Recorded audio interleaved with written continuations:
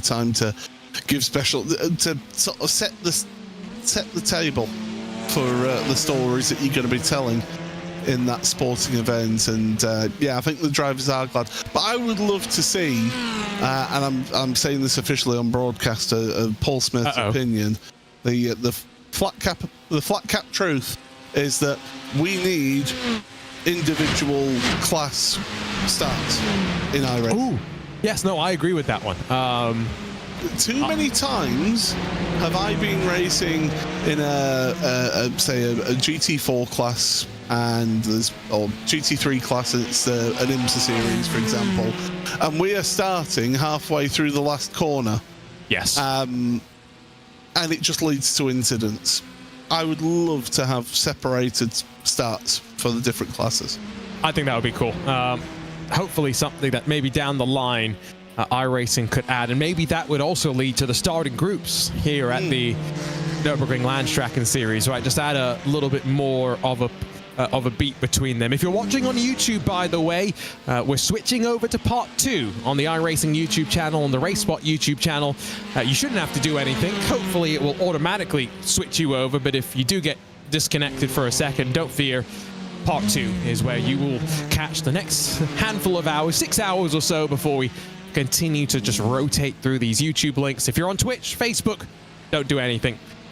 Paul and I will be still here, fortunately or unfortunately, uninterrupted for you for the next 47 minutes. Matteo Kuzner in the GT4 class back into pit lane, and he's brought Canapino in the TC Esports machine with him. Was Cooking Racing Adventure as well. It's the edge of the fuel window for the GT4s.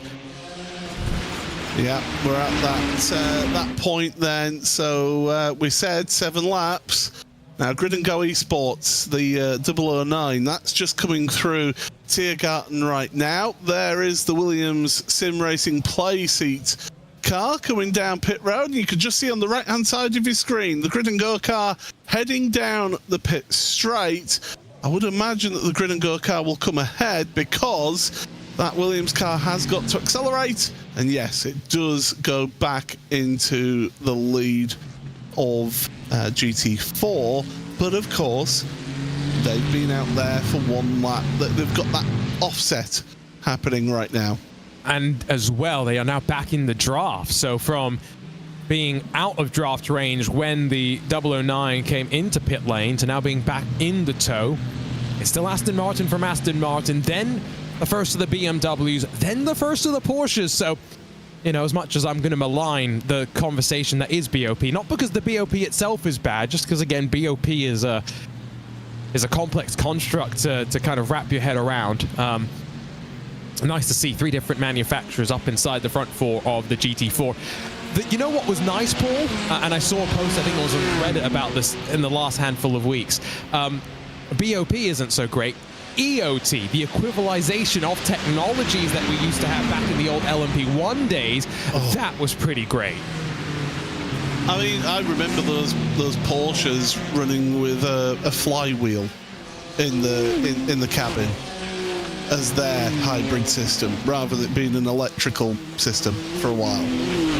That was nuts, having a flywheel spinning at, what was it, 19,000 RPM next to the driver's head.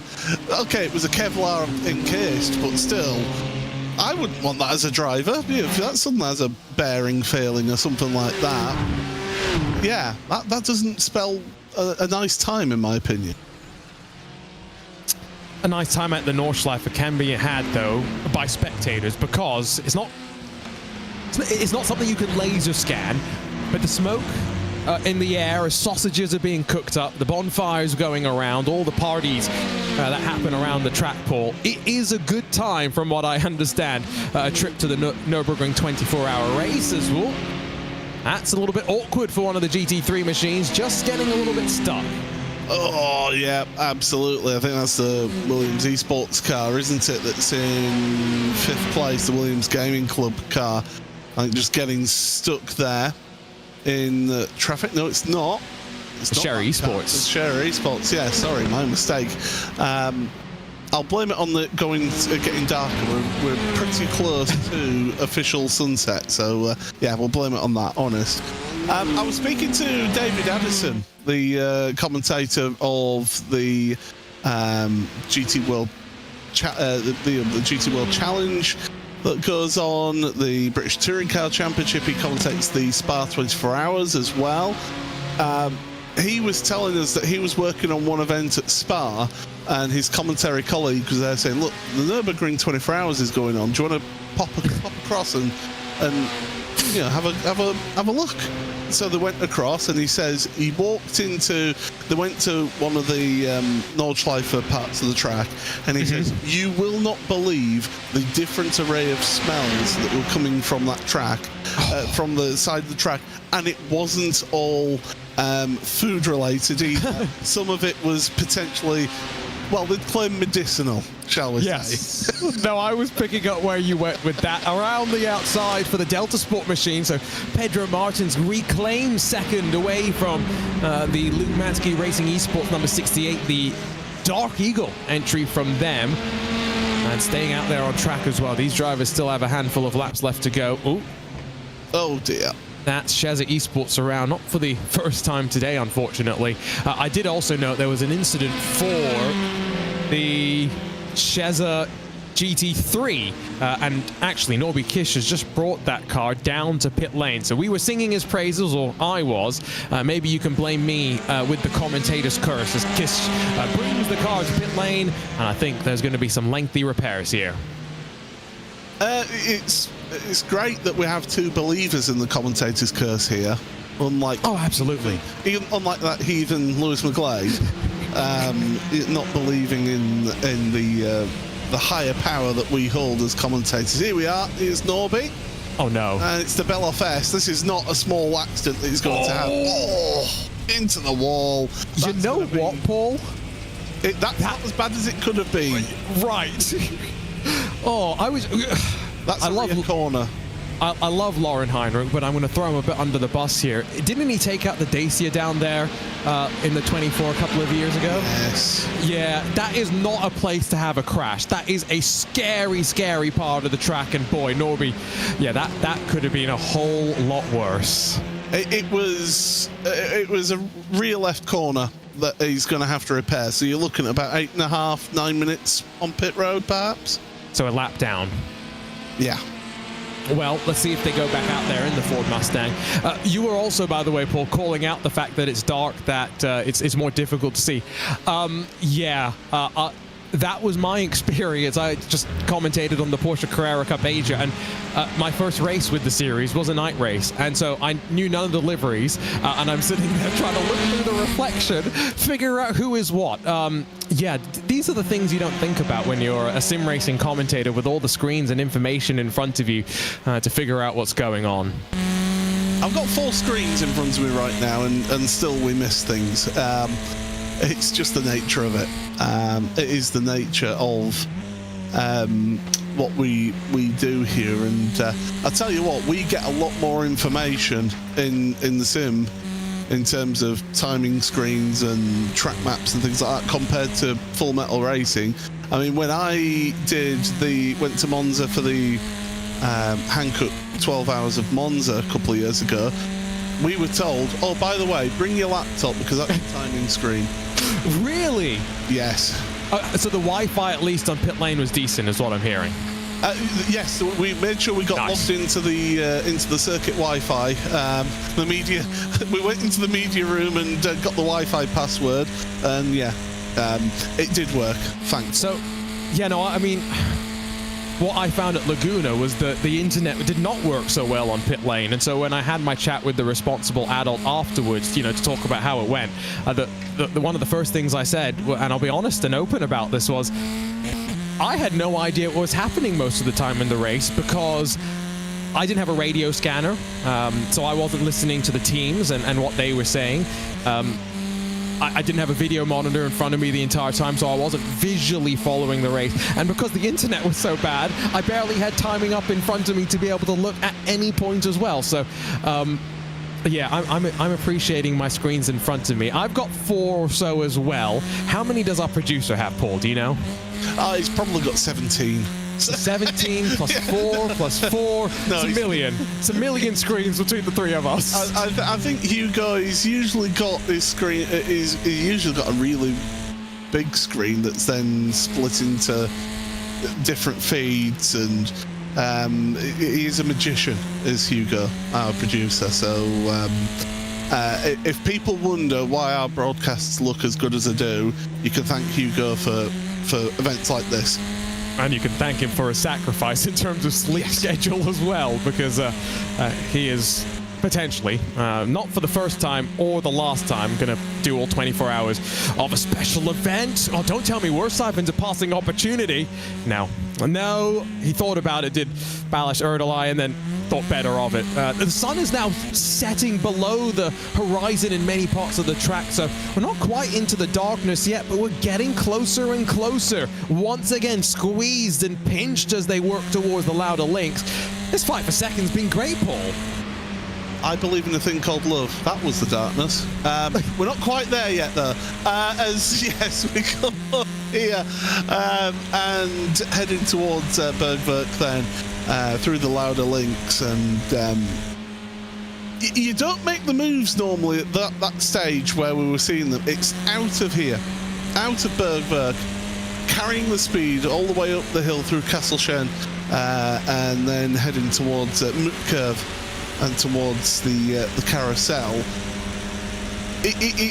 You want to stick in the slipstream, although he's got that little bit of overspeed. Whoa! Oh! I'll tell you what, the car in front, it's holding its line. That's done nothing wrong. Oh boy, that was scary for a moment, because the track just veers left, and so if he had stuck his nose there, that is an almighty incident. An almighty incident. Wow. Great fight that we're watching right now. When are they due into pit lane? That's my question. They've been out on track for about 4 laps or so at least another 4 or 5. Yeah, this is their 5th lap. Is this stint right now for both Pedro Martins and Balázs Erdős. So yeah, 5 laps into the stint. You're talking about 90 minutes for these cars, so yeah, they're going to be a little while yet. Let's give you a quick update of your leaders. It's Apex Racing in the GT3 class. Alejandro Sanchez still just building the advantage up right now. He is driving an almost perfect race, 16 seconds clear of Williams Sim Racing Chilblas Alessandro Bico. Currently behind the wheel of the number 3. It is a sea of BMWs behind. BMW M Team BS Plus Competition, Veloce Thrustmaster, Williams Gaming Club, and Drago Racing. That's the top 6 in GT3. And then in the 992s, it's Coanda 1 and 2, although slightly different strategy to be keeping our eye on for one of the Grid and Go machines. They're all the way down in 8th position, though.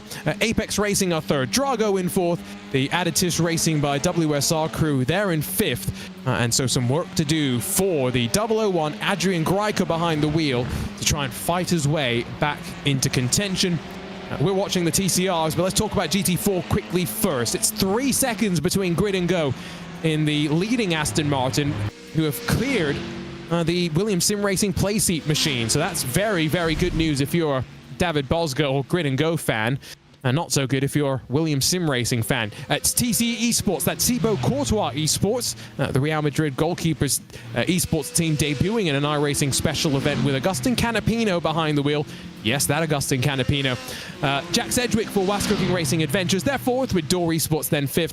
And in the TCR category, GeForce Racing by WSR Esports, they are dominant right now. They are more than 2 minutes clear of the Delta Sports Sim Shop number 11. We've been watching that great fight. Pedro Martins against Balázs Erdős. Spin and Toe Motorsports not living up to the name. They're in 4th position right now and in front of Sim Racing Grid Phoenix. Top 5 in TCR. And last but not least, let's touch on the BMWs. Grid and Go lead in this class as well.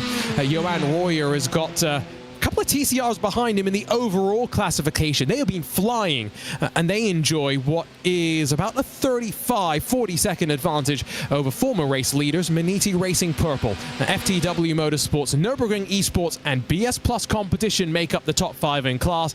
A quick rundown as we work the 40th lap of the race. Here comes the draft though, Paul, up towards the climb into the final corner. Yeah, this is where the Audi will pull alongside. I've heard of giving space in that Elantra, but and that's why they've seen the BMW GT3 coming through, and so they felt right, give plenty of space then to SDR Sim Racing, who were coming through there, and the Audi gets the place. I just want to touch on the Adidas Racing coalition with WSR Esports. It's a new partnership for that team, and Adidas Racing is of course a Czech race team, usually in TCR, but also with Porsches as well. So it's great to see partnerships being formed with Full Metal Racing and the sim racing world, and seeing what each outfit can bring to each other in that partnership. And hopefully we'll see them a little bit more. WSR Esports won the LMP2 category of the Daytona 24 on iRacing at the start of 2024. That was their big breakout, their debut as a team in the special events. And new partnership like this, hoping to try and just continue taking those steps further and further forward. So 9:51 p.m. virtual standard time, and still technically it is not quite sunset, Paul. So like I was mentioning when you and I jumped into the booth about an hour and a bit ago, this is one of the shorter nights that the drivers deal with during a 24-hour race on iRacing. Yeah, it certainly is. I mean, we're in date as well. It is the correct date in sim as well for today. So actually no, it's the 21st of June in session actually. So basically we're in the summer summer equinox. There we go. Get the words out of my mouth eventually. That's what it is. Yes, it's the shortest night, so in the northern hemisphere. So there you go. What a date to pick for this N24 by Thrustmaster. And that means then that probably the real race is going to be similar this year, because iRacing often pick the dates to line up with the real world races. Isn't Le Mans next week? No, sorry, yes, it's Le Mans next week. It's the Nürburgring after, yes. And then Spa, yeah, I think that's the way it goes. Yeah, so yeah, I think, so that means technically, of all the three races, Nürburgring will have the shortest amount of night running of the three. It's going to be a very marginal change between the 3 weekends, but it'll still have the shortest amount of it, technically. Also, depending on how far north in the hemisphere as well, affects how short the night is. Because obviously, yeah, now we're talking flat earthers, cover your ears, but obviously the obviously the angle of the sun relative to the So these are all factors. The rotational axis of the Earth. There you go. Therefore, it affects how much light you get, because like for example, going up to the north of Scotland in the middle of summer, you could be sat there outside very, very late and it'd still be light enough for you to read a newspaper. Absolutely. It's crazy. It is absolutely crazy. I can't imagine what it's like. I saw a social media post from the news report for the northernmost city in the United States, up in Alaska, and it was the weather report: sunset 69 days. Yeah, I thought it was going to go somewhere. You know, we need to build a temporary racetrack there and do a 24-hour race, because guess what? If you do it in the summer, it's going to be just, I mean, visibility is not an issue there. You don't need headlights, you can run beater cars or something. But yeah, no, these are all peculiarities. You go back to COVID, when that really shifted around schedules. Bathurst in particular was one that was significantly impacted, because it went from being they start the Bathurst 12 hours under the night, and so usually you'd have probably 15, 20, 30 minutes of proper nighttime running, and then 30 minutes of sunrise. So by the time you had the first pit stops, it was reasonable. But the Bathurst 12-hour run in 2020 instead was run closer to the Australian winter, and so the sun didn't really rise until you were 90-odd minutes into the race. A totally different ball game, because it also meant cooler conditions over the course of the running as well. So, oh, it's Danny Lorenzo. That's the Marla Racing Team machine trying to swap ends on him, not once but twice. Oh my goodness. Talk about being on edge. We're seeing that right now. I mean, you want to push to the very limit, and well, you're seeing that right now on board, using that curve. Look at how much the rear end of this BMW is just moving about for the... You know, Paul? Go on. This is a driver that's used to downforce. Yes. He's a prototype specialist. I forget what he put on social media. I'm going to go and look it up. But I think he was kind of expecting this to be a bit of an interesting experiment for him, jumping from the GTP into the GT3. Do you know what? He's impeccable car control though so far.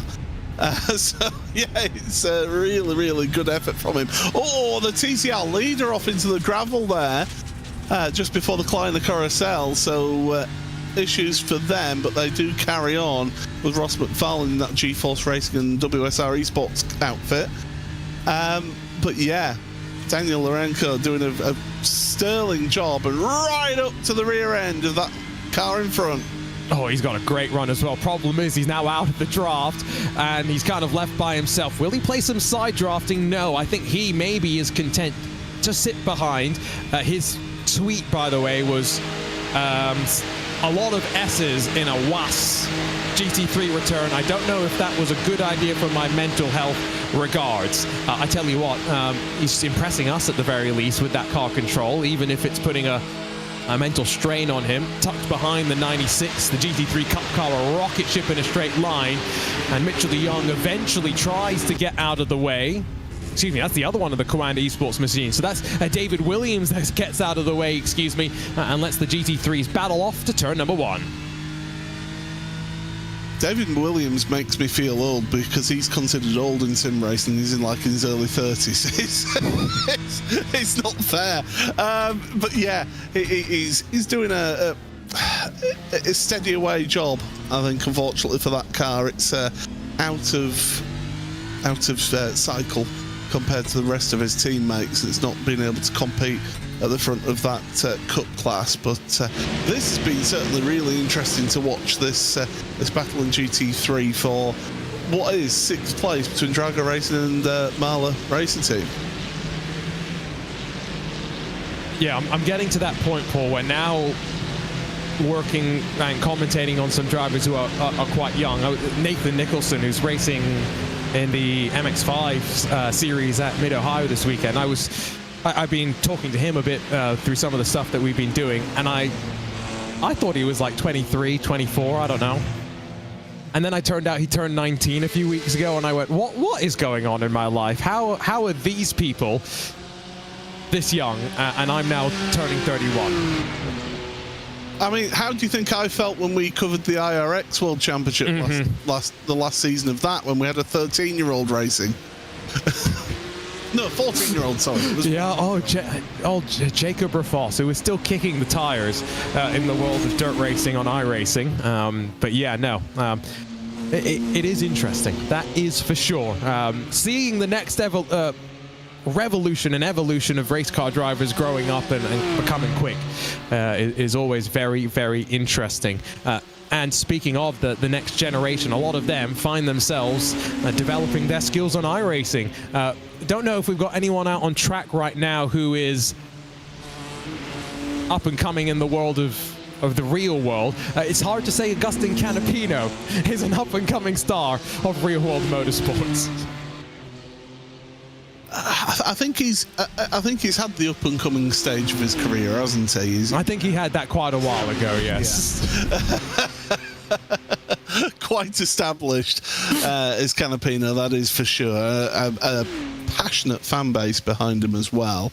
Can get a little bit overboard on occasion, but still, he's got a big fan base behind him, and Good to see that support come through as we've got a bit of action on track as well for our GT3s. Veloce Thrustmaster, great. Do you know what? They've quietly gone about business, haven't they, Veloce? They've just been steady away, just moving up the field and doing the job, and they're up 8 places from where they started, Arjuna. Yeah, well, technically remove 3 from that. I'm still counting that. Well, no, but this is the thing, 'cause technically they started 3 positions higher. Now they qualified. I'm getting very pedantic on you here. Yeah, come on, you're talking to the ultimate pedant here. So. I know, I'm getting very pedantic on you. No, it was something me and Lewis were arguing about in the first couple of hours as well. No, the thing with Veloce Thrustmaster is Veloce is an iRacing entity, having a bit of technical issues there. That's not ideal for Cody Deeth from the land down under, chopping the nose off David Sobrero as well. That's uncomfortable. This is where you get a little bit nervous if you're on either side of the equation. Whether you're a Williams fan, whether you're a Veloce fan. And while we hope for the best here in terms of the internet issue, Veloce have kind of swung hot and cold on iRacing over the years. They've had good lineups, they've let those drivers go, taken a year off and come back, and they've done that again this year, Paul. But the drivers they have are maybe that next caliber that they never really had in the prior attempts at iRacing. Cody Deeth, Daniel Lafuente and Lasse Bach. These are all special event winners. They've done this before. They have. They've got that experience there. You're spot on as usual, Arjuna. And a really experienced lineup. Yeah, we've got the Australian right now in the car, first stint behind the wheel. And I'll tell you now, from experience, being in that position behind, when you're running relatively close to each other, it is very uncomfortable, because if you've got a car doing, oh, now it's the Williams car's turn to start blinking on us, so it's not just Cody, we can't just blame him. Yeah, it gets very uncomfortable because you're second guessing, where is that other car? Oh, off to the grass goes Cody Deeth. Oh, and again, team managers and the drivers who aren't behind the wheel are probably sitting there biting their fingernails going, what can we do right now? This Porsche Cup car is going to make things interesting as well, because they've got no choice but to tuck in behind here on the entry into the carousel. Say goodbye to Cody Deeth momentarily before you'll hopefully blink back into existence. He does so on the exit of what is a very, very complex situation. Traffic still in front of them with enough top-end grunt to hold on, and at the top of Hoa Axe, they're going to slingshot their way to the fun part of the Nordschleife, but compromise behind the slower traffic, still unable to find their way past, and here comes the Williams Gaming Club machine trying to find a way on through. Oh, and that Grid and Go car not knowing where to go in all of that. And well, the Grid and Go car, I think, has just backed out and said, do you know what, guys? You go ahead. You blink away and go past me. I'm not interested in any of that. I do not want to risk my race right now. So, yeah, Marcus Deck, they did have that issue earlier on in the race with their contact with a wall. But this section, and you called it there, Arjuna. It is the best part of the track, in my opinion. It is just such a sensational run through, all the way through here, through Flansgarten, getting some air here just before the right-hander, and then heading through the Beloff S. There is no better roller coaster in World Motorsport. I've seen track maps in the past where people have literally just called it the fun part when they're trying to, you often don't need to actually know the corner names. You're just trying to talk about sections when you're discussing setup and stuff. Replay of Hydra Race Geodesic. Oh, this is what happened to Austin Young. And he's been in pit lane with a meatball for 5 minutes. That front clip ripped off. Contact with the Mahler Racing BMW GT3, I do believe. An unfortunate incident there. Veloce have not blinked back into existence. So we talked about them having a good run. That run might just have been cut short. Drago Racing have been at a standstill as well out there heading into the Beloff S, so it's all happening suddenly. It's because darkness is descending, isn't it? People are starting to... it's a bit early for crazy hour, isn't it? It's usually about the Here we go. Oh, he's hit the curb. Oh, you do not want to hit that curb. Man, that's another one where, again, it could have been a whole lot worse. He's not... I don't think he's done anything wrong in going for the move. He was well within rights to try and make it work, but like you say, just the left side's on the curb, unsettled the car. Very lucky not to pass, rejoin and cut back across the path of cars already coming. And then good patience here, although this is going to have to be a pretty impressive three-point turn. Does he beat it? No. Good job. Yeah, but he's Austin Powersing it, that's for sure. It's about a 5-6 top point turn there for Nicholas Matteo. But yeah, I've hit that curb in a touring car when I was going for the race lead. I was that desperate to try and keep with the race leader because the leader did have pace on me that I hit that curb, managed to hold it because the car took off high enough as FTW Motorsport. It's all happening at this point. Man. But yeah, you take off, you launch off of that curb, and it's how your car lands as to whether you end up in the wall or hit lucky and carry on. Well, very lucky, by the way, Cody Deeth. He has rejoined the virtual realm, if you will. The connections, the signals have been reconnected, and he is back, albeit now behind David Sobrero in the Williams Gaming Club machine. I do appreciate, by the way, easier to remember Williams Gaming Club than Williams Sim Racing Chill Blast, because there's still a small part of me that wants to call it Williams Esports Chill Blast, but I think I've avoided doing it until right then. Oh, I got angry emails when Porsche Esports when they changed the name. Yeah, it's thankfully we've not got that particular name to deal with in this race for Williams Sim Racing Chill Blast. But yeah, I had a couple of nuts sent, shall we say. Yeah.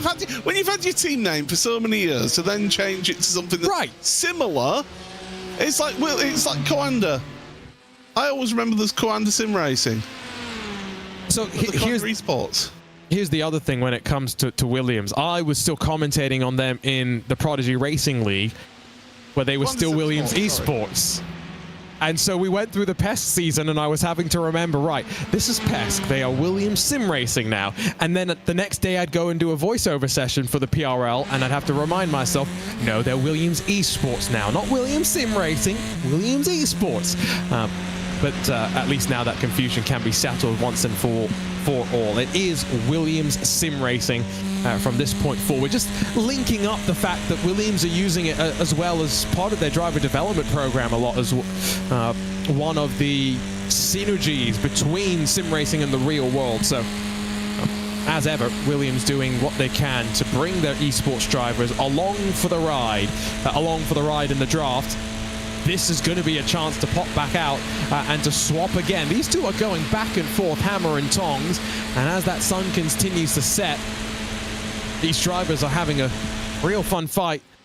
Will it continue for another 18 hours and 15 minutes? I get the sneaking suspicion it will come to an end eventually. The Audi around the outside holds on to the spot as he slots into the line. Yeah, classic move. Down the Dottinger into Tiergarten. And very well done indeed. So it's a question of now, can the Audi pull away in all of this fight in TCR? They're on to lap 8 of their stint, so they'll be getting close to the end of their run.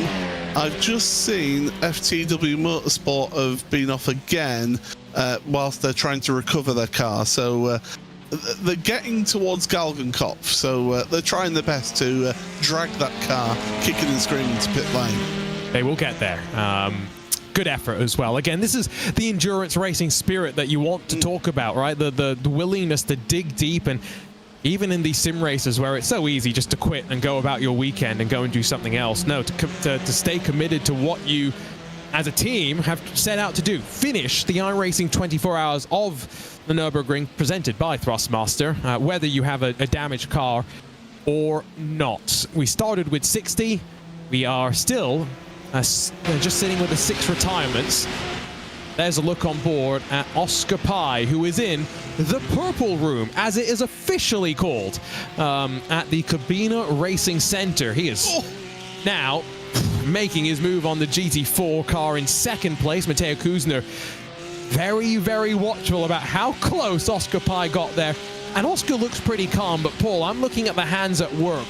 That's a fun ride. That car is being thrown around the Nordschleife, bumps and all. Yeah, he's really having to be physical with that car. It's no ABS, no traction control as well, remember, on this Porsche 992 GT3 Cup car, to give it its full title. Full and proper title. Yeah, and yeah, he's really having to work the wheel. He's also having to work the pedals and be gentle with them. The car launches into the air. It's through floodplaats as well. I always remember the last time we raced here in the Porsche Super Cup, how every single car over floodplaats on lap 1 was taking off. It was incredible. So the official name for this room is the Purple Room, so we need to come up with a nickname for it, by the way, because our nickname for it just got stolen. It can't be both the official and the nickname, right? It just doesn't work that way. So I've come up with the Cub Hub. No. Hugo Luis. Oh, he's saying so he's saying it's the Purple Lounge right now. That sounds like a gentleman's club name. So. Oh no, that's. I don't think that's a good idea. It is the Purple Lounge. Sorry, not Purple Room. So Purple Lounge. But we can't. I'm sorry. That does sound Peter Stringfellow-esque. We need a nickname for it that is A, less suggestive. It sounds like, but B, also fun because. Yeah, so give us some suggestions. Lounge, there we go. Lewis, no. In the iRacing YouTube channel. That's even more suggestive, Lewis. You're going in the wrong direction, my friend. Oh boy, 12 minutes left for me and Paul. It's a good thing we're jumping out. We're about to get ourselves in right trouble. And if this is my last ever broadcast, it's been wonderful working with you all. Oh, you're going to make me cry. I'm laughing so hard. Oh. Do tell us, by the way, if you are watching iRacing Esports Network or RaceSpot TV, where you're watching from, who you're cheering for. As ever, we are so glad to have your company. 3 endurance special events this month. There's a look at the Cub Hub. It's okay. It doesn't really work. I don't know. We'll workshop it. We've had the Thruxton 4 hours. Paul was on the broadcast with you and O'Leary for that last week. What an event that was, by the way. I think a lot of people are sleeping on that event. That was a tremendous race. We had action aplenty all the way through the 4 hours. It was non-stop. It was fantastic, and I really hope that we get that back next year. Apex Racing, the leaders of the race, into pit lane. The only reason, Paul, I wasn't with you in the booth, just to be clear, is because I had to be in another state. Otherwise, I promise you, I would have been there. Yeah, no, I thought... Me and Ewan had a good time, though. We had a great time. Oh, I was jealous of you. Don't get me wrong. Like, I thought you guys had a blast, although the incident limit made it interesting for some. And in a few weeks, we have the Watkins Glen 6 hours, so it really is endurance month for teams and drivers. Driver change for Luca Kita, who takes over from Alejandro Sanchez. Vasilius Bellet-Siotis, he's going to take over from Alessandro Bico in the Williams Sim Racing Chill Blast machine, while Felix Kornbach stays behind the wheel of the BMW M Team BS Plus competition entry. 39.5 seconds, off and away, a textbook pit stop for the 99 Apex machine. So the Apex Racing team so far have just used 2 of their drivers in that number 99 race leading car of Keita and Sanchez. So they've still got Alex Gall and Godino to come into that car. Interested to see what their strategy is then in terms of how they're working things. The Marla Racing team have got a black flag coming onto pit road. So that would be a speeding on entry, I would assume. We'll assume, see. Yeah. See if that's reflected in a longer pit stop time. So, Danny Lorenzo, he was definitely wheeling that car, right? There's no question about it. He was fighting the balance and maybe pushing just that little bit too much in these GT3s, at least with how iRacing's tires work nowadays. That's going to be a different story in a few days' time when we get that new iRacing build with new GT3 tires. But a driver more accustomed to having downforce, yeah, he's 50 seconds and counting. This is the pain that you pay. It's going to be probably closer to, what, 1 minute 30 stationary. So he's still going to have to sit here for another 30 seconds. This is pain. It's brutal. Absolutely brutal. And you could hear him change into first gear, so he's getting ready to pull away. The service is done, quite clearly, and it's just waiting. And this is the worst feeling, because you hear cars passing the pits, your pit stall. Away we go, minute 19 in the pit box, compared to, what, 40 seconds for the rest of them. And doing the upshift, downshift, just trying to get a little bit more speed on pit exit. Off and away goes the Mahler Racing BMW that did win the iRacing 12 Hours of Bathurst earlier this year. What was their 5-year anniversary, actually, of being in the sim racing world. Initially, a team entered mostly by Williams Esports before BS Plus Competition also took on that responsibility. It is now just BS Plus Competition that enters the Mahler Racing team across the world of sim racing. Some fight back still on. 7th position, 33.2 seconds behind Scherer Esports and Nicholas Hyder down the road. Dino Filippa has just taken over from the SDR Sim Racing number 4, so a couple more driver changes. There's another one of the Zebras. It's the M2 CS Racing BS competition machine. 3rd position for Elias Riker with Greg Okinski in the Nürburgring Esports Whipperman 587 directly behind. I do actually like the livery of that Nürburgring Esports car, because it basically just makes it look like one of the track vehicles that run around at the Nürburgring. But yeah, it's great to get some battling in the M2 class. We've not really had much happening in the last sort of hour or so, have we, in the M2? So great to see these two giving us a bit of action. They are on lap 8. Whoa! So right as we talk about them, into the wall goes the BS competition car. And that looks just simple clumsiness is maybe the wrong word, but a simple mistake from a driver that you'd argue is more experienced than that, and that does not look healthy. It's wobbling a bit too much for my comfort right now, and straight away you can see on the curb it's hooked him left into the wall. And watch the steering here. How left hand down is he? Oh, that looks uncomfortable. He's not got a mechanical meatball warning flag, so the black and orange flag, it's known as the meatball. But that car, you're absolutely right, is uncomfortable. Oh, it has, yeah, no, it's not got the meatball flag, so I would imagine that they'll have to pit. I mean, if you're going to pit, you might as well pit now, because you're coming towards the end of a stint anyway. Yeah. And get repairs done to that car. It's a bit early, maybe, but I think you'd still take it, right? You'd rather not risk running around this track with what looked to be a good 20 or 30 degrees of steering play there. So definitely something to keep an eye on. Long pit stop for Filippa, so hasn't seen the number 4 head out of pit lane, the BMW M2 GT3 just yet. So we refocus on this fight for second.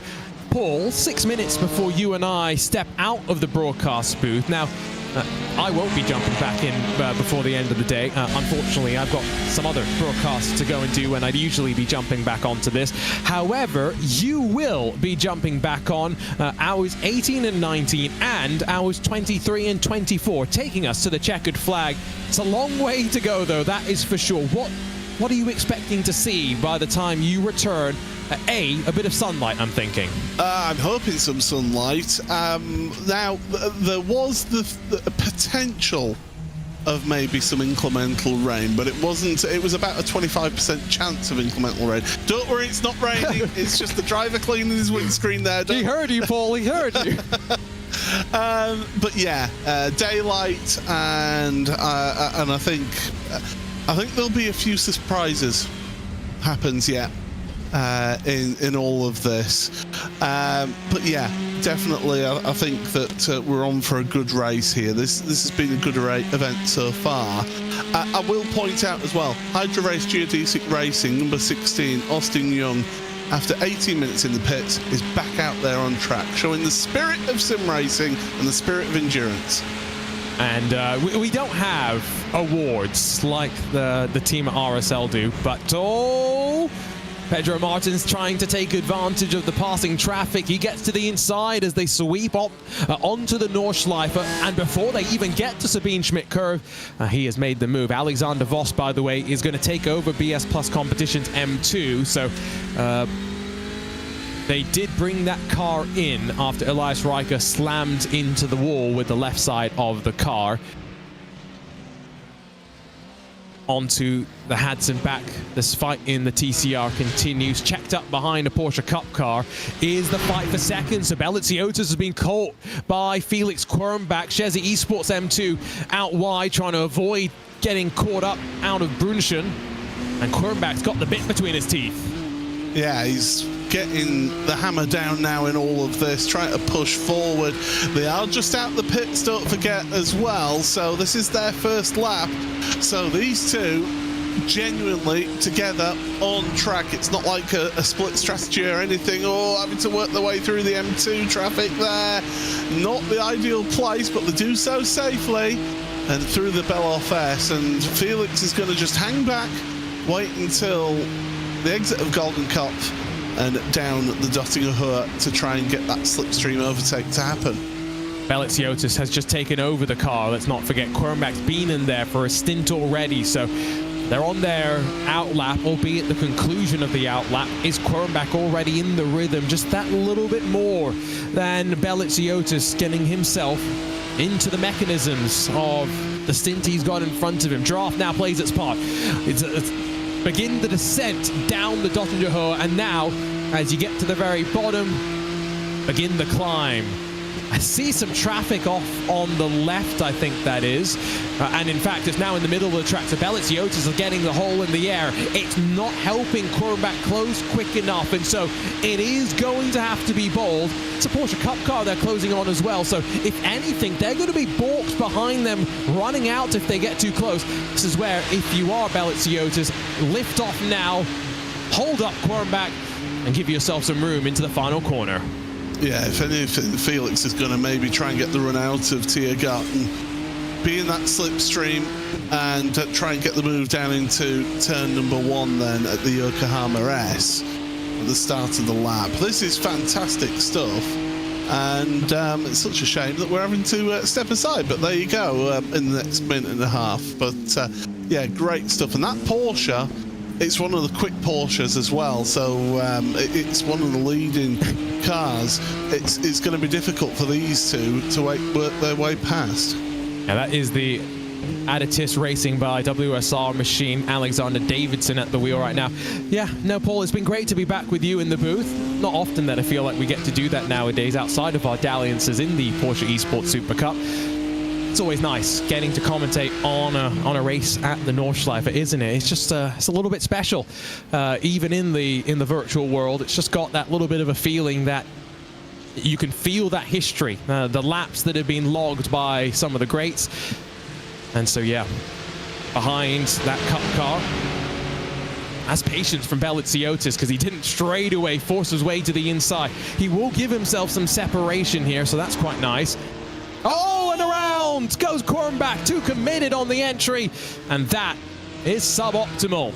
Brings himself back onto the racing surface, but now with a task to try and close back up that advantage. 30 seconds to go to the top of the hour, and we will have 6 hours complete in this 2025 iRacing Nürburgring 24 Hours presented by Thrustmaster. You can see the fuel saving, if anything, was just way too committed to sending as much speed through the corner as possible. It's time for myself, Arjuna Kangipati, and for Paul Smith to step aside, and we'll leave you in the very capable voices of Ewan O'Leary, of Dara Thacker, to walk you through the next couple of hours of the race. Thanks, Arjuna. Well timed. I know you were aiming for it. 18 hours to go on the dot in the Nürburgring 24 hours. It is myself, Ewan O'Leary, Dara Thacker. Good afternoon, or good evening, Dara. Good to be with you. It's dark. It's getting darker anyway. These are where the races are won and lost at the Nürburgring. This is where cars fall by the wayside. This is where it gets super difficult, not only for us to see, for the drivers to see where they're going. There's no place quite like the Nürburgring, I should say, in the dark. It is something quite special.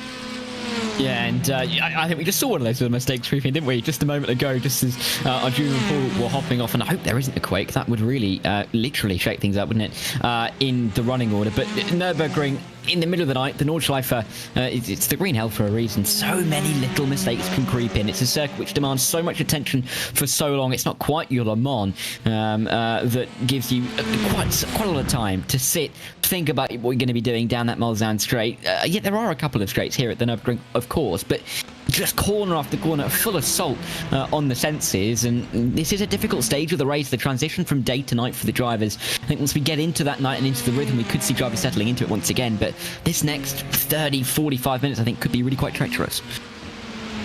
Well, we've been following TCR for a while here in this battle for second place between Pedro Bottens and Bowser Söderli, and they're over 2 minutes. If you're wondering why, well, where's the leader? Well, over 2 minutes away from Ross McFarlane and the GeForce Racing slash WSR esports car that is leading the TCR race. There's certainly been attritional in TCR so far, that's for sure. We said that there is only one car actually out of the race. We've got many cars already a lap down though. 3 of the 10 still running are a lap down. As I say, there's nobody within a minute or even 2 of the race leader overall in the TCR class. But this is Bowser Söderli, and this is the battle we've been following for some time now. I think this time though, I'm not sure the 68 is quite close enough to actually draft past Pedro Martins. So one of those rare occasions where Bowser Söderli, after spending a whole lap looking at the back end of that number 11 Delta Sport Sim Shop car, he'll have to do it all again by the looks of things here, because I don't think he's close enough, unless he gets there by the end of the straight. Yeah, it doesn't look like, well, he is gaining, but it doesn't look like there's necessarily going to be enough of a chance to get him maybe past here. But it is so frustrating, isn't it, when, you know, down here, to be gaining, when you won't really be gaining at all in this kind of manner anywhere else on the racetrack, and just coming up slightly short. And for Balazs, there just isn't enough gain to have a chance down into the chicane to finalise the lap. But maybe down into turn 1, that second bite of slipstream can enable the number 68 to have that chance to go down the inside. Heavy braking zone, we know it very well, and it is a chance, an absolute chance, to spring a bit of a surprise move. You've got to dip out late. He's going to have to do it very late, but it looks like he's shaping for it. Well, almost by accident. I don't think he really wanted to do that, but very nearly ended up into the back of the Delta Sport car as they get through that fiddly first chicane here at the Nürburgring 24-hour race. Chicane that's only really used in this race as the Mercedes arena that's traditionally used in VLN racing, and whenever you race around the Grand Prix layout of the Nürburgring, that's taken up by support race paddocks. So many cars actually on the facility during a weekend at the Nürburgring 24 hours in the real world. Slightly less so here in iRacing. That helps us keep a much higher percentage of the field getting towards the end. You do roughly get the same amount of cars to the end of an iRacing Nürburgring 24 hours than what you get of a real-life Nürburgring 24 hours, just because of the attrition that you see in the real world. It is somewhat easier to stay in the game here in iRacing, with the ability to get these cars back, and of course the limited money to repair the cars as well, which can be a bit of a problem in the real world. Of course, it can cost a lot of money to repair these damaged race cars. This is the only battle on the circuit, by the way. Out front, as you can see on the left-hand side, the Apex Racing team currently hold the lead overall. They are 20 seconds in front. They're actually in quite a lot of traffic at the moment. They're 20 seconds in front of Vasilis Belziotis, who's in second. Then Felix Grönbach, who's third for BS Competition. That's all covered by less than 30 seconds. In the Cup class, Oscar Pai is leading by 3 seconds only. Coanda 1 and 2 there. In GT4, Derek Poschke's leading by 11 seconds. We've already commented on the gap in TCR. And in the M2 class, the BMW M2 class, Grid and Go are leading with Johan Royer, but the gap there is only a minute and a half at the moment. So it's a lot closer than, well, a bit closer than what it is in TCR. One thing you'll notice if you're watching and following the timing screen, which you can access in the YouTube chat of the iRacing stream here this afternoon, you can see that the M2 and the TCR class are very mixed together.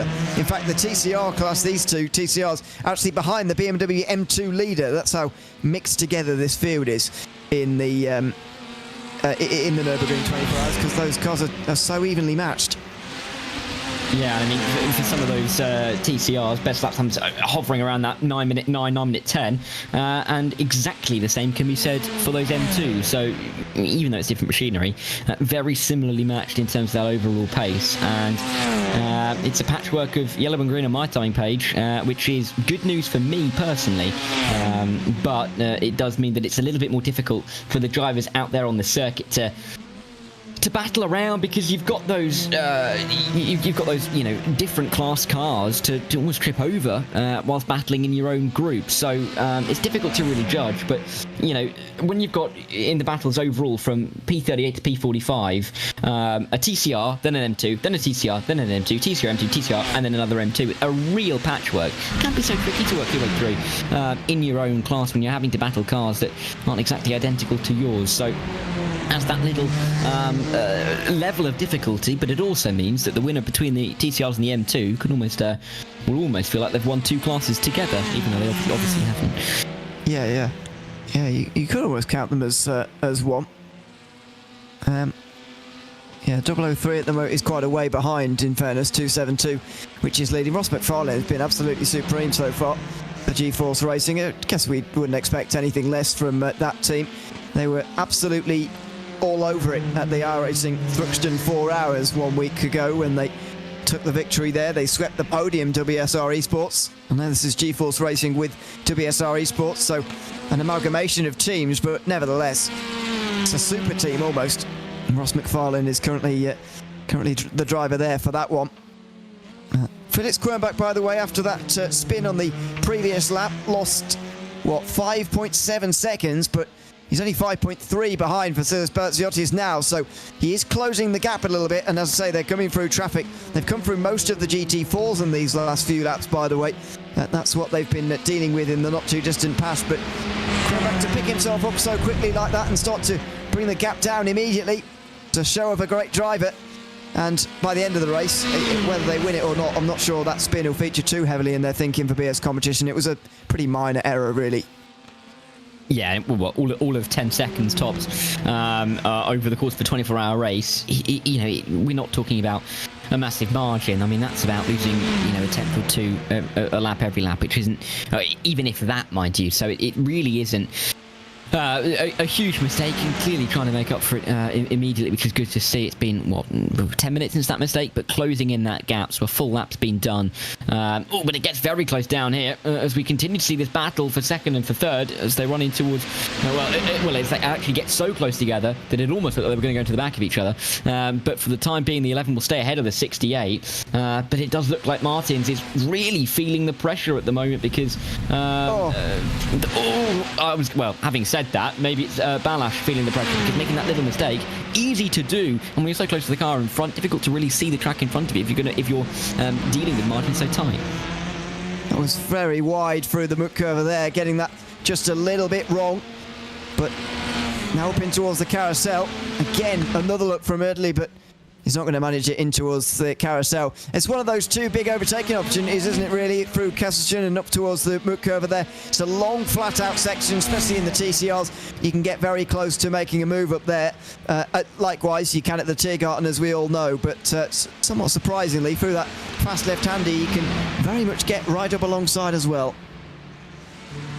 You can, but you've got to be brave to get it done, and pretty bold as well, and have quite a bit of overspeed. None of those things really fell into place. And a bit of a flashing of the lights from the 68, just to show a little bit of displeasure towards Pedro Martins at the moment, and they will continue onwards.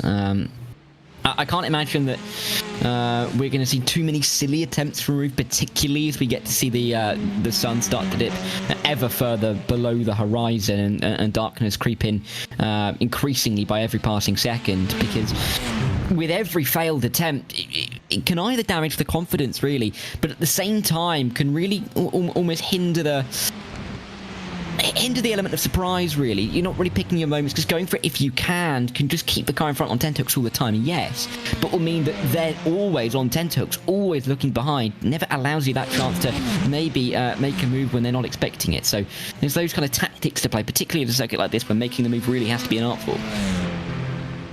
At the moment in TCR, we do have the leader into the pit lane, GeForce Racing WSR Esports, into the pits after 10 laps, which is what you expect from a TCR entry.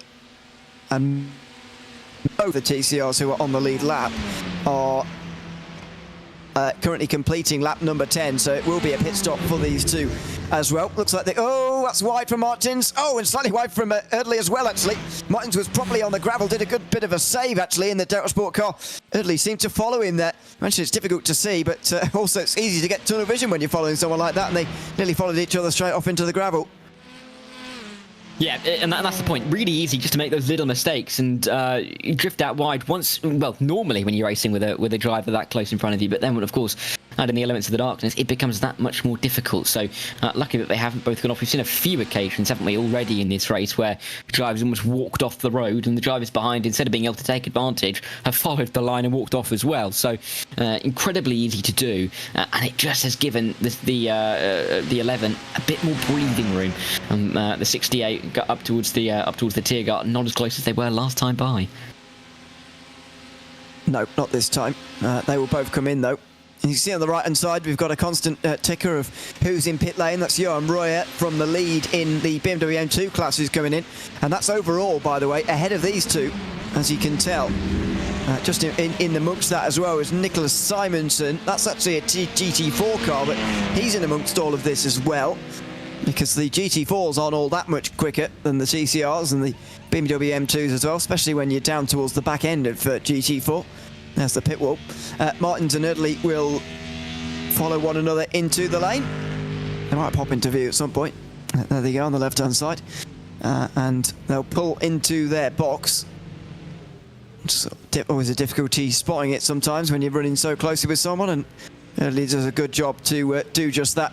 They both hit their marks. Now they'll take their service, and indeed they'll have new drivers to take them back out onto the circuit again. Caden Middleton will be in the Delta Sport car, and Daniel Roberts will get back into number 68.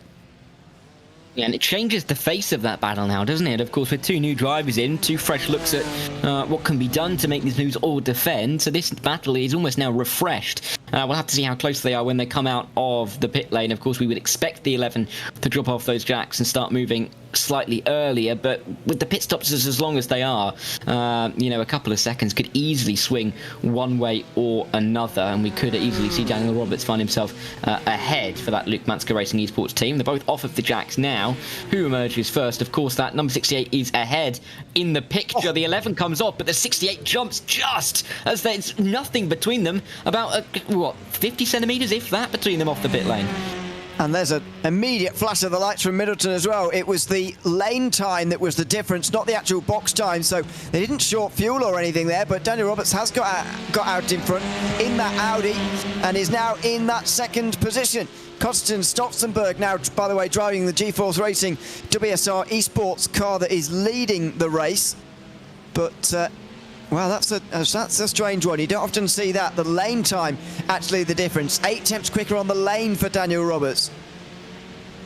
Yeah, and that's the slim margin that's got him back up into P2. I think for a moment there, we saw Cade Middleton having more flashes of the lights than he had gear changes in that stint, but he has been able to keep himself close by. I thought for a moment there even could have been a move after they worked their way, as they worked their way in towards turn number 3, but in the end nothing was going there, and they'll make their way towards the back end of the Grand Prix layout with Daniel Roberts still in front, and you can't see that Cade Middleton forcing the move too early on to try and rectify the loss in pit lane, but keeping a very close tab is critical here. If there's any kind of advantage now for Daniel Roberts, the confidence levels will be really quite high for that 68, and they will start to try and run away if they can on this stint.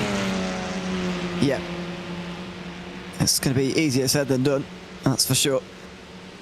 Been a long and drawn out battle here for second position in the TCR class, but maybe with a breaking of the slipstream They might just be able to do it now.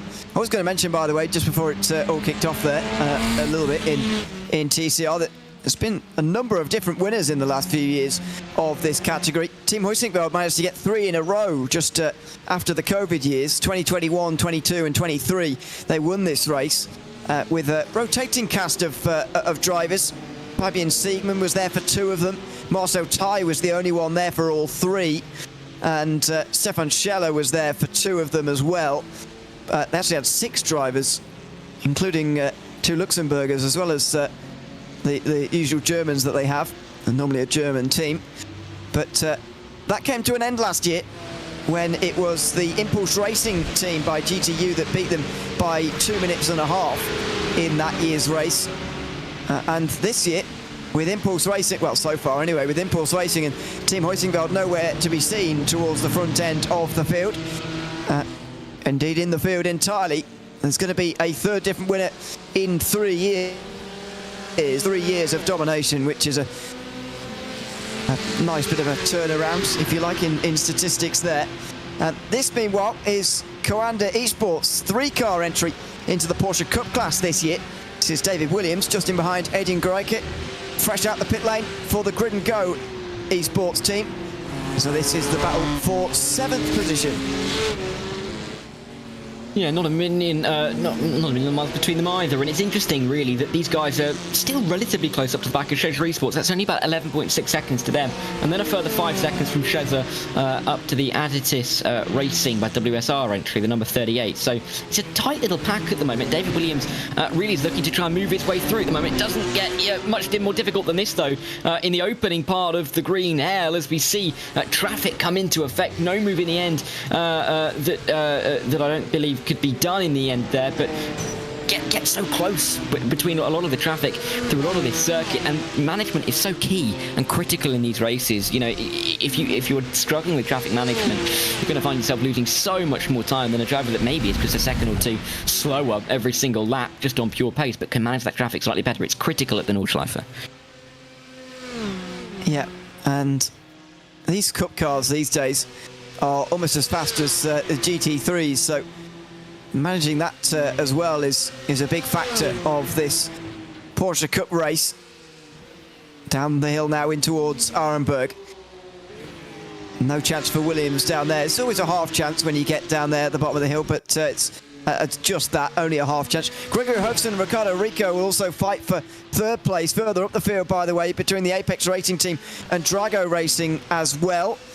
The Apex Racing team have never won the Cup class, nor the overall class of this race. In fact, any class they've never won in the iRacing Nürburgring 24 hours. Well, right now they are leading overall, and they're on the podium in the Cup class as well. That will be a record that they very much like to end, because this is the 10th year we've run the iRacing Nürburgring 24 hours, and that's a big team not to have won any of the classes over the years. Yeah, and to put that to bed this year would be a very nice marker to have set down. Of course, difficult really.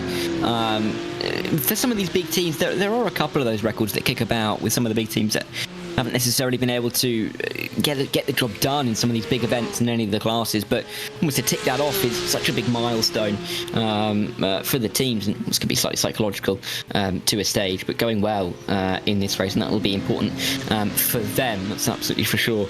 As we get into the night hours, I think there's a bit of pink in the sky, but it's disappearing quickly, isn't it?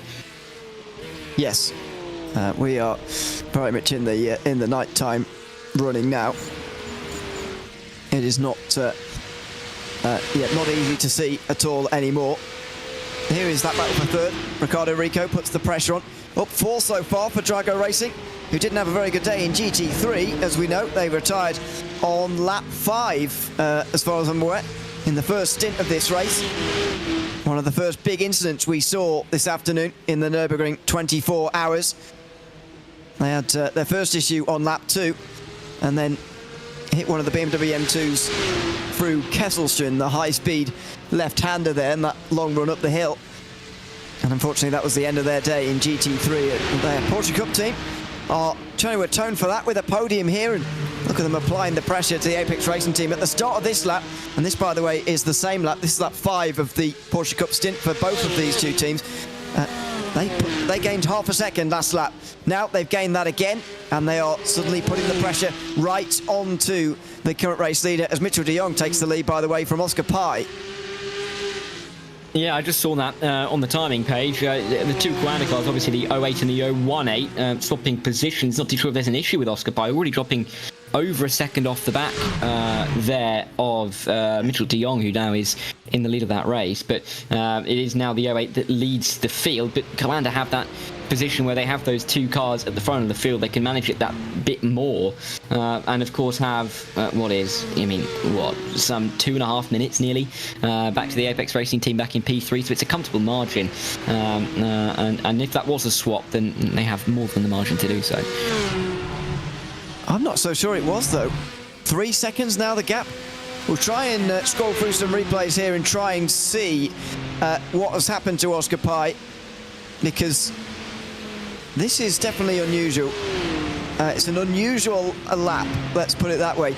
They're about to come across the line right now, so we'll see some lap times at the very least as to what's gone on here as the battle for third gets into quite some traffic here. This is the battle for second TCR being passed by the battle for third in the Porsche Cup class.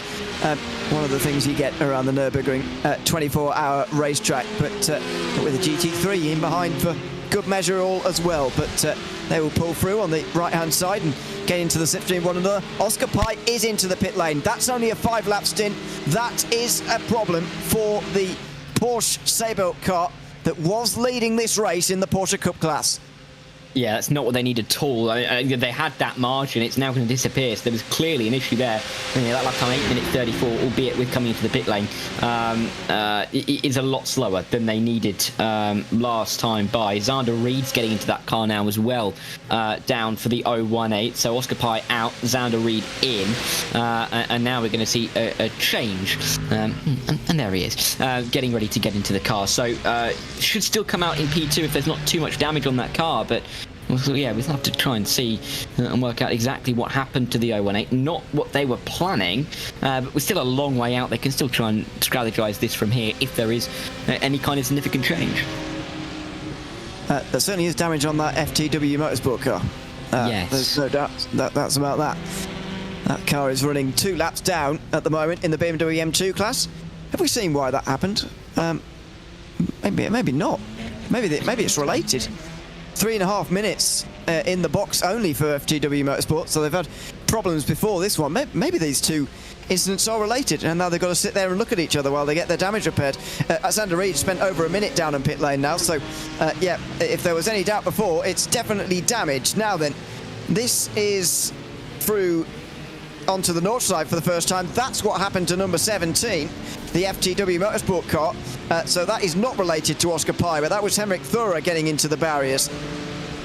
Yeah, and losing the lights in the middle of the night means that they had to turn back to the pit lane, not what they needed at all. Not able to see.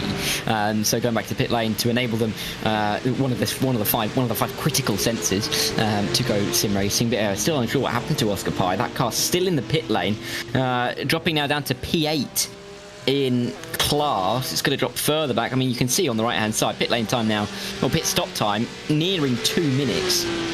Clearly some damage on the car, but that has dropped them right the way out of contention, and from a comfortable 1-2 position, Coanda have come into some trouble. There's a decent chance that Sabre car could be bringing up the rear in the Cup class, albeit we have got the Impulse Racing car some 2 minutes further back, so it would take a lot more time in pit lane, but we still don't know exactly how much damage is on the car in the first place here.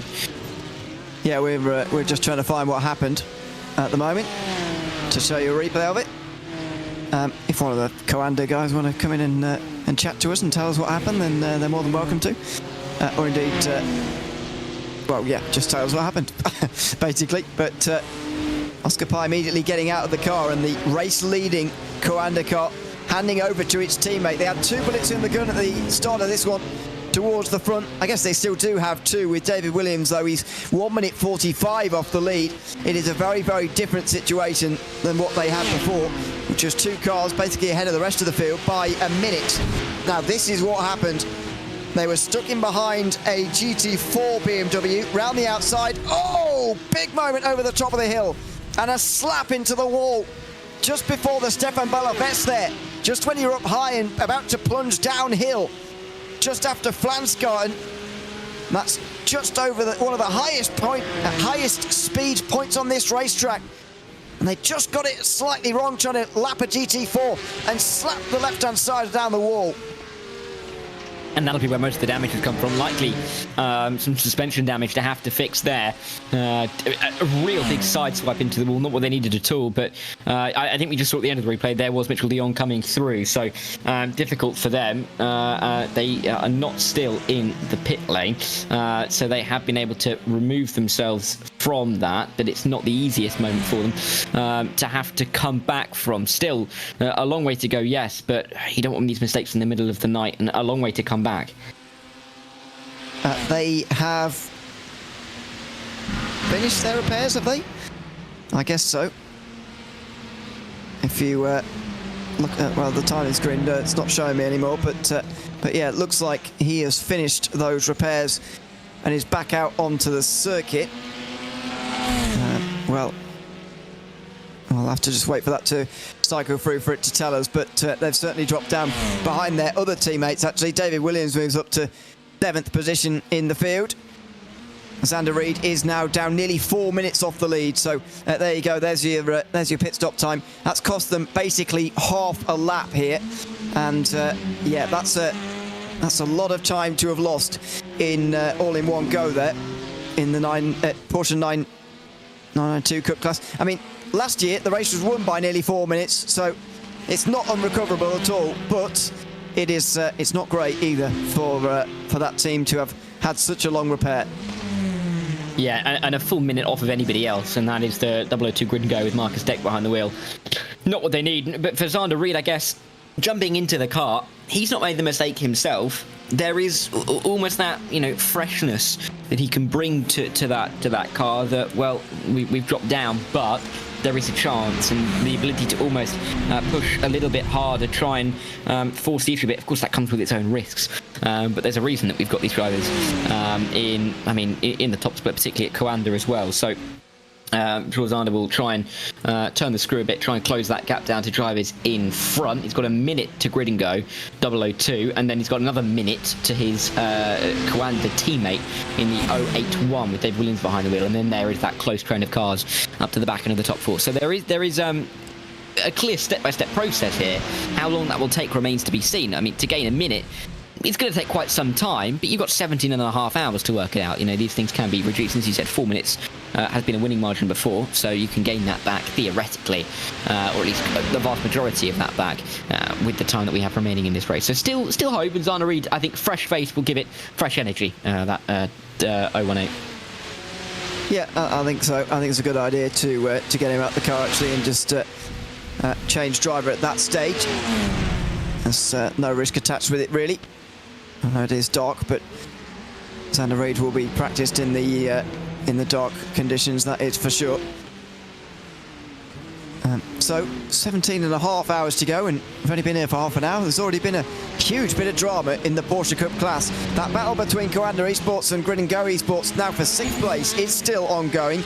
There was a brief battle in GT4 as well between Door Esports and Fiercely Forward, although Jesse Jones and the Door Esports car seems to have won that one, is now over a second ahead. And that battle in TCR that we are following has continued on the start of another stint here in TCR. So, I mean, I'm not sure what's going to break these two apart at this stage. We've seen this for a very long time now between these two TCRs. Yeah, I mean, they've tried everything, haven't they? They've tried swapping positions, they've tried changing drivers. It doesn't really seem to have worked. Pit stop phases look like they are the key moments in this battle, but remains to be seen if a move can be done on the circuit. They're only close enough together to suggest that you think that they absolutely could. But as we know, at the Nordschleife, opportunities are very limited, and that you have to really pick your moments of when these moves are available. But they will be relatively soon making their way back towards that start finish straight towards the Tiergarten, and we might see another chance yet again for them to make a move. You could just see how close, flashing of the lights from Kate Middleton. Not happy about something, maybe just kind of, well, not too sure really, but clearly unhappy about something. There's traffic coming through, actually probably with the traffic, wasn't it? Silly me, coming through, letting them know that they're there. Oh, but it gets close, isn't it? More flashing of the lights, clearly some communication going awry there, but traffic never easy through this part of the lap. And Middleton has all of a sudden lost quite a bit of time when he wouldn't really want to onto the grass, though. That's not how you're meant to lap a car, but if it works, it works. Yeah, I mean, not really sure why Middleton's been so heavy on the flash button, to be honest with you, so far, but it certainly has been. It's not really, you know, when you make your way through here in this battle in TCR, it's not really a big advantage to it, so not really sure why Middleton's putting so much emphasis on this, but let's see how aggressive they're both going to be on the way into the Tiergarten here. Dean of, unfortunately, some pretty big accidents early on this afternoon. It's one of the GT3s flies past. They both try and get any slipstream that they possibly can from that BMW. On the long back straight now towards that Bilstein Bridge. Will Middleton get any closer here? Will he get close enough for a move down at the Tiergarten? It's a slow evolution of a gap here, just coming down, but the Bilstein Bridge is coming up quickly now, and he's not anywhere near here, so Middleton needed to be a lot closer than that. And, well, if he wanted to get through, it certainly looked like he did, then he's failed at it this time around, and he's still stuck behind from where he was on the pit stop. Yeah, and there's more work that needs to be done. You got all that skids, K. Milton. Just about, you see, in the dark, lights just about illuminating the front of the car, not the side very well. But is there a chance then down in towards turn number 1? It's so close between these two, nearly pretty much side by side as they run across the start-finish line. There's basically nothing between them, and there's no overlap between them as they get in towards the opening corner. Middleton gets to the inside line. Middleton controls the racing line, and that'll be him back up into P2. And now can Middleton try and turn the screw and run away? No one's been able to do it in this battle so far. He's the latest to give it a go. Yeah, well, you sometimes forget about turn 1. The big move is often at the Tiergarten down towards the end of the back straight, but turn 1 worked just fine that time round for Cale Middleton. The problem I see is that, you know, yes, he's through now, but I mean, what's the point? Surely he'll be overtaken next lap as well. You know, it's surely just going to happen next lap, but we'll see. Maybe Cale Middleton has got that little bit extra speed here, and maybe he can break the slipstream, but it will be the first time in a very long time in this battle for second that the team in second place in TCR has got a slipstream gap over anybody else. Yeah, and that is the key factor here, isn't it? And being able to have that advantage really is useful for the drivers. They get it. It can be somewhat psychological in terms of having those slight advantages. If you're the driver behind, knowing that you have that inherent disadvantage, it isn't easy. But about how you're able to work with those disadvantages mentally can be so critical in some of these drivers' abilities. Pit stop going on for the 18 at the moment. And we are seeing Itzvan Detri in the pit lane, but again, I think we're seeing that round of pit stops start to begin again. Actually, no, that's not. That's an unplanned pit stop, I think, for the Spin and Tone Motorsport car. I worry that they may have Spun and Tone being in the pit lane. Their stint was only 2 laps. That is not really, I think, where they'd want to be in the pit lane after, 2.5 laps of their stint? Yeah, so I'll enter a pretty quiet pit lane. At the moment, they're the only ones down there. FTW Motorsport are still, by the way, getting their very long repairs done right now. That is nearly 15 minutes in the lane for them. That's why they're not showing up anymore. I think they will continue on. Hopefully they do. SimCity Racing have, by the looks of things, pulled the plug, though. Maybe they're just having another long pit stop with just nearly 10 minutes gone. But looks like that car may well be a retirement as well. We'll wait and see. Falcon Sim Racing, also from 12th, decide to pit in. They're over a lap down, but they're still going in GT3, which is good to see. Jonas Rutten, the driver of car 44. As we go back to these guys in the Porsche Cup class, this is now the battle for second place between Gregory Hovsen and Ricardo Rico. And Rico is as close as ever, just hasn't managed to find his way past yet. No, he hasn't, but he is giving it quite a go, and that 169 really putting the pressure on the 199. There's a big 30-second gap back, give or take, to the Atletis car, so more than enough room, not having to worry about drivers coming into the battle from behind. Can start to try and make this move, can Ricardo Rico. But it's not in the best position on the circuit to get this one done. Could be a chance. Well, actually, they're obviously right towards the middle of the circuit. It's still quite a few kilometres before we get towards the Tiergarten, which would be a good place for Ricardo Rico to make a move. He'd probably want to be a little bit closer than this as well, but he's got time to try and game this one out. Tracker Racing, of course, along with Apex Racing, two of the teams that I think will know each other quite well at this stage in 2025. It's been quite some time these two have been Titanic at the top of sim racing. And Ricardo Rico and Gregory Hovsen, the latest to reignite that battle between the teams. At a phase of the race where I think drivers maybe just be starting trying to settle down as we get into this night phase, but we're clearly seeing that quite a few teams aren't able to do that with some of the battles that they're in. There's that half chance that you always get over at the Mutt Curve, passing him by, but fast through the left-hander there was Rico. Again, no chance there though, and then Gesamtstrecke, no chance down here into the hairpin. And Ricardo Rico will spend another half lap at least looking at the back of that Apex Racing team Porsche Cup car. The gap now to the leader, over a minute though. Mitchell de Jong is driving very, very fast indeed. Last time round actually was nearly 4 seconds quicker than Hovsen, nearly 5 faster than Rico. That gap is extending to Mitchell de Jong, and if Rico believes he is truly faster than Gregory Hovsen, he's got to get this done quickly, otherwise the gap's going to continue to balloon. It is, and they've got to be careful, but Rico is definitely, I think, putting the pressure on to try and make a move when he can here, sticking close. The lines from Gregory Hovsen don't look convincing, going wide at a couple of inopportune moments.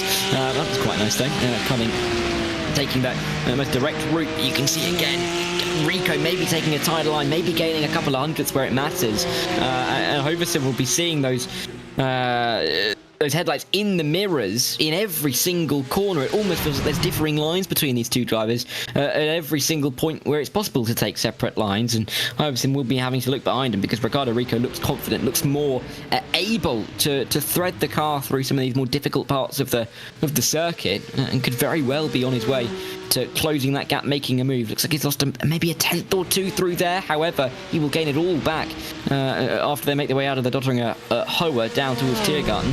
And we'll have to see if he can make it. Again, Hovsen drifting wide. You can see those mistakes just creeping in. There's a Stefan Bella Fest where this Porsche Cup race has just changed so much in the last 40 minutes, half an hour. Oscar Pike with that accident just before that section, while lapping one of the BMW GT4s. Slapped that car into the wall and has now put them 4 minutes off of the lead of Mitchell de Jong in the Commander Esports team. Now then, in towards Gavin Kopp. Surely the Apex Racing team are going to be overtaken here, and surely Ricardo Rico has got to see this as a big opportunity here. He's got to get past on the Dottinger Hoa. Now then, tucks into the slipstream. He's only a quarter or so of a second behind. It's a lot closer than what we saw in the TCR battle earlier on, where they just could never get on terms quite in time. Now though, they will pull to the right-hand side. There we go. Just even before they get into the dip in the straight, to be honest. Now they'll plunge uphill. They'll see the Bilstein Bridge in front of them, and that has been timed very, very well by Ricardo Rico. Not too much of an argument by Gregory Hovsen. Or is there going to be? No, they won't. Not into the Tiergarten anyway, and Ricardo Rico is into second.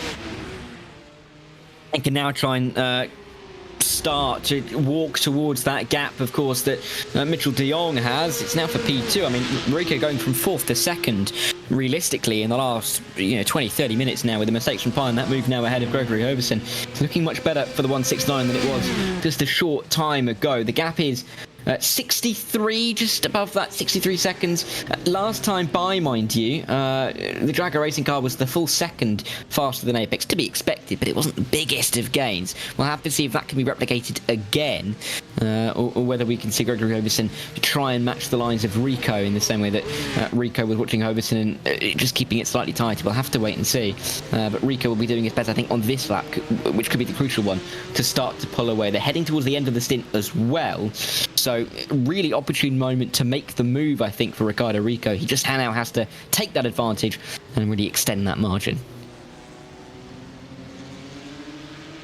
So this next lap is going to be very, very telling because, again, last time round, De Jong did an 18.7, Rico did a 22.1, Kosen did a 23.1. You don't need me to tell you that that's 3.4 and 4.4 seconds quicker than for De Jong. Side by side for second in TCR, and well, exactly as I predicted. It's not really got Cade Middleton anywhere. I get that they are just exchanging places, and that is probably the fastest way to do this, but even so, I can't really understand the urgency from Delta Sport at the moment, when there is only just going to be a pass and very next lap. And in fact, Daniel Roberts able to do it a bit earlier, this time into the Tiergarten. I wonder whether Middleton will repass in towards turn number 1. Yeah, and we'll have to see if this can, again, take another twist in this battle. I mean, I can't believe that we haven't been able to see these two separated over the course of this tussle, but somehow they are still running nose to tail, and Cade Middleton may have to make a very similar move once again on Daniel Roberts down towards turn 1. He's done it already to the inside. Can he make the same move? No, we'll sit behind and we'll consider his options and maybe go for it again at another point, but he can't quite give us a Groundhog Day moment and make the same move for what would be the second time in 2 or 3 laps. So he sits there, but I mean, these guys, they won't leave each other alone, will they? The 68 and the 11 have been attached at the hip pretty much for the last long while. And at this stage, I feel like we've seen everything between them, and they haven't separated. I can't see what it will take, apart from some kind of incident, for them to separate at this point. Yeah, I can't understand either what it's going to take, but there we go. We'll leave them to it in TCR just for the moment. In GT4, Fiercely Forward are currently in 5th position, just in front of Door Esports. That's a change as Benedict Vida gets ahead of Jesse Jones. I mentioned earlier that Jones had actually got ahead in the Door Esports car and pulled a second, but that's gone away. And meanwhile, side by side, Delta Sport do get back through Cade Middleton. Bit of traffic there, just influencing them on the way through the Schumacher S, and straight back again, straight back down the inside. Roberts comes through into second again. Middleton flashes the lights. What was that all about? Not sure. But they exchange places another couple of times before the Grand Prix circuit's done. Yeah, there's so much. I mean, there's more flashing of the lights there is than nearly than corners on this circuit, with the amount of times that we are seeing these guys with a little bit of annoyance towards each other. But Middleton not able to get it done again. Daniel Roberts holding on. Traffic coming through now. Just as we get onto the Nordschleife and off of the GP loop. Wide though goes Daniel Roberts, allowing that traffic through. Could that give an opportunity? In fact, I think that could even be Mitchell de Jong, the leading cup driver, coming through.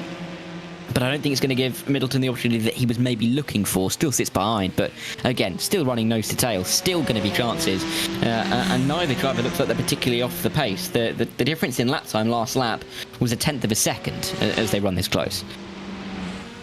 Yeah. Well, I doubt they'll be repeating that again. That bit of side by side. This is that GT4 battle I was talking about between Vida and Jones. Surely there'll be a chance in towards turn 1 here for Jesse Jones. Door Esports? No, not this time. So only a lap or two ago, the Door Esports BMW got out front and was actually a second or so away from Fiercely Forward. I thought that was going to be the end of that, but no. Benedict Vida is back in front again. Back into the top 5 ahead of Jesse Jones. These guys only a minute 45, by the way, off the lead in a pretty close GT4 class. Yeah, these guys, I think in that kind of phase, as you say, not within a couple of minutes of that race lead, still within range. If things start to go wrong for teams in front of them, and with those guys, the top 4 really running relatively close together. Only 42 seconds between those top 4 of the Grid and Go 009, the Williams Sim Racing Play Seat, the TC Esports, and that was Cooking Racing Adventures. There's definitely a chance for them to close up, and a couple of battles to occur, and even, of course, the mistakes that we've seen happen from others. So for these two, closest battle that we are seeing in that GT4 class. I feel like for Tour Esports there is a chance. Yes, if they get through on 50 forward pick, there's a minute to the next car. With the proximity of the cars in front, it feels like an increased chance that there could be a couple more chances for them to make their way through. So we'll have to keep an eye and see if Tour Esports can find the right way through. But as they work their way towards the off the GP loop once again, you think the chances are going to be few and far between for the next few minutes. Yeah, we'll leave them to it on the Nord side for the next few minutes. As we're 17 hours, 14 minutes to go. There's how it looks in GT4. Still very close at the front. Gridandgo.com esports are leading the way, though. David Boschke's currently driving there. 14 seconds back to Beck and Jasir, who's got another 14 seconds over Albo Torres. That is currently in fourth position ahead of that battle for fifth, as we have just been looking at. However, we're about to chat to Javier Guerra, one of the members of the TC Esports team, who are currently running in third place in this race in number 01. Good afternoon, Javier. Good to have you with us. First of all, can you hear us and can we hear you? Hello, yeah, I can hear you perfectly. Hello, we can hear you perfectly well as well. How are things going for TC Esports? I hear it's a very early stages of a venture into iRacing for TC Esports, which is so exciting to see. And currently running within 30 seconds of the lead, nearly 7 hours in, up in the top three. How are things going from your perspective? No, I mean, so far so good. Trying to keep the podium position, but we know it's Nürburgring, so anything could happen. And I mean, a bit challenging, of course, because we have two drivers in this car. But I mean, we are fully focused on making our best good here in the 24 hours in Nürburgring. So, yeah, let's see how it goes. Tell us a little bit about the story of how you guys got here into the Nürburgring 24 hours and your sort of moves into iRacing as well. Obviously, sim racing fans will know you from Rennsport R1 series of the last few weeks, the last few months. But what's the move to iRacing been like, and how has that come about? Well, that's probably a long story, but I mean, TC Esports is the esports team or sim racing team of Thibaut Courtois. And after several talks with him, he's been always really happy about the simulator. Not only F1 and a few other titles that he's been playing, also iRacing that you probably, or some people remember seeing him during the pandemic playing some games, but also using the simulator as a training tool. So talking with him, we were talking about iRacing special events and the idea to finally have a team competing in this series, and we just made it happen, possible for this race, and really happy to make it possible. Also, with two big drivers as Abel Torres, who is such a young talent in Spain, but also with Agustin Canapino that everyone knows. And I mean, we were always together in Williams, and good to be back now in TC Racing and TC Esports. Yeah, I wanted to touch on your driver lineup actually for this GT4 effort as well, because I know you've got another team running in a different split as well, but two driver effort only in GT4. What were you would have spoken to your drivers just beforehand, what was their sort of thoughts about giving this a go as a two driver lineup here in a 24-hour race, which really isn't done very often anymore? Yeah, I know. I mean, we had conversations with the drivers, of course. We were planning to have a lineup of 3 or even 4 drivers, but we had to split the team because we had some drivers competing in Rennsport this week as well. And we don't have as many drivers as other teams. We keep growing the team, so we had to see and decide based on the training they have been doing over the last year, over the last days. And I mean, talking with Agustin, talking with Abel, they were both happy to do the race between both of them, and I mean, we couldn't refuse to accept that. It's a challenge at the end, but I mean, what a best way, to debut with 2 drivers in Nürburgring. So I mean, all or nothing. Let's see what happens. Exactly, and still, as I say, within 30 seconds of the lead in this race at the moment. Just more broadly, before we let you go. What is the plan in the future for other sim racing exploits for TC Esports? As I mentioned, we've already seen you in Rennsport R1 in 2025. We've now seen you here in one of the biggest iRacing special events that there is to compete in. What's next? Where would you like to go with TC Esports? What's the plan? Well, it's been a short journey so far. I mean, we just decided to launch the team just very few months ago. Of course, everything goes in the direction of Thibaut, and I mean, Rennsport was basically coming in our face. We were not expecting to have a slot in the competition, but we fought quite hard to actually have the slot. But even here on iRacing, we are planning now to do more stuff, more competitions, so even planning our own series in Formula 4, actually to have like a link between virtual and real. So there's like a lot on the way, and hopefully we can be announcing more stuff on the next few weeks or next few months. But yeah, expecting to actually make some noise, and let's see what happens. But as you said before, you probably want to see Thibaut in one of our cars, so let's make it happen as well. Absolutely, yeah. And one final thing about this race, where are you hoping to end up, or where are you expecting to finish up in this race?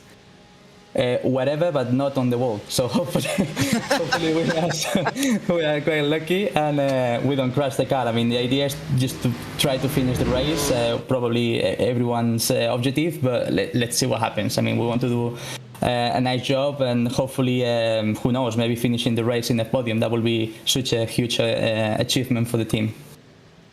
It sounds like a good plan to me. Xavi, thanks very much for coming to have a chat with us. I know you've got a lot going on this weekend as well, both in the real world as well as obviously with TC Esports here in the Nürburgring 24 hours. So thanks so much for coming to have a chat with us, and good luck with everything that's going on this weekend with TC Esports and beyond.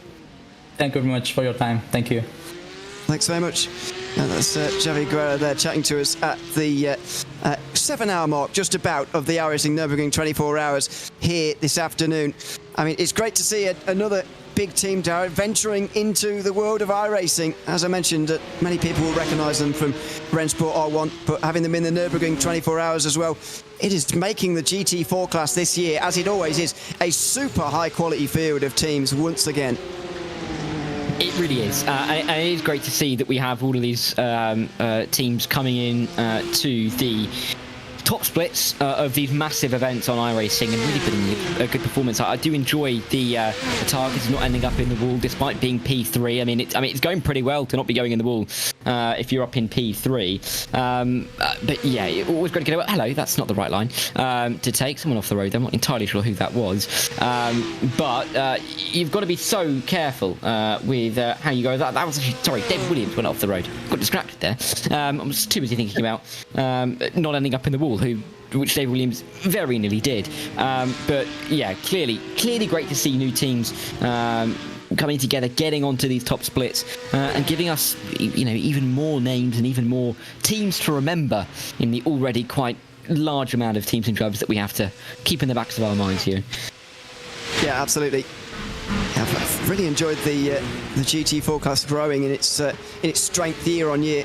I doubt you would have seen much of the Digital Nürburgring Langstrecken series this year or years gone past, but that was the closest of the 4 classes in the championships that we had in that series this year.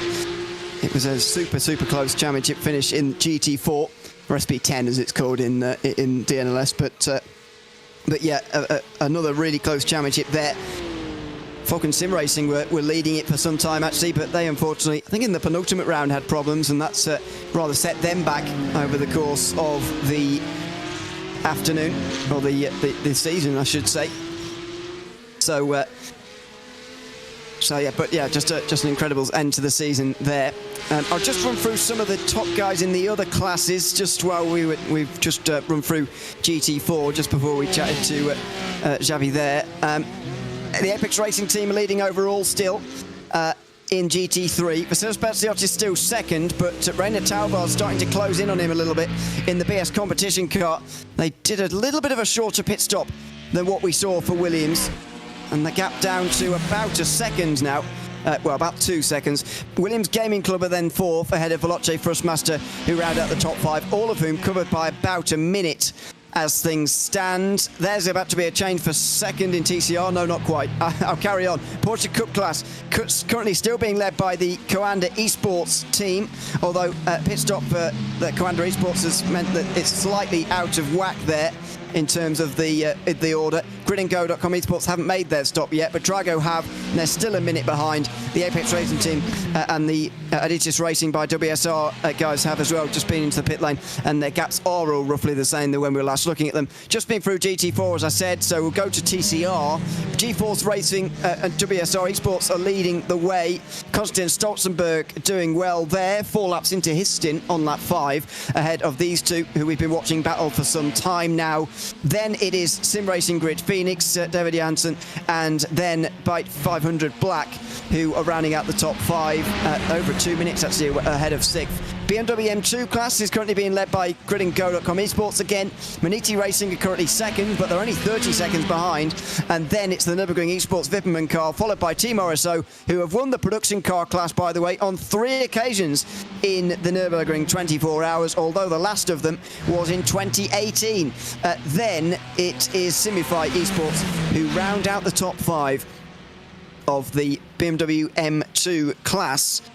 The bottom class, that production car class, if you like, for this year. Apologies, I forgot Tory Team RSO won last year, didn't they? So that stat is completely wrong. Never mind. I apologise to Team RSO. They're going for 2 in a row again. I doubt you remember them, Dara, but back in the Mazda MX-5 days, Team RSO were the team to beat, and they weren't beaten very often. No, I wasn't much shorter, but I was very young back then, clearly.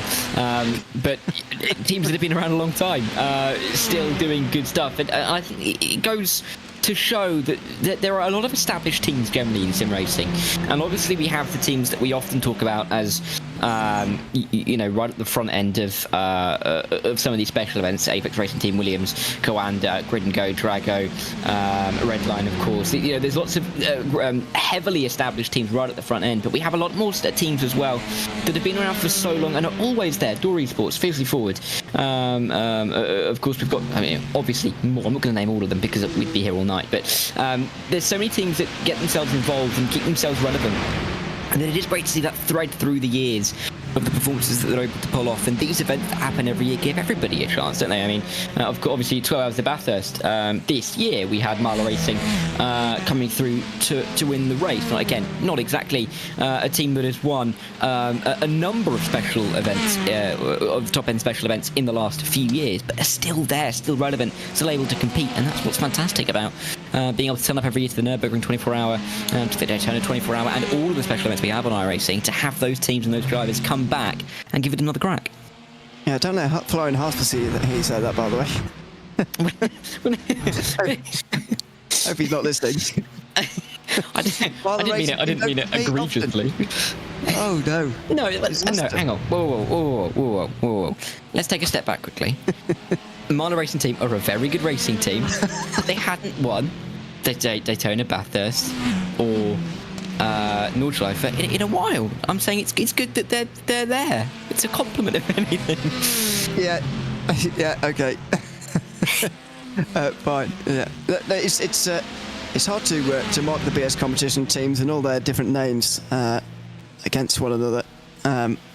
Sometimes for BS competition, for example, they have won it. They were on a streak of 2 in 3 years actually, when they won it in 2020 and 22 as well. But yeah, they're 2 teams, different names, so it does make it more difficult to line up. But anyway, that doesn't really matter. Yeah, it was a very good end to the Bathurst 12 hour, I've got to say. Doesn't rain add so much. Even the threat of rain we had towards the end of that race, it wasn't even like rain actually arrived in the last part of that race, but just the threat of rain really made that race what it was in the end. Psychological rain. It really does add a really different dimension. It has been a great addition, isn't it, recently, to have rain in these special events, because it has really changed up the strategy. I mean, that Bathurst 12 hour this year with the wet to the dry, to the wet, back to the dry, and then maybe to the wet, but then also it was dry, and then it might have got wet, but it didn't in the end. Really added quite a lot of strategy aspect, and the teams having to really game plan it out. In years gone by, generally in iRacing, before we had rain, it was much easier to just say, right, well, it's a 24-hour race. We know it's going to be dry. We know when we're planning to pit, and they can hit those marks throughout the race. It adds a really big element to the race, and it doesn't. It forces the teams to not sit back on their laurels that they've got used to over the years. Yeah. Unfortunately, if you're wondering about rain in this race, by the way, at home, sat there thinking, what's happening? Well, we haven't shown you a radar because there's not much to see on it. Doesn't look like it is going to rain this year in the iRacing Nürburgring 24 Hours. Wasn't available last year, but this now remains the only iRacing 24-hour special event to have not seen rain now in the course of its history. Daytona was a very wet race earlier this year. Spa rained last year, from the top of my head. Pretty sure that's right. And unfortunately, the Nürburgring is going to have to wait for another year, but such a great thing to have available to us now. As by the way, we cross over 17 hours to go in this race. I've got to say, this last hour's flown by, to be honest, Darragh. There's plenty to watch out there on the circuit. Battle for 5th in the Porsche Cup class is one of them on our screens at the moment. Yeah, and it really is an exciting battle, and we've had any number of battles. Sometimes these endurance races, particularly the Nordschleife, can feel like they spread out a bit early on, and we don't really see too many battles over the middle of the night. Here, this year, 2025, clearly teams have decided that they want to have a couple of tussles. They're not going to allow them anybody to have some comfortable times in this cup class. We have seen a number of battles throughout the last hour or so. I mean, with this battle with Coanda, Adatis and Sheza, they have been not necessarily slowing each other down, but they have been tripping over each other enough to the point that the Coanda 018, that of course came into trouble a while ago after running in the lead, is now only 47 seconds behind this group after being 63 seconds all of 20 minutes ago. So that there is a gain there, that we could see more of these teams get involved, and it is the Coanda 081 at the front of the train at the moment. So that, you know, could maybe a bit of a theme in there. Obviously, not necessarily, but definitely Coanda coming together one more time. RSO. Oh, that's a shame. It's not the line. The four-time winners of the production car class at the Nürburgring 24 Hours have clearly had an incident prior to that because they had no headlights anymore. The front end was punched out of that machine, and they are now down on pit lane. They were running inside the top 5, actually. That happened just over 2 minutes ago. Alexander Long is the driver in car 397. That's the one you can now see down on pit lane, and that is a huge shame for that BMW M2 team, who are going to drop down. And unfortunately, their incredible run of production car class wins at the Nürburgring 24 Hours, spanning 8 years, is not going to be continued here tomorrow afternoon. Yeah, really disappointing for those guys. And again, mistakes happen in the middle of the night. It can be difficult to come back from. Yes, there's 17 hours to go, but a lot of damage that we'll have had a lot of time to regain for them. So really gutting, it's fair to say. And 3 minutes now in pit lane for that 397 is not really what they wanted to be seeing, what they needed to happen. And yeah, disappointing, I think, all round. But of course, there is still chances for them to come back through the field somewhat. But that it's the run of wins. I mean, when you're on that kind of run of wins, it feels like anything but is that disappointment, isn't it? Really. Thanks to Felix van Delft, by the way, who's let me know that there is a chance of rain in the morning again of about 25%. It's not especially likely, but 9 a.m. in Sim, there is a bit of a chance of rain again. So make sure you're tuned in tomorrow morning for sunrise and potential rainfall, or indeed just stay with us overnight. Why not? It's going to be a very exciting race here at the Nürburgring 24 Hours. That's a change for position for 6th as Harley Horton loses out to Daniel Ola, and the Chesney Esport team moves up to 6th ahead of Adidas Racing by WSR, and they both try and chase down David Williams, who's restored Coanda's double entry into the top 5 in this race. Was running 8th as we joined, I think, but is now up to 5th position, just over a second ahead of Ola, who's made that overtake, and is now driving away a little bit from Harley Horton. He is, and we are seeing that gap start to increase a little bit more in this cup class. These three are running closely together, but if we can start to see the separation occur, then they may end up maybe pushing themselves a little bit more to keep them close together. But pulling that gap away again is David Williams. mistakes have crept in for Williams. We've seen him go off the road at least 3 times from memory on the broadcast, and that's not to say that he hasn't gone off again when we've been looking elsewhere. So he's clearly been a little bit nervy in the car, not exactly confident on all of the lines, but doing enough to keep that gap relatively stable and maybe pull it away a touch. Yeah, it looks like he is pulling that one away just a little bit now in the Porsche Cup class. In terms of other fights going on the circuit, we don't even have our 1 for second in TCR. Can you believe that? Finally, there's a gap more than a second between Daniel Roberts and Cade Middleton.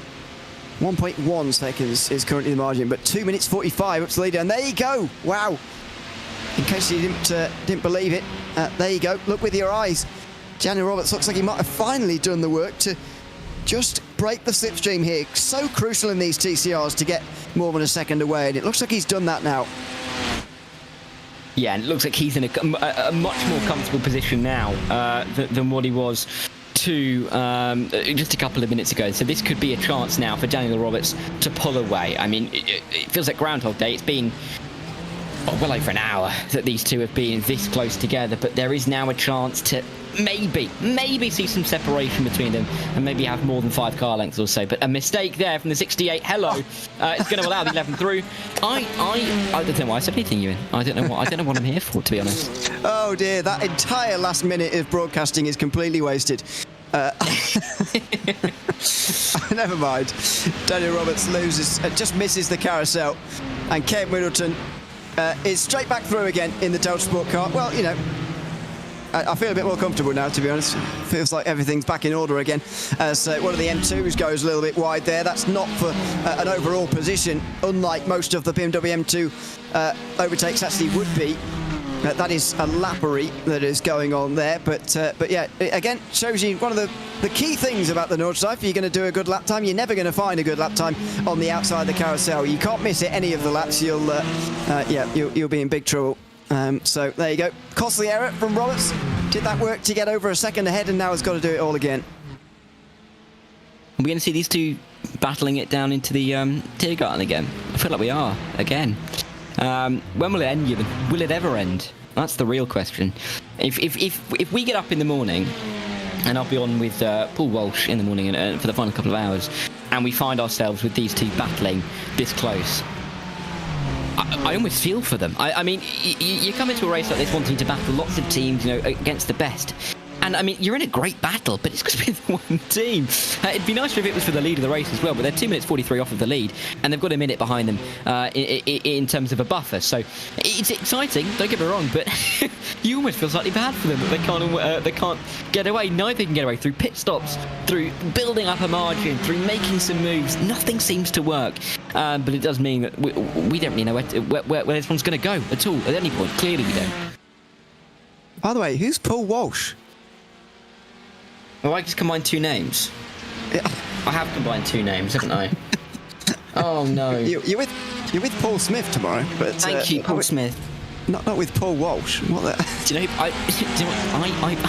I work with someone else whose last name is Welsh and is also called Paul. Well, actually, has Resports around. It's the 85. I apologise.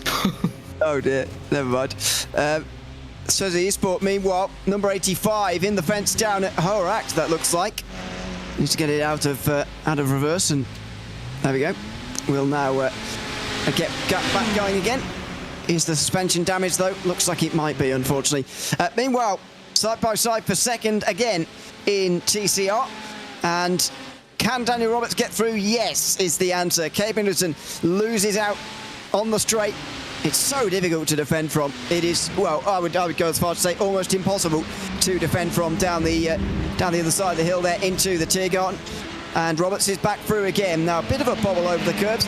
Not sure Middleton's going to be quite close enough for a move over the front straight, and the start of another lap here. We'll see. Yeah, let's see. Is there a chance to make this move again down into turn number 1, the 11? Maybe with the shot to come down the inside. We've seen it once before. We could see it happen once again. Can Cade Middleton do it? No, he's going to sit in behind and wait for another opportunity. Daniel Roberts can now try and build up a margin once again. We'll see if he can do it. But I mean, for all I've said in the last 10 minutes, I've upset BS competition. I've said that he could build a gap, and then he's made a mistake and been overtaken, and I've got two people confused. So I wouldn't trust anything I say for the next 50 minutes, Ewan. Might be time to retire. Do I get a pension? That's the real question. Don't know, bag of biscuits, do? No, I don't know. Anyway, yeah, 50 minutes until we step aside. We'll have Justin Prince and Jeremy Scott taking over from us when we get to the 1/3 mark of this iRacing Nürburgring 24 hours. Hope you're enjoying it at home. Darkness has fallen.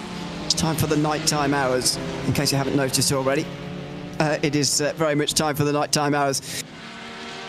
And the graveyard shift, which will be coming up overnight. I guess it depends where you are in the world, whether that is a graveyard shift or not. But watch out for plenty of Europeans over the course of the night going for long runs. And,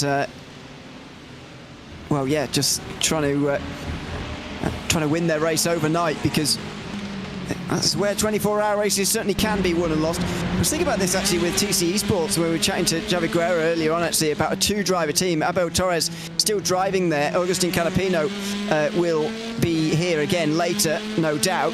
But that makes graveyard shifts and all that all the more difficult, doesn't it? When you're just a two-driver team, it's very, very little rest for Torres and Canapino over the course of this race. It'll be interesting. We'll just keep an eye on the other teams here, just to see if there's anybody else going for a two-driver lineup this year, because you really don't see that very often. You don't. Of course, we saw the one-driver lineup in terms of was it Roland Alfredson, I think, last year, but two is still pushing the boat out a little bit. And full credit to the drivers that are able to do that much. Racing again. This is it's far easier to do that kind of stint and 12 hours if you balance out between them at a circuit like Le Mans compared to the Nürburgring and the Nordschleife, because this is such a mental strain to have to keep the attention up lap after that, particularly in the night. So difficult. So to have a two-man team really is quite impressive, and if they can get to the end in a podium position, maybe even in a winning position, it would really be a real achievement and something that they can credit themselves for quite some time to come. And this is the kind of race that people will remember for quite some time. It's the Nürburgring 24-hour. We remember and mark down very clearly the winners of this race every single year, and it really is one of the biggest races on iRacing, and one that I think everybody targets every single year. Yep. Absolutely. Comes a little bit more in the middle of the year these days. I think the snowstorm in 2016 in the real world prompted them to move it a little bit later. And of course, we follow the real world events here on iRacing. And so the Nürburgring 24-hour used to be on the same weekend as the Indianapolis 500 in the real world. And that is no longer the case. Here's the Nürburgring 24 hours this time around. So much better weather conditions, more likely. Although, having said that, was it last year or the year before when, they only did about 8 or 9 hours of racing because of such bad weather conditions overnight, and eventually never got racing again, which was a real shame. I think it was last year. But thankfully we don't have that to deal with in iRacing. The conditions will never cause a red flag, even if the weather and the rainfall is absolutely biblical, which it could have been this afternoon, but the forecast says it won't be. Yeah, well, you can never really trust the weather, can you? Particularly in the forests of Germany. But weather really is inclement here, whether in the real world or in the virtual world. We often see in iRacing now, when we have some big races at the Nordschleife, a little bit of precipitation does creep in, and it is always a risk that the drivers have to face. Not for at least the next foreseeable future in this race, at least, but generally something that always has to keep the drivers on their toes. And again, a circuit where rain really plays havoc. So many differing lines and so many different corners change in an instant, and you don't come back to the same part of the circuit for another, in some cases in this race, 9 minutes, which can then be so difficult to read the conditions. You feel like you have to go onto the wet tyres. To have a 9-minute lap means that you've really got to nail the decision on when to pit in, and that can be so tricky to do. Luckily for the drivers now, they're not having to think about that and factor it into their strategies, but it is always a risk that I think the teams will have factored in the weeks leading up to this. What will happen with certain rain conditions? They're not having to use it for the time being, but it's working out. That is the number 13 Maniti Racing purple car coming through on the 68 and the 11, and that's just overtaken these two for overall race position. So that's 36th place now for the number 13 M2. See how long it can stay there. Oh, well spotted, yeah. That is absolutely correct. Jaden Ladick moves through into 36th overall. And Daniel Robertson, Kay Merton might even use him for a bit of slipstream. Wonder, there you go, now through the corners, the M2 struggles a little bit more, and the TCRs just gain a little bit at a time there through the corners. Now, can Roberts get into the carousel a little bit better this time round? He certainly can, and doesn't even take it cautiously either, just goes flying in. And yeah, so that is good speed from that BMW M2. Number 13, and actually Jaden Ladick's only 21 seconds now behind Jan Semer, who is leading for the Grid and Go team. Mentioned in a run-through earlier on that the gap was minutes, but I must have been talking during a pit stop window, because that gap is down to 21 seconds for the lead in the BMW M2 class. One of our closest classes, actually, when you compare all five together. Yeah, it really is quite exciting, isn't it, at the front of that class?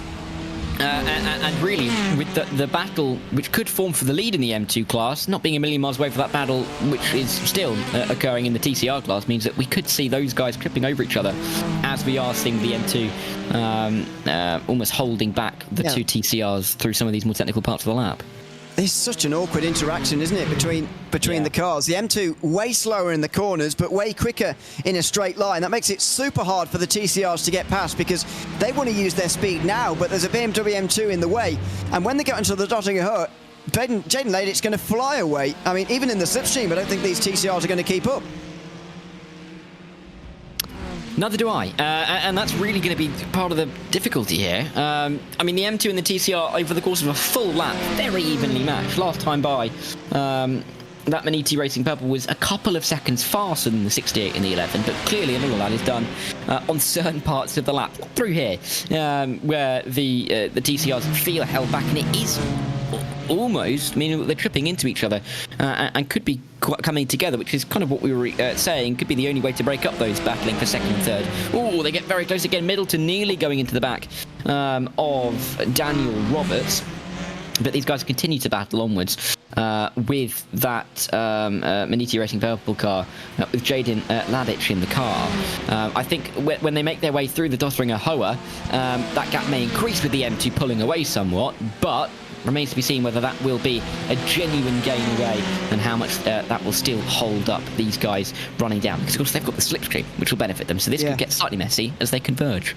So are they going to stay in that slipstream and keep the speed here, or is that M2 just going to fly away? The 9th place GT3 car, that's STR Sim Racing, and Dino Filippa getting through on the left-hand side as well, or the right-hand side of the road. And there you go, the M2 is just flying away here. So Robert's getting a nice slipstream, and that has just held off Middleton for a little bit longer here into the Bilstein Bridge. But surely, if it's not going to be at the Tiergarten, then it will be down in towards turn number 1 after the Grand Prix start-finish line. Yeah, let's see. Is there a chance now for Middleton? He's made a move at turn 1 already. Remember, to the inside. It was, I think, the first chance he had. He's given up the opportunity. He's not elected to go for it on, I think, at least 2 or 3 occasions now. Will this be the time that he decides to pop out of the slipstream, make that move for the inside line once again? He's close enough. He's closing. The gap is under 0.2 of a second, but there is still that slight slipstream effect that Daniel Roberts is picking up from the M2 in front. Not great, but it is giving him enough pace to stay ahead into turn 1, early turn-in as well, to cover off any kind of chance. And now there's traffic that Middleton's going to have to factor in here. Looks like he's going to have to sit behind for yet another lap. That's the GT4 leader, by the way, who pits a lap earlier than the rest, and so Williams Sim Racing now have pit from the lead. Beckham Jasir only 11 seconds behind David Bosco, just had to work his way past those 3. Abo Torres also for TC Esports on the way out again. That is 3rd place for TC Esports in their first iRacing special event, just under 30 seconds off of the lead. And then it's the What's Cooking Racing Adventures car that is into the pit lane and will be back out in 4th place fairly comfortably. Jesse Jones comes in for Door Esports, followed by Fizzy Forward, and they will continue their battle for 5th place on the exit of pit lane as well. This is GT3. Priscilla Spaziotis versus Reina Taubal recommences as the gap to the leader continues to grow. Luca Kita for the Apex Racing team now leading by 23, nearly 24 seconds. Yeah, and Luca Gita doing a really good job to just keep that gap sort of where it is and gain away. Fastest of anybody in that class last time by. It was an 8 minute 8.1, 1.2 seconds faster than that Williamson Racing Shield Blast. So doing enough to really pull away. Oh, sorry, that's a complete lie. I was looking at the best time. It was a 10.7 for him compared to a 11.3. So still a gain away, but just not as much as I suggested there. And Apex doing a good job. This is getting chaotic. 3 wide for a moment. There's contact! Rainer Talbot. How's he held onto that one? No idea how he's held on to that. Absolutely no idea. And how did he get through? A 3 wide moment, 3 BMWs in 2 different classes. Absolutely squeezing themselves through the Stefan Bell FS, and how there was contact there between Talbot and Palatinate, with Talbot holding on to that 89 car. I've got no idea. That was unbelievable between those 3. Onto the Dottinger they go. I'm not sure why Talbot was so aggressive in making that move at that particular point, knowing that Dottinger's coming up next. Maybe he struggled to get through so much that it was worth the go at that point anyway, but surely Williams Sim Racing are going to come straight back through here. They took themselves into the slipstream. These 2 BMWs going to do battle again onto the Bilstein Bridge for another time. We're still over 2/3 of this race remaining. Talbot chases him across the road. Palatinate even hits him in the rear, I think there. Was he trying to bump draft him maybe down the Dottinger? I'm not sure. But Rainer Talbot gets up into 2nd position in one of the sketchiest moments we've seen today. Yeah, an incredible car control to make sure that he didn't lose it, A, when making the move, B, when their contact came from the rear. It looked like he was snaking across the road, inevitably going into the wall, but Talbot keeps it beneath him. Palatinate, we may have a go down in towards turn number 1 again. We've seen it in all classes so far, an inside line, a late dive to the inside. Is there going to be yet another one? No, the number 3 will sit in behind him. This could be the chance for Rainer Talbot to gain away in P2 and maybe start to try and chase down Luca Kita at the front of the field. They lost 2.5 seconds that last lap to the BS competition car to the Apex Racing team, but getting through, there'll be a little bit of confidence that they can start to work on that gap and close it down for the BS competition team. Yeah, that was quite a moment there, but Rainer Talbot's been quicker for a little bit of time here, and surely that was part of the ploy here. Get in front of Vasilios Palatinate almost no matter what, and to be honest, they very nearly found themselves both in the wall there, up in towards Schwabentrans. That was quite remarkable. Here it is again. BMW M2 traffic just in front of them, just before the Stefan Bell FS. You can see that Palatinate had to wait. Talbot wasn't going to lift. There was a slight bit of contact, but how Talbot saved that, I've got no idea. That was an unbelievable bit of car control from Rainer Talbot, who now is into 2nd position. Unbelievable. Hats off to both of them. Yeah, incredible. I cannot believe, you know, we saw them snaking twice, Talbot both times, but we also saw Palatinate, of course, snaking his way when that move was made. I do not know how. None of them made contact, and to go 3 wide, it seemed briefly, and yet to not make any serious contact really shows incredible car control. Oh, and was that a slide? It looked like it was from Palatinate. Maybe just been the angle of the lights, but they make their way through onto the Nordschleife once again. But Talbot, what a job he's done. His competition trying to hunt after yet another special events win. Yeah, absolutely. So you're making your apologies now. Trying to give them some good coverage. There you go. See, I see what you're doing. Doing my best. Yeah. just the 2 entries this year into the iRacing Nürburgring 24 hours, by the way, for the BS competition family. Firstly, the number 89, the famous 89 car, the Zebra, the blue Zebra, and the Marla Racing team, who won Bathurst 12 hours, as you said, and are currently running in 7th. That is David Williams getting that all wrong down in towards the first corner. That was a strange angle to come in at. He was briefly into 5th position. Jenny Lola gets that position back again in number 26 fairly easily. He looked like he completely missed his braking point there. He did. Luckily, there was no major contact, and they can continue onwards in the same fashion. Talbot's still ahead, doing all that he can. And I know I'm trying to make up for it, Ewan, but I've also now put on my BS competition scarf just to try and get myself fully in the spirit. It sits on the back of my chair, genuinely, for every broadcast that I do. So it's now on my neck, and I'm now a proud member of the Talbot fan club. So. I didn't know you owned one of those towels. I did. Florian Asper himself, the man himself, handed it to me personally last year, the Esports World Cup, and I've kept it close to me for every broadcast we've done. Wow. See, Dareth Thacker can be bought, it turns out. Meantime. Not for much, a scarf will do.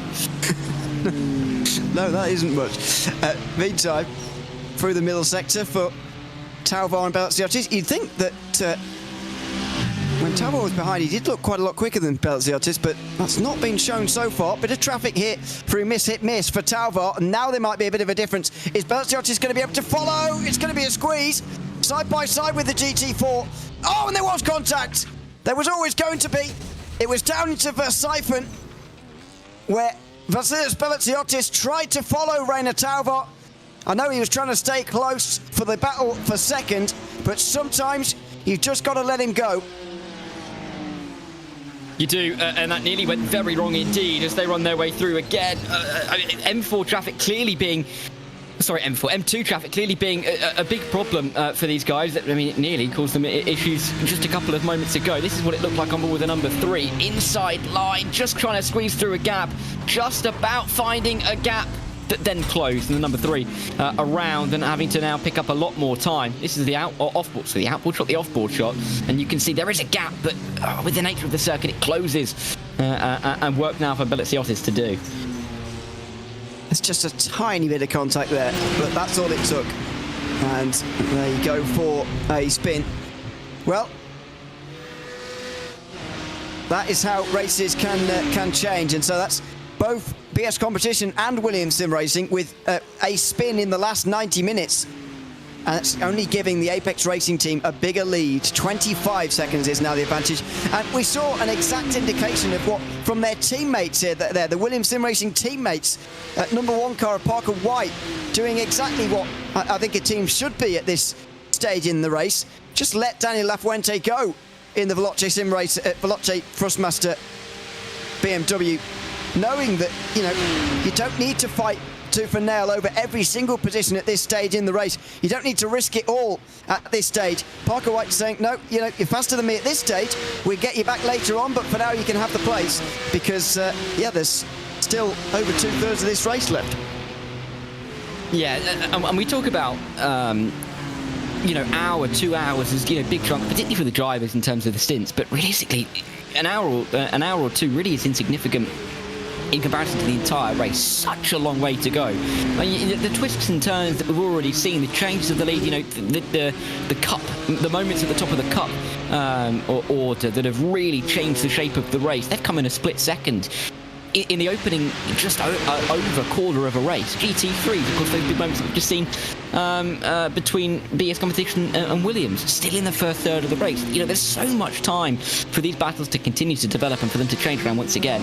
And the Nordschleife is the track where you can never count yourself as a winner before you've crossed that finish line, because there is so much to worry you, to concern you, to keep an eye out for at this circuit. And that's kind of what we love about this kind of race and why we keep coming back year after year. And we have so many drivers taking part in numerous splits because there are so many opportunities for drivers in races like this, and they will keep going to the end because there's always the shot. Yeah, I'm not sure if you've got the numbers actually on how many have competed this year yet, or how many splits there are, but it's a lot again, that's for sure. It always is in the iRacing Nürburgring 24 hours. Have you ever done an endurance race around here, by the way? No, I'm nowhere near good enough to do an endurance race around here. Similar to many stories I've heard from other people that frequent this commentary box, I won't name names, I would probably crash quite a lot, and so haven't done one. So I can't claim to be a race winner or something, but I can claim to be a regular spectator. I hope that's enough. It's enough for this. Well, it's enough for this, I know. Have you done, I think you've done 2, or have I made that up in my mind? 2 endurance races around here? No, I've never done. Well, depends. I did an hour and a bit on my own That's not really an endurance race. That's a sprint race. There we go. That's one. There we go. That's one. We'll count that. I'm halfway there. It's a longish race. I did. Maybe I did a couple of those. Can't remember. But I used to do a series that it wasn't on iRacing, but back before there were series around where you would only go to the Nordschleife. I did over an hour race. I think it must have been about 10 laps in a TCR, however long that would take. Yeah, it was quite long. I can't remember how I did. Probably okay, but yeah, that is such the big challenge, isn't it? Here, I mean, just the fear of crashing for this amount of time is just the big thing, really, isn't it? I mean, it's so easy to. We've to be fair, only got 8 cars out of this race so far after nearly 8 hours. That's a pretty good strike rate, I would say, personally, compared to what I was expecting. But unlike in some of the other races around the world, and you know, the Daytona 24 comes to mind, Spa 24 as well, in the iRacing special event calendar, normally there is a stage in the race where the track almost becomes comfortable with the amount of cars that it's got on it, and that there's not really any more incidents car to car, certainly very few and far between towards the latter end of the race. The Nürburgring 24 is the only of the 24-hour races in the world, in my opinion, that the retirements, the attrition continues on again and again, because the circuit is such more of a bigger factor at this 24-hour than any of the others there is in the world. Certainly, and it really is what makes it such a difficult test. There's a reason, obviously, that it's called the Green Hell, right? I mean, this is a circuit which is so demanding, and particularly overnight. You know, it's difficult enough for an hour's race in the day. Overnight, when you've got the pressure of yourself, pressure of guys around you, pressure of your teammates that you're handing off to as well, it's so difficult to make sure that you are continuing that high standard. And I mean, there's a reason that these drivers are in this race here tonight. I'd suggest that we'd like to see maybe a couple less retirements in this split than we might see in splits further down, however many that there are. But these guys still feel the same pressure. They're just able to deal with it in a slightly different way. I mean, Tristan Iglesias, he's in a big room at Coanda. He's got other simulators near him. There's no one else around him, apparently. But he still has the pressure of the whole team on his shoulders now, leading that class, particularly after your teammate has an issue, who was leading the... Well, not teammate necessarily, sorry. Sister car, who was leading the race, coming into problems, and now you've inherited the race lead, the pressure then increases, and there is always that risk of the problems happening again. Yes, this is a long lap. There's a lot of room on the circuit for the lapped cars to be almost hidden from view for a little while, but when they appear, it can be tricky to make your way through, and you have to do that hundreds and hundreds of times, and to nail it every time is such a tricky thing to do. Get your names in, by the way, for naming each room in the Coanda facility, by the way. They've got their own names, but we're making up our own.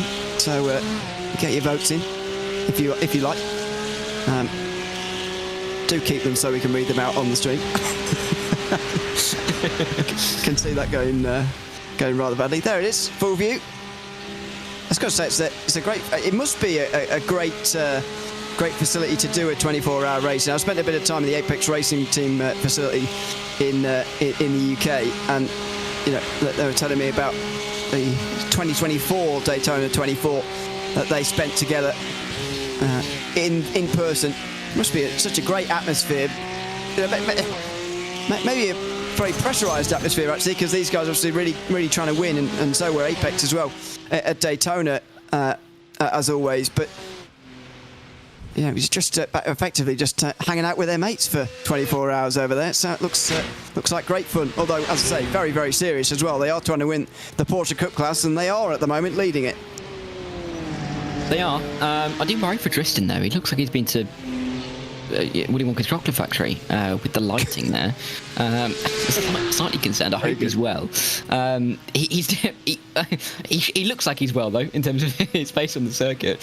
He's going along at quite a nice clip at the front of the field. But yeah, to that point, it is great that these teams, and sim racing has grown to the extent that there is a possibility that teams can just come together for races and events like this. And it's expanding in all kinds of different events now. I think we're seeing it a lot more from teams being able to bring their drivers together for certain events, have a base, and really be able to make the team have a team identity and a team community, which of course all teams have. But being able to be in person really adds that element to it.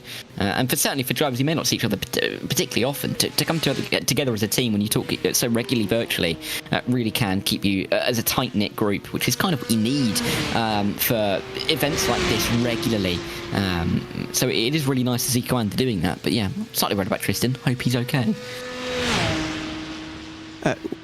Willy Wonka's Chocolate Factory, yeah, it was very funny. I enjoyed that. Joachim Franoch, who's part of the Commander setup there, says, what's wrong with our name of the Purple Lounge? I don't know, it just feels a bit, you know... It feels like a very German name. It very describes what it is very well, but it's not very exciting, is it? You know, it is a lounge and it's purple, yes, but you know, we're coming up with our own name, a nickname for it, if you like, to go with a proper name. There you go. So answers on a postcard, if you like. Says it's been a great time here, and they're hoping for a good rest of the race. Well, it's certainly been a good start to the race for them. I do wonder what a setback it is that the Coanda Esports team have lost that 1-2 that they had. And Xander Reed has just come in, by the way, for his first pit stop since that incident, down back to 9th again, and they're off cycle now, obviously. But yeah, I do wonder what a knockback of momentum that is to have lost one bullet in the gun there, per se. Yeah, it definitely is. But I guess as well at the same time, the counter argument to that would be they're still involved, realistically, and still part of the event in a way. They're still knocking around, so there's definitely...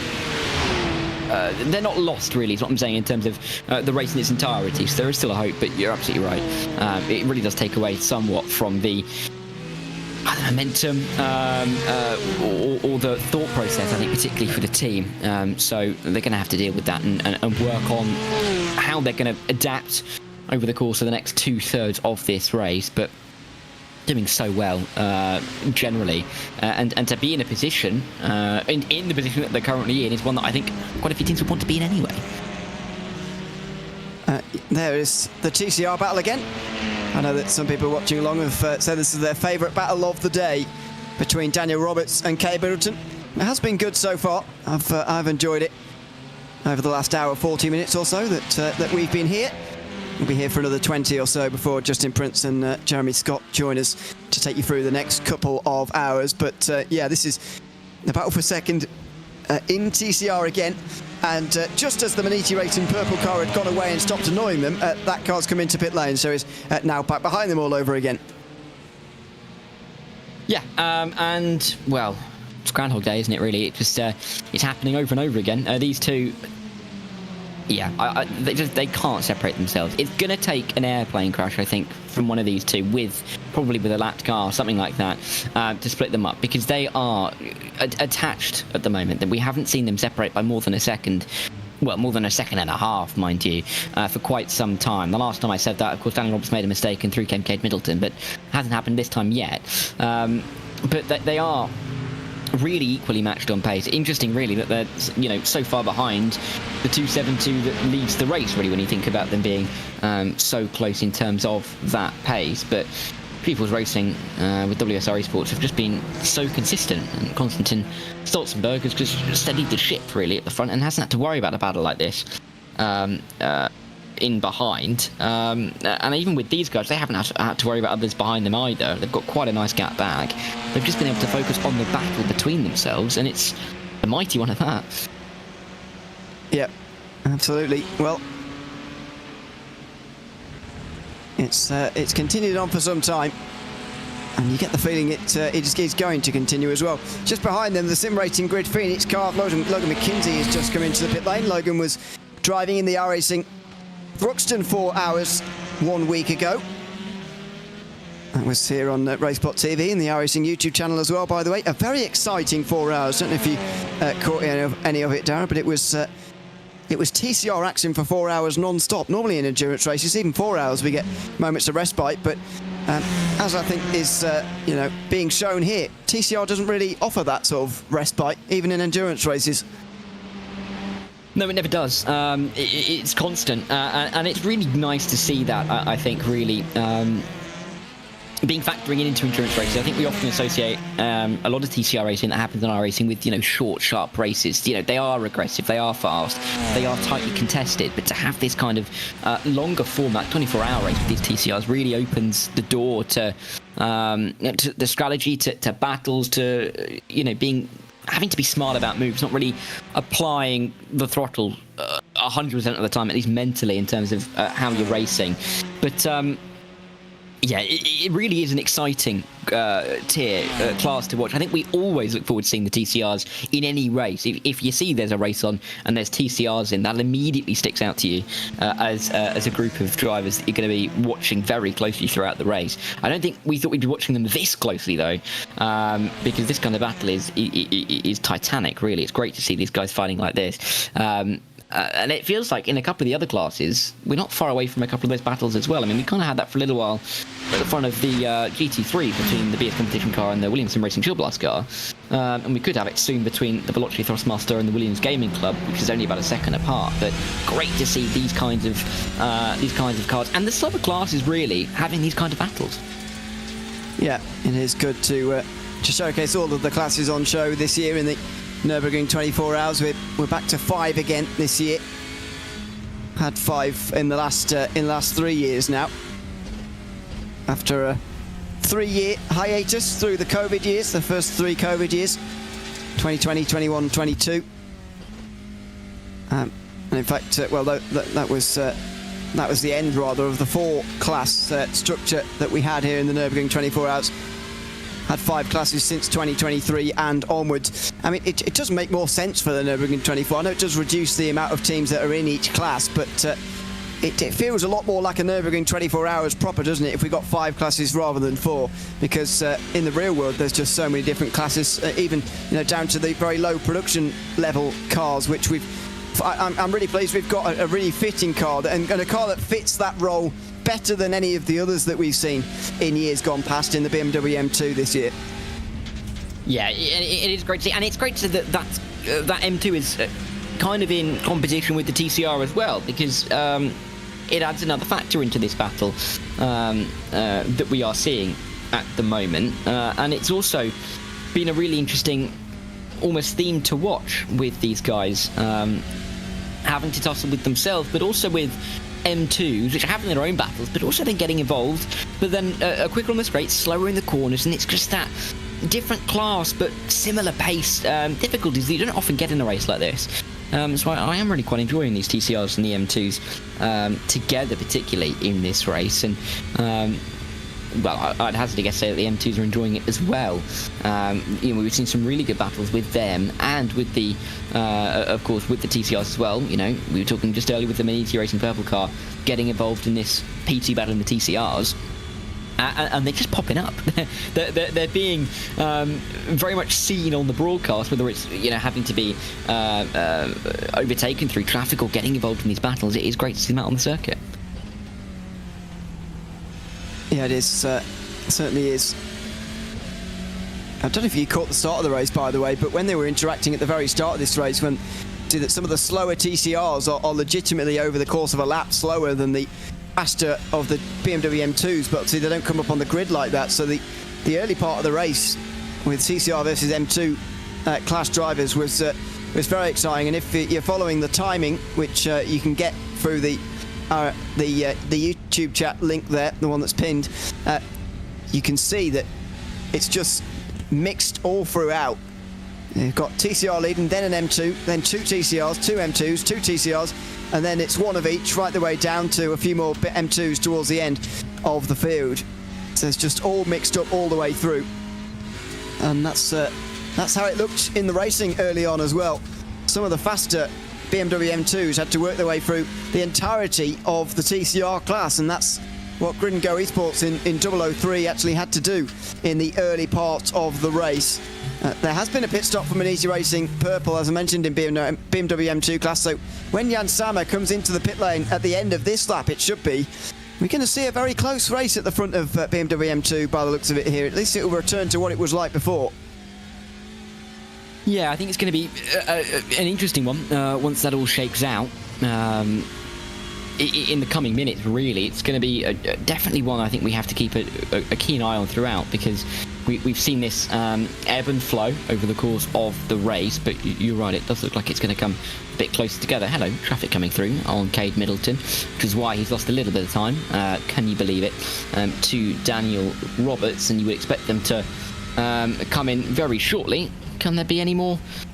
Also, what I'm looking for, any more swaps, changes around on pit lane? We've seen it already. There's nothing to say it won't happen again. And it is likely to come down to that, but the gap's opened out to a second. Finally, Roberts has extended this advantage out to more than a second here in this battle that just never ends between Daniel Roberts and Cade Middleton.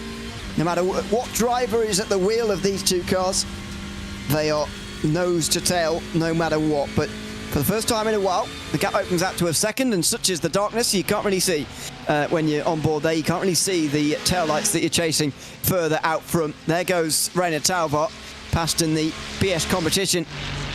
BMW M2 GT3 will now also pull through on the back straight as well, past the other TCR that's currently leading this group.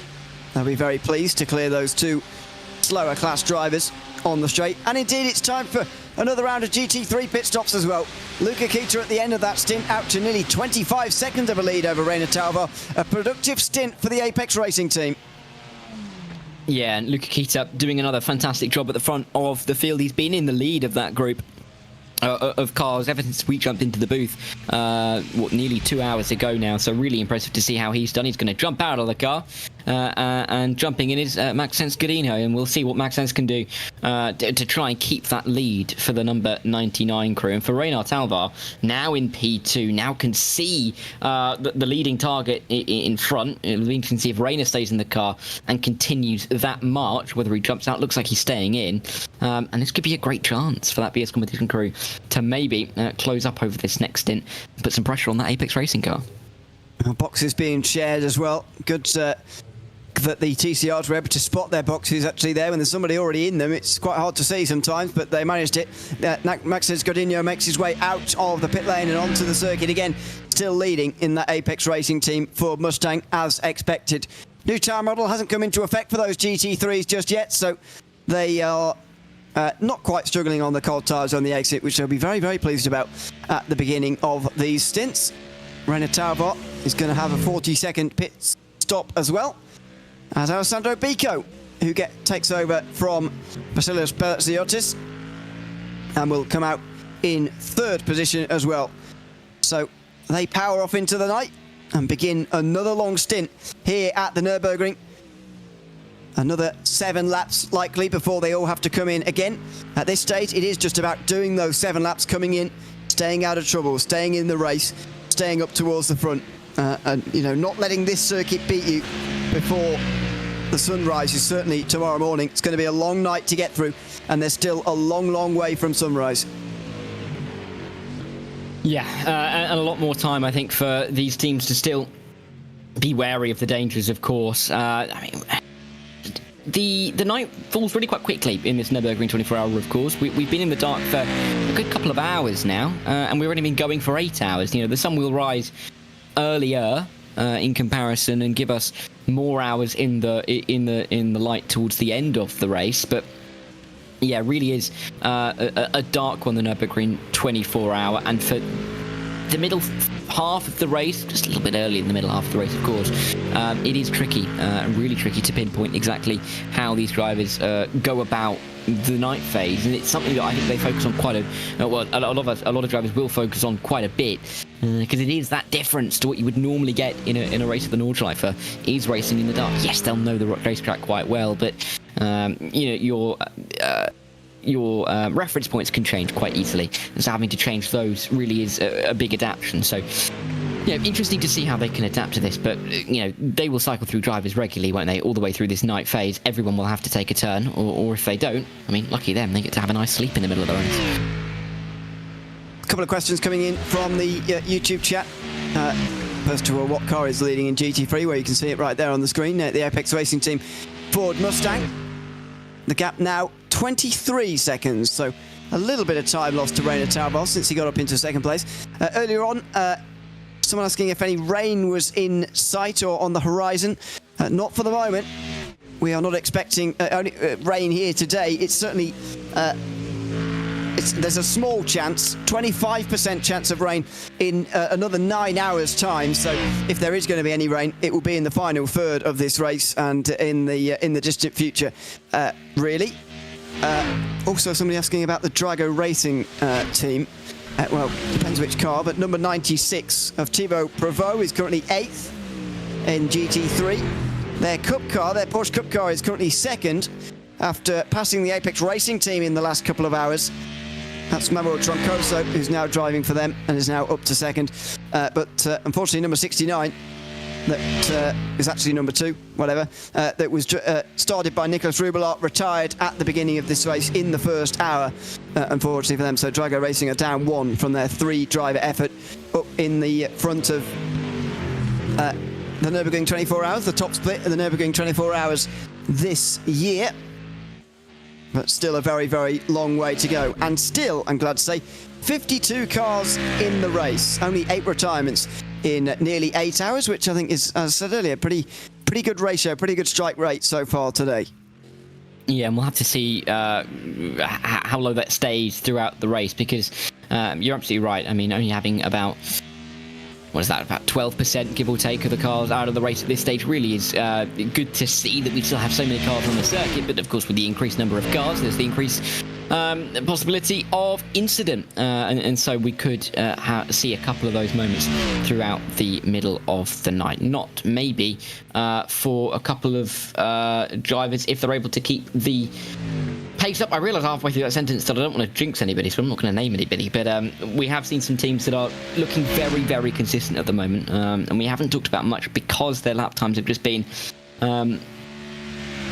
metronomic in their consistency, not really looking particularly penetrable in terms of some of those gaps. And so the teams that are able to do that, and the drivers that can do that when they jump into the car immediately, really can be effective for them as they run their way through the race. And particularly these hours, which are often the troublesome hours with more cars in the race, with darkness falling, you can get through these hours with confidence and maybe even extend some gaps, and that's really going to do you well towards the end of the race. Yeah. Absolutely. Well, we are just 8.5 minutes away from 1/3 distance now in the Nürburgring 24 Hours. It is ticking along nicely, flying by this afternoon, as these longer races so often do. We've been following the current race leaders because there aren't too many close gaps on the circuit now. Xander Reed coming back through the field, I suppose, is an interesting one, but a little bit heavier on fuel compared to Jeff Giassi of the Grid and Go Esports team. 5 laps different in terms of fuel for them, so that battle for 8th place is not quite materialising, but there you see it, down 8 for Xander Reed. That's the big story, I guess, the headline from our 2 hours here, Tara. It's going to be that Coanda Sabel here dropped from the lead after a crash just before the Stefan Bellafes with one of those BMW GT4 cars that gave them about 4 minutes of repairs and dropped them down to 9th. It really is. But the interesting thing in all of this, it's since that incident, is how they've been able to gain their way back. They were a minute behind anybody. They're now 3 seconds behind Grid and Go's 002. And then that is a further 10 seconds behind Coanda's number 81 car. So, it is really interesting to see how this is ebbed and flowed, really, particularly gained back from Xander Reed, who's done a really good job, and quietly so, because of course not getting any positions being so far back, but really putting in some good lap times and consistent lap times as well, enabling them to keep themselves very much relevant in this battle. And they are slightly off strategy after that incident has, caused them to come down pit lane. But they are still kicking around, and if they can try and work out that strategy by the end of the race, and they had, 17.5 hours to do so from the point where they crashed, then they are still going to be in relative contention for at least, you'd say, a top 5 here if they can. So definitely hope for them. But for Coanda to drop from a 1-2 to now at best 1-7 isn't really what they were looking for, but they have still got Tristan Iglesias at 76 seconds in the lead of the race at the moment. Because we have got a quiet moment and we're approaching 1/3 distance in the race, I'll just run through the top 5 in each class again, just to update you on where everybody is. We've just gone through GT3, but I will remind you that the Apex Racing team are leading the way. BS Competition have just got up into 2nd place, ahead of the Williams Sim Racing team, who are now 3rd, 6 seconds behind. Alessandro Bico is now driving for them. Veloce Thrustmaster are now ahead of Williams Gaming Club for that 4th position. That has been a change in the last 10-20 minutes as well.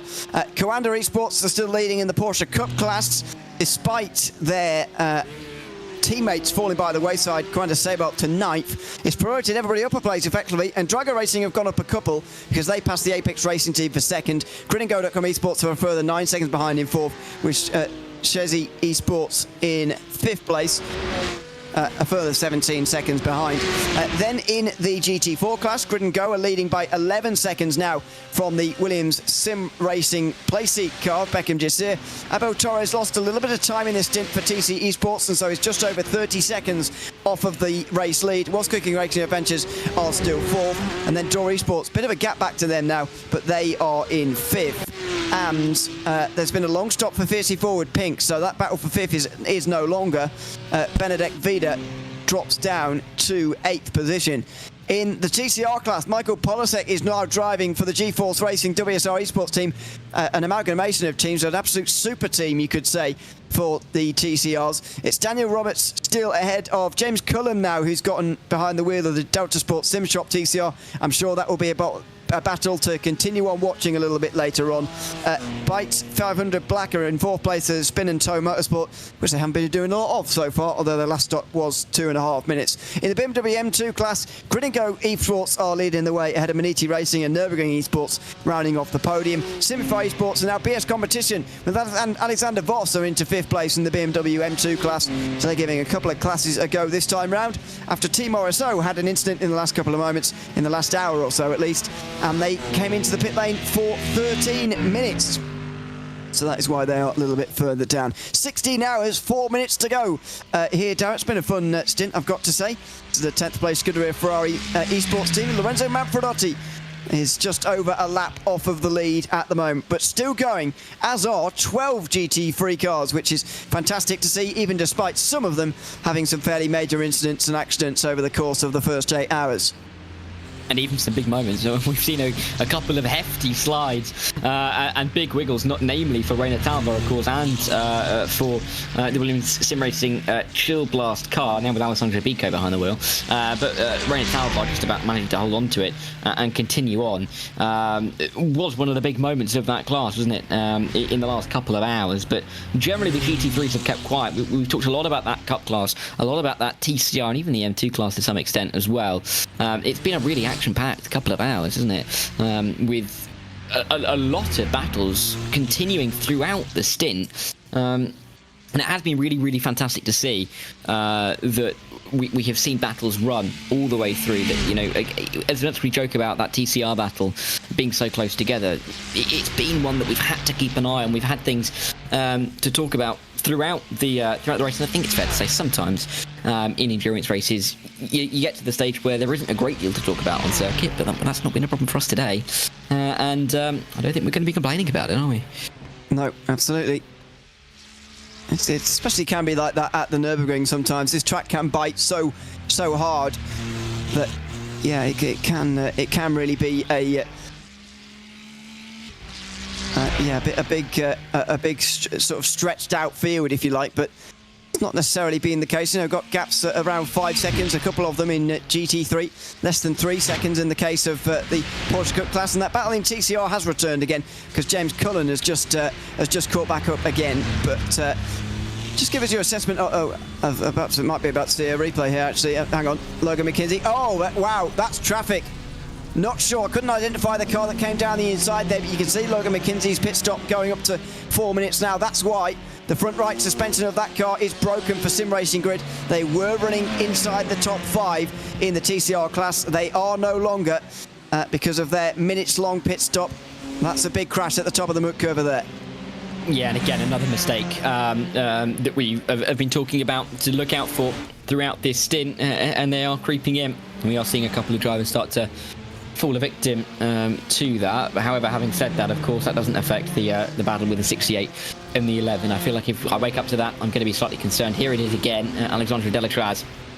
There's contact, big contact. The number 8's gone around. That's not quite the crash for the M2. But then it's a horrible decision of trying to get it back right. That was nearly contact as they came back through. This is the battle, though, again, between the two TCRs. And I think James Cullen has just about made his way through.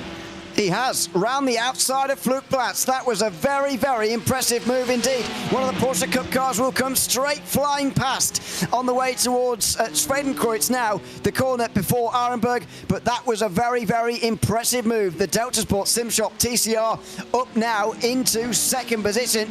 They'll consolidate that in towards Arenberg. A little bit wide of the apex there, actually, but they'll be okay.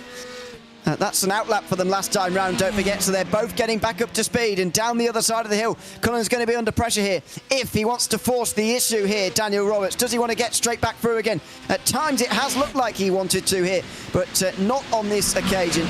He won't do it in towards Adnar Forst. Well, stay with us here on the iRacing and Racebot TV YouTube channels. This is the iRacing Nürburgring 24 hours of 2025. It's been a very exciting first third of the race. I've been Ewan O'Leary alongside Darren Thacker for the last 2 hours. To hand you over for the next 2, it's Jeremy Scott, but first, Justin Prince. Thank you very much, Ewan. So far, so intense, the battling TCR. It's continued on for a while now for these drivers. They've been battling for a good 4 or 5 hours when you think about things from earlier on today and then some. So now we look to see how these drivers fare out in the nighttime and then some in this fighting. Jeremy, it's been intense racing so far here at the Nürburgring. Welcome to the broadcast and welcome to what's surely going to be an intense time here in the dark. Justin, are we really surprised that we're seeing a battle in TCR? It seems like no matter where we go, and it doesn't matter what time of day, if there's a TCR class in endurance racing, there's going to be a tight battle. Thanks very much. Really excited to get this one going because, look, we're running at night in Nürburgring, and anything that can happen usually does, but this battle kind of eases off a little bit. Regardless, I'm excited to see what the next couple of hours you and I have. That's what we're going to see. Absolutely, a bit of off track right there in the TCR battle for now, but in terms of when you're racing the nighttime condition like this, what goes through your mind when it's so late at night, but also knowing you don't have those visibility of those markers around a racetrack like this, while also trying to battle not just for position, but make sure you race the track? Well, exactly. That's the big thing. You have to race the track, and that's why you take those early hours, those practices in the daytime to learn the racetrack. Then you go out at night, and so you can kind of decipher, okay, well, there's this waypoint. Well, there's that waypoint. You got to figure that out. A little bit of an off track there as well. To just a couple wheels off, no harm, no foul. But yeah, you can only see what's in front of you. Of course, the nighttime is the right time for the wildlife to come out as well. As we see, we're up at post 133, but either way, it's just very interesting to see how these cars are faring here in the nighttime. Plus, you got to deal with faster traffic if you're in the TCR class, if you're in GT3, you know, so on and so forth. That's why in real life that the officiating crew says, hey, you've got to run the 6 hour, you've got to run the 4 hour Nürburgring in order to be licensed to run this race. Yes, indeed, as they currently make their way to the course. Oh, a big mistake there. That time for Delta Sport, they missed the curbing and went up the hillside. Able to make the move as a result. Roberts able to swap with Cullen back and forth there.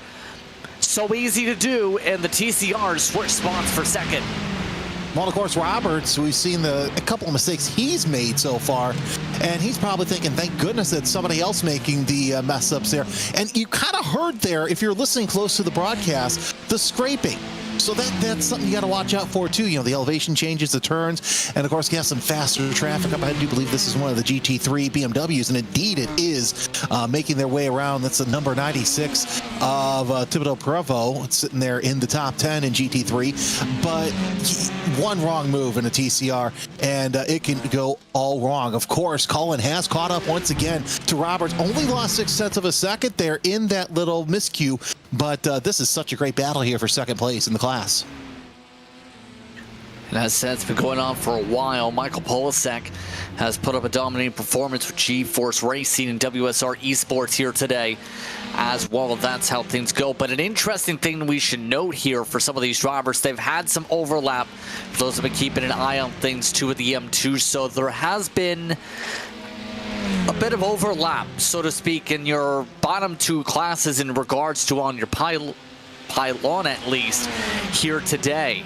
So we might see some more overlap between these TCRs and some more of those M2s fairly soon as you see them line up bumper to bumper again.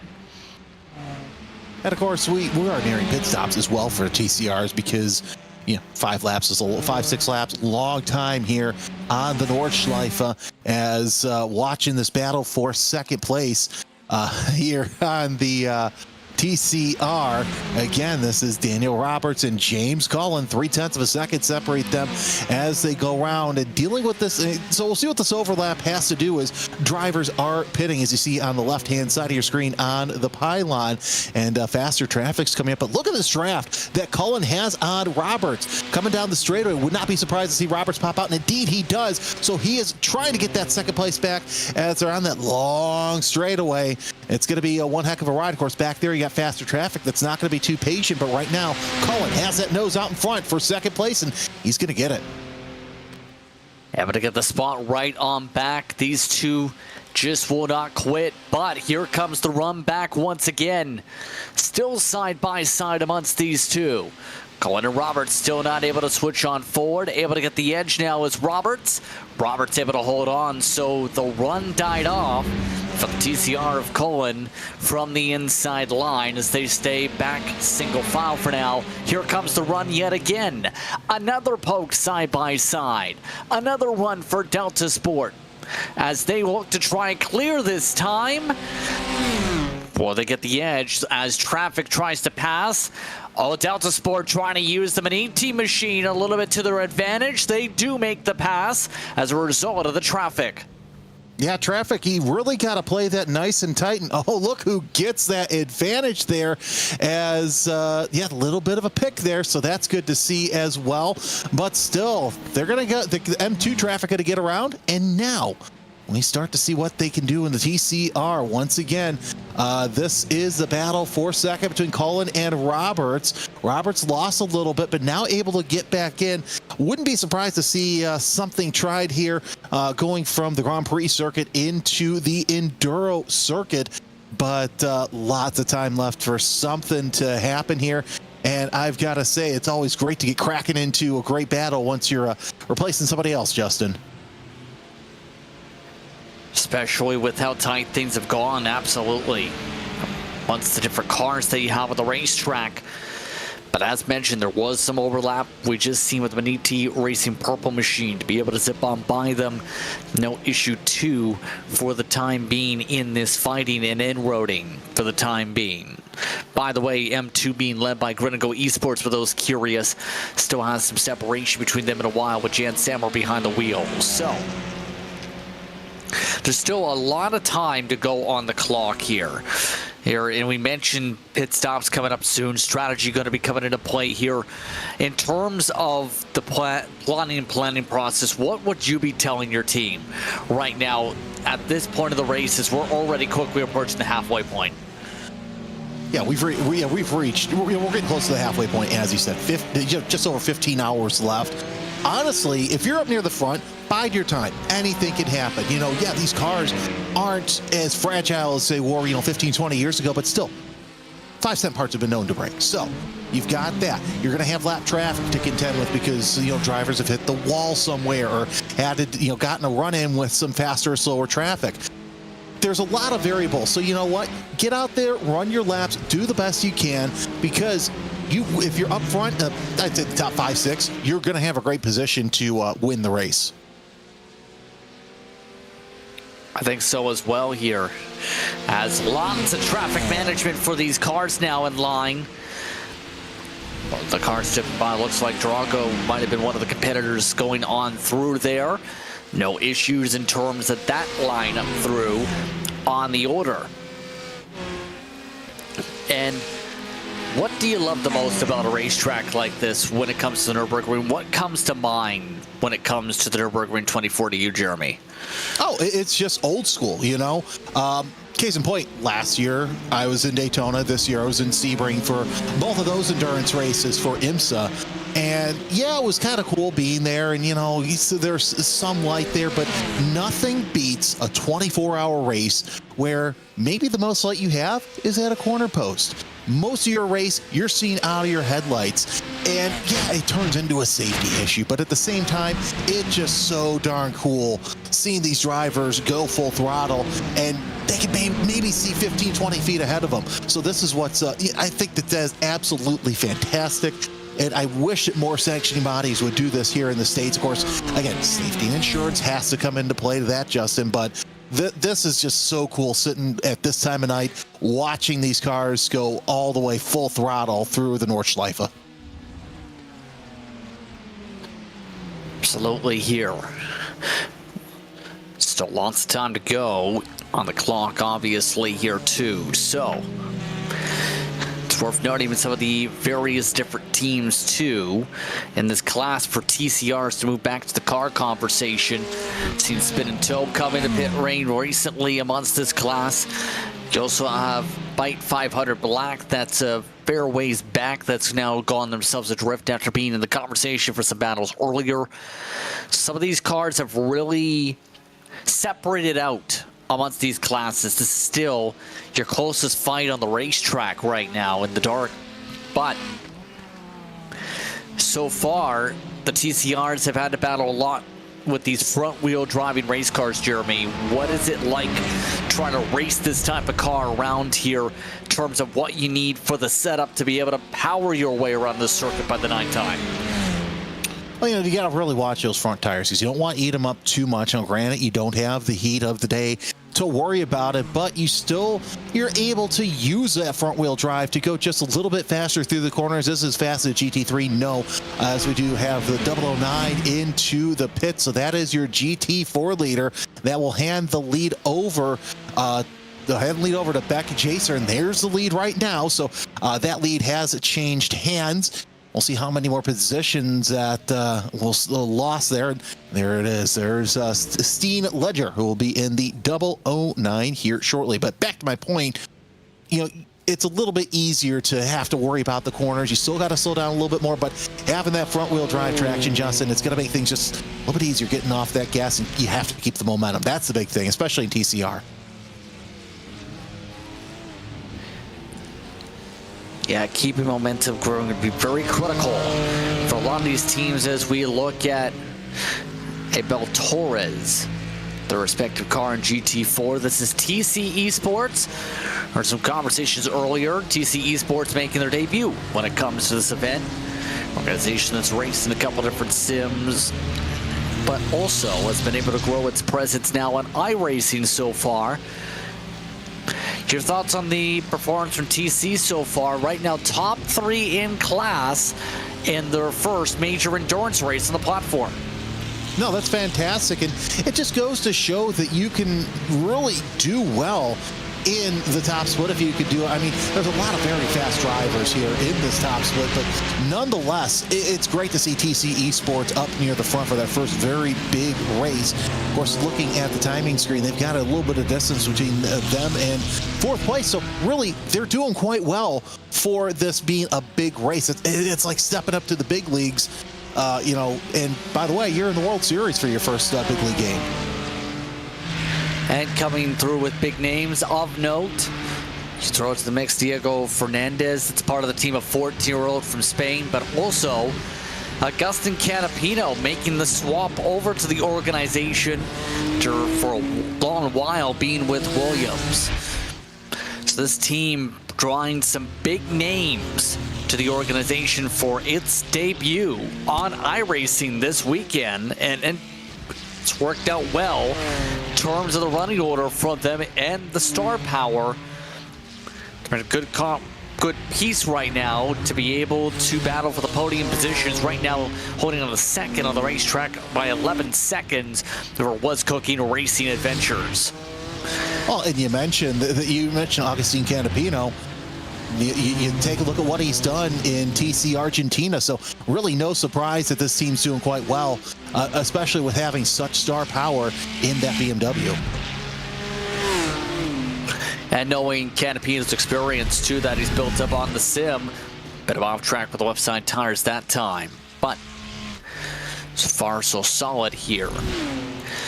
Looking along with some of those watching along on the iRacing YouTube side of things were some people mentioned, such as Stonehill Rally.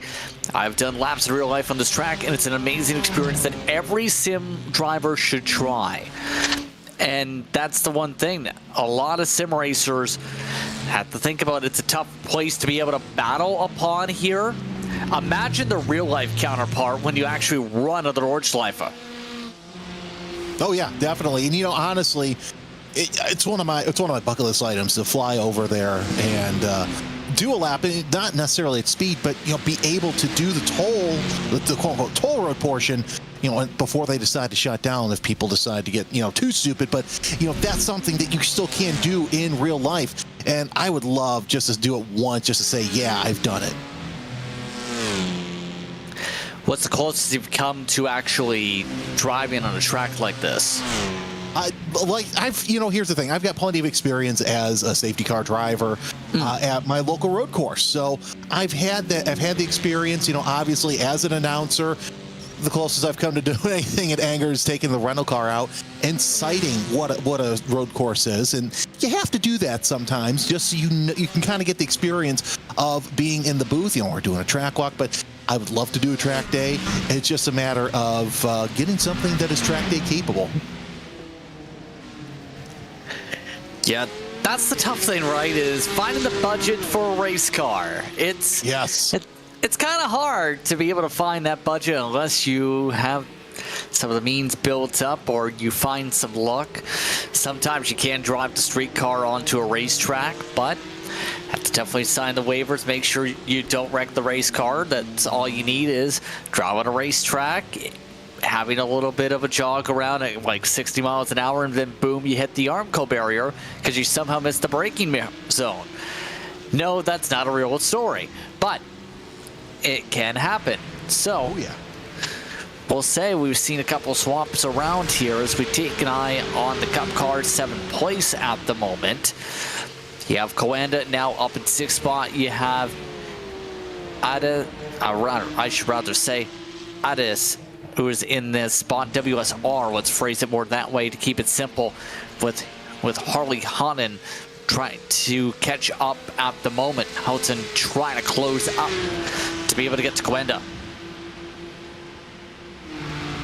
Still plenty of space there, but now we're starting to get into the point where we're going to get off of the Grand Prix circuit and onto the Nordschleife, and these Cup cars just sound so great in anger. And that's another thing I'd love to do is here at nighttime, those flat sixes just bouncing off of the Armco and the forest in the back. Oh, there's just something about this race that just makes sports car racing just even more magical. I agree with absolutely here. As you see, small bit of close up right now with this traffic. They are starting to reach, I believe a couple TCRs might be up the road there. Yes, Coanda makes the move on the outside. No issue for their traffic management. That's so important here in the dark right now too, is you have to be able to make sure you go to the traffic no issue. It's so difficult to be able to do that, especially when your front two tires are getting picked up off the ground like right there. You have to get the marks perfect around traffic in the dark here. 11th place in the M2 class, Malte Romer into the pits. You see on the right-hand side of your screen. Yeah, that's what's neat about this circuit, with it being so old school. They haven't graded down the bumps or the ridges, so especially with a car that's more rear weight heavy, you're going to have those issues as we see the Cup cars going around the TCR traffic right now. But you got to learn how to manage, throttle management. That's the big thing.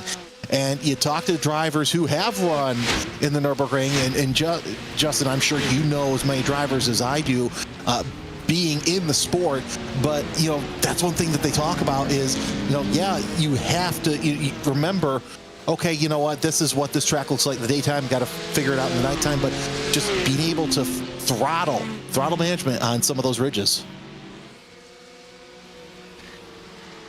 Have to be careful on throttle, have to be careful in general around here, such as spots like this one. See some more of the management going on through. No issues, it looks like that time. That section. But the one thing I love about the nighttime is it brings out not just the different senses that you have to have here but also just the amount of sparks that it can bring up to the visuals. Just are so intriguing in the nighttime to keep an eye on that you normally might not be able to pick up on, that are illuminated in the night, if like the brake glow, like the scrapes of the car, like stuff like that.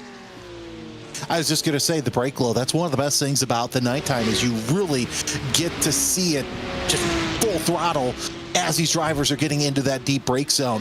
And it's great that's cool enough to where when they get off the brakes, it'll cool off. Now, your leader in class there, I believe that was in the GT4 class, Beck Jessier, is now in the pit, so he lasted an extra lap.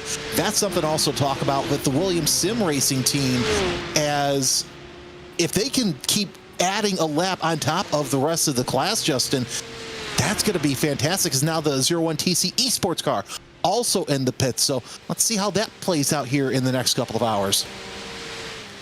It's all about, in that situation, trying to cut on the pit stop or limit the amount of time on the final pit stop, where it's just a top off usually, in theory, correct?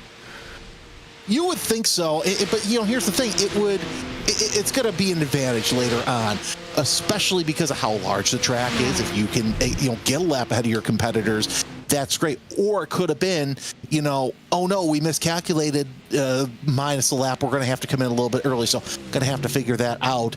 As was Cooking Racing Adventures also in the pits, so we're seeing cars just come in and out. Nobody with a real driver change. We see Beck Jessier back out, so it looks like he'll get back into the lead here shortly. Yes, indeed. Making the service quick.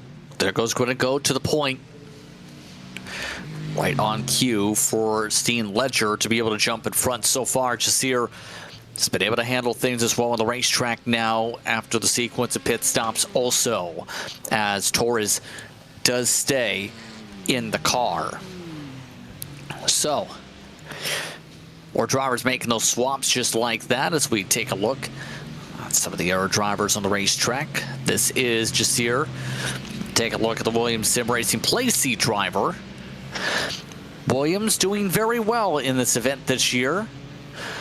They're having a lot of fun playing in the driver's seat here today. A play on words.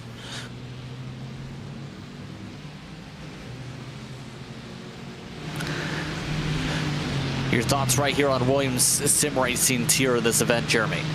Williams, if you remember, one of the first F1 teams to really embrace sim racing as not just a video game. They saw it as a tool, which now you're starting to see more and more teams and companies come on board and say, hey, you know what? Maybe there is something to sim racing. And you've got to give the whole Williams team a whole lot of credit to do this, because now you're seeing, companies like teams and companies like BMW, Rafa Racing, Red Bull, Apex, so on and so forth, come in and really have drivers under their wing, and some have actually done well. The one that comes to mind immediately is Rafa Racing with Ian Porter, the Porsche Sprint North America champion in the Caymans. Now he's racing in IMSA full-time, and they're taking these drivers, taking them from sim, giving them tryouts, putting them in real cars. So there is still hope for drivers who really don't have the means to run, like starting go-karting and then go to a club racing format into a pro racing format and be able to run that. So this is why I love this portion of racing, as we're watching cars just go around. Some are in the pits as well, trying to see if we have. None of our leaders are in the pits as of yet, but one of the front runners we do see in the pits is Manatee Racing Road, Justin Alonso Jr. in the GT4 class. You also have Tom Griggs. They're both 6th and 7th in class, but they've got a big enough gap to where they may not lose positions. Alonso Jr., he's out of the pits. By the way, that was his 8th pit stop. So it looks like we're seeing about 7 laps for the GT4s to come into the pits. I'm trying to see what else. TCR, it's about 7-8 laps as Griggs gets a position up on pit stops. Just listen to that beautiful AMG Mercedes, Justin.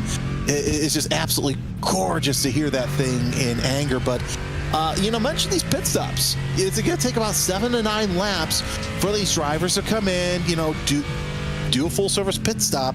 And I wouldn't be surprised here in the next pit cycle if that's where we start to see more and more driver changes, especially in your GT4s, your TCRs, and your M2s.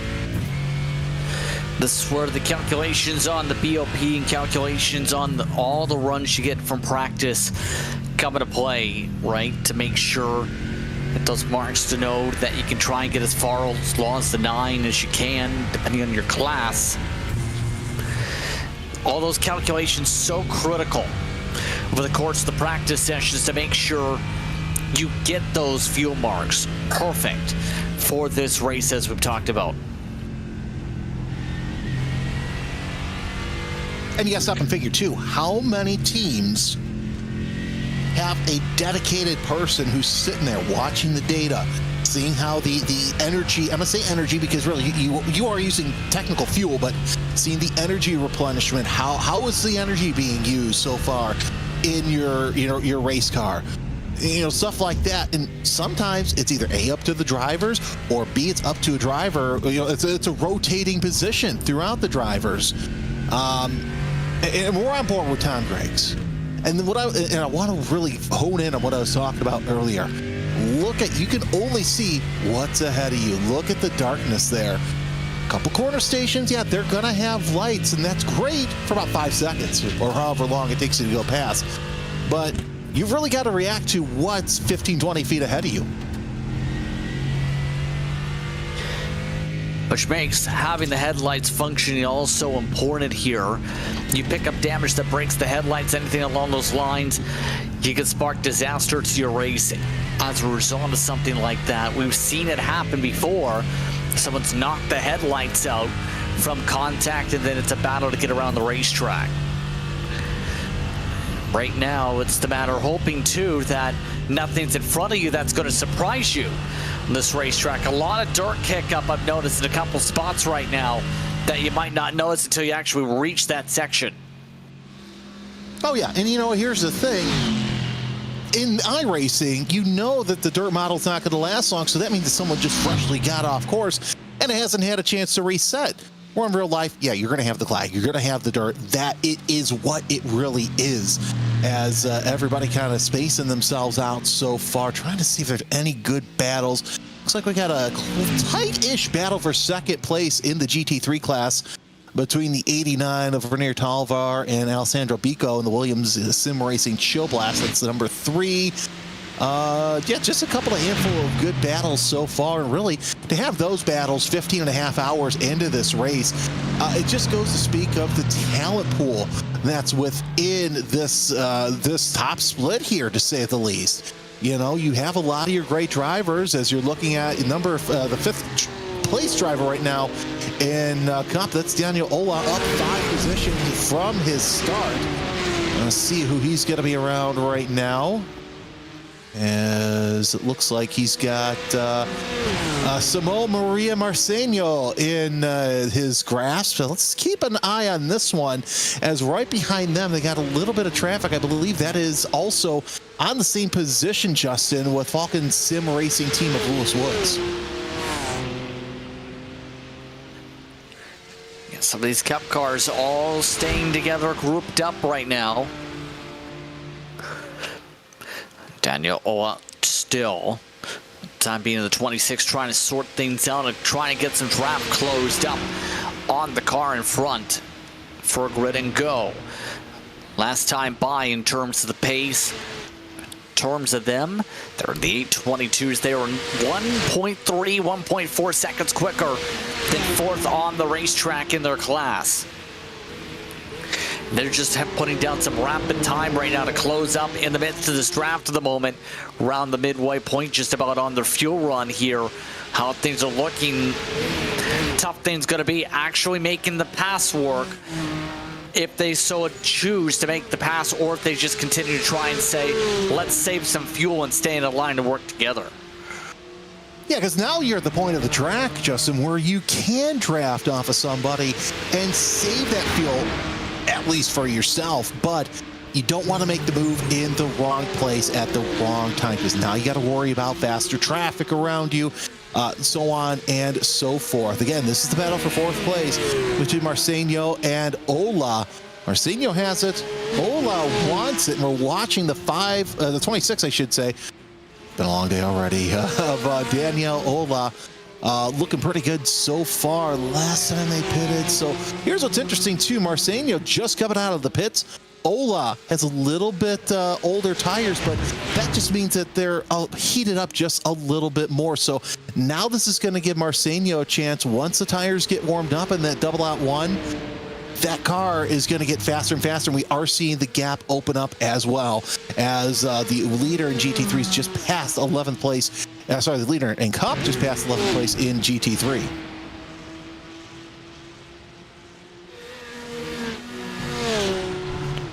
Yes, indeed. As I go through the darkness, you see them taking things viciously around the bumps. And we'll say, when it comes to all this as well, with the section of the racetrack, it's so tricky to be able to keep up with all the different corners in the sequence, where it comes down to the visual markers to figure out, where am I going to line up? Where am I on the racetrack? Where am I going to be sorted out here? Thunderhole, obviously one of the main areas people pick up and down the straightaway through the north slide for always the photographic part of things. But you also have flute plots that comes to mind as well. You have the carousels that come to mind as well. It's about trying to map things out pretty tight, and that's the thing about trying to keep a track of all around this racetrack in general for a lot of these competitors, is making sure you learn the tens of dozens of corners if you want to hit this track right. It looks like there's the run. No place to take the run, though. They check up.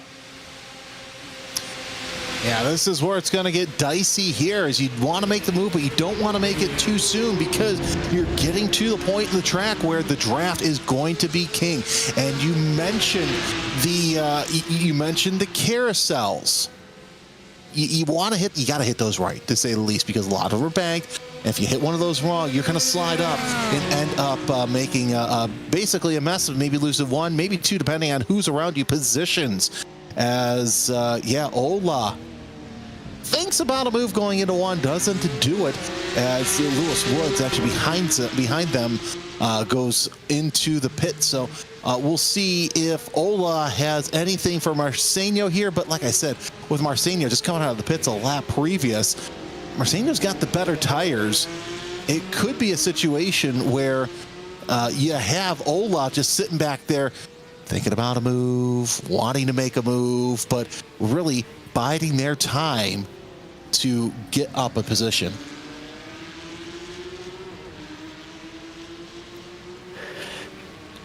Yes, indeed. All about picking the right moments here in that regard, to be able to make these passes work around this racetrack, to be able to slip on by. No issues around here. Stay in lockstep in the GP section for the time being, as they go through the Grand Prix areas of the racetrack before they go to the Nordschleifer part of the racetrack. So now it's going to be where, for a lot of these teams too, pretty soon, they're going to have to sort things out on how they want to attack the track. And this is the tough thing about the strategizing side of things, Jeremy. Once you get to this part of the race, your strategy is almost set in stone. Is there any chance you can make an audible? What type of adjustment could you make in these situations if you find, oh, I'm not on the right strategy in this situation, and it's putting you up for grabs in battles such as this one with the squeeze? Oh, what a fantastic move with Reed going to the inside, and Houghton thinks better of it, gonna sit there tucked in line. But yeah, that's the kind of move I'm talking about. It's a low risk move right there, you know. But Reed, that was fantastic, just shoving his way to the inside of Houghton. Granted, that's for 7th place in the Cup class, but man, stuff like that is so cool to see late tonight. But back to what you're talking about, yeah, your strategy is basically set in stone. You might be able to call an audible here, you know, middle of the race, but you also want to have a plan B should stuff go sideways. You have that in your back pocket, and your drivers know about it, but you don't. You say, hey, it could be a possibility. We're gonna stick with plan A, but there's plan B here if we absolutely need it. What's been an example where you've been put into a box where you have to go to a plan B in a race like this, or one you've seen for some of these competitors? Well, I know, you know, having a full course yellow at Nürburgring isn't something that you normally see. So I'm going to go back to like a 24 hours of Daytona or 12 hours of Sebring, where, you know, you're on a strategy, you're leading the race. Oh, by the way, now you have a full course yellow right in the middle of your stint. Well, maybe you might want to short pit and get out there so you have your faster driver later on. Maybe you had a strategy where, you know, you're planning on having a 15, 20 second lead. And you know what? You could put the gold or the silver driver in, but now we got to put the platinum driver in. So you have that in your back pocket. And that's where that's where your race strategists are really paid for. And it's going to be interesting to see what audibles we have called here in this race. Again, I don't think you're going to see them right away. It may not be noticeable with 15 hours into this race, but it still might come out.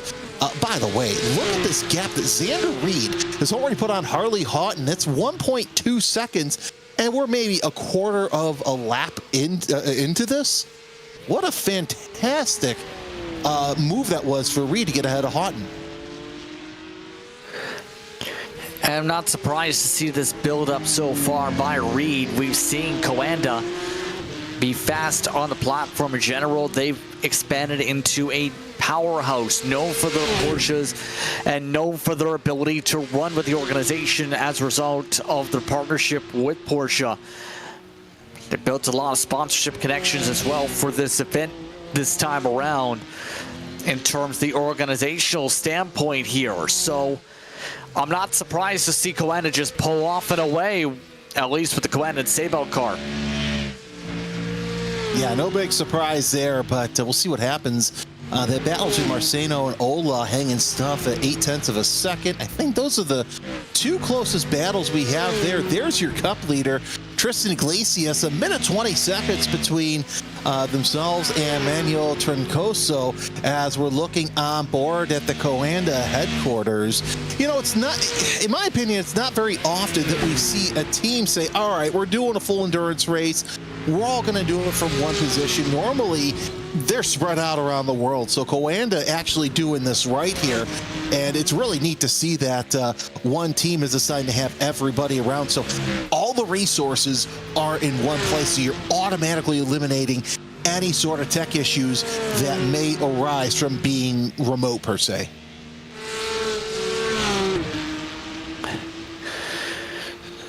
Right now, seeing things stay calm on the track for now, this time around. And Justin just jinxed it. What?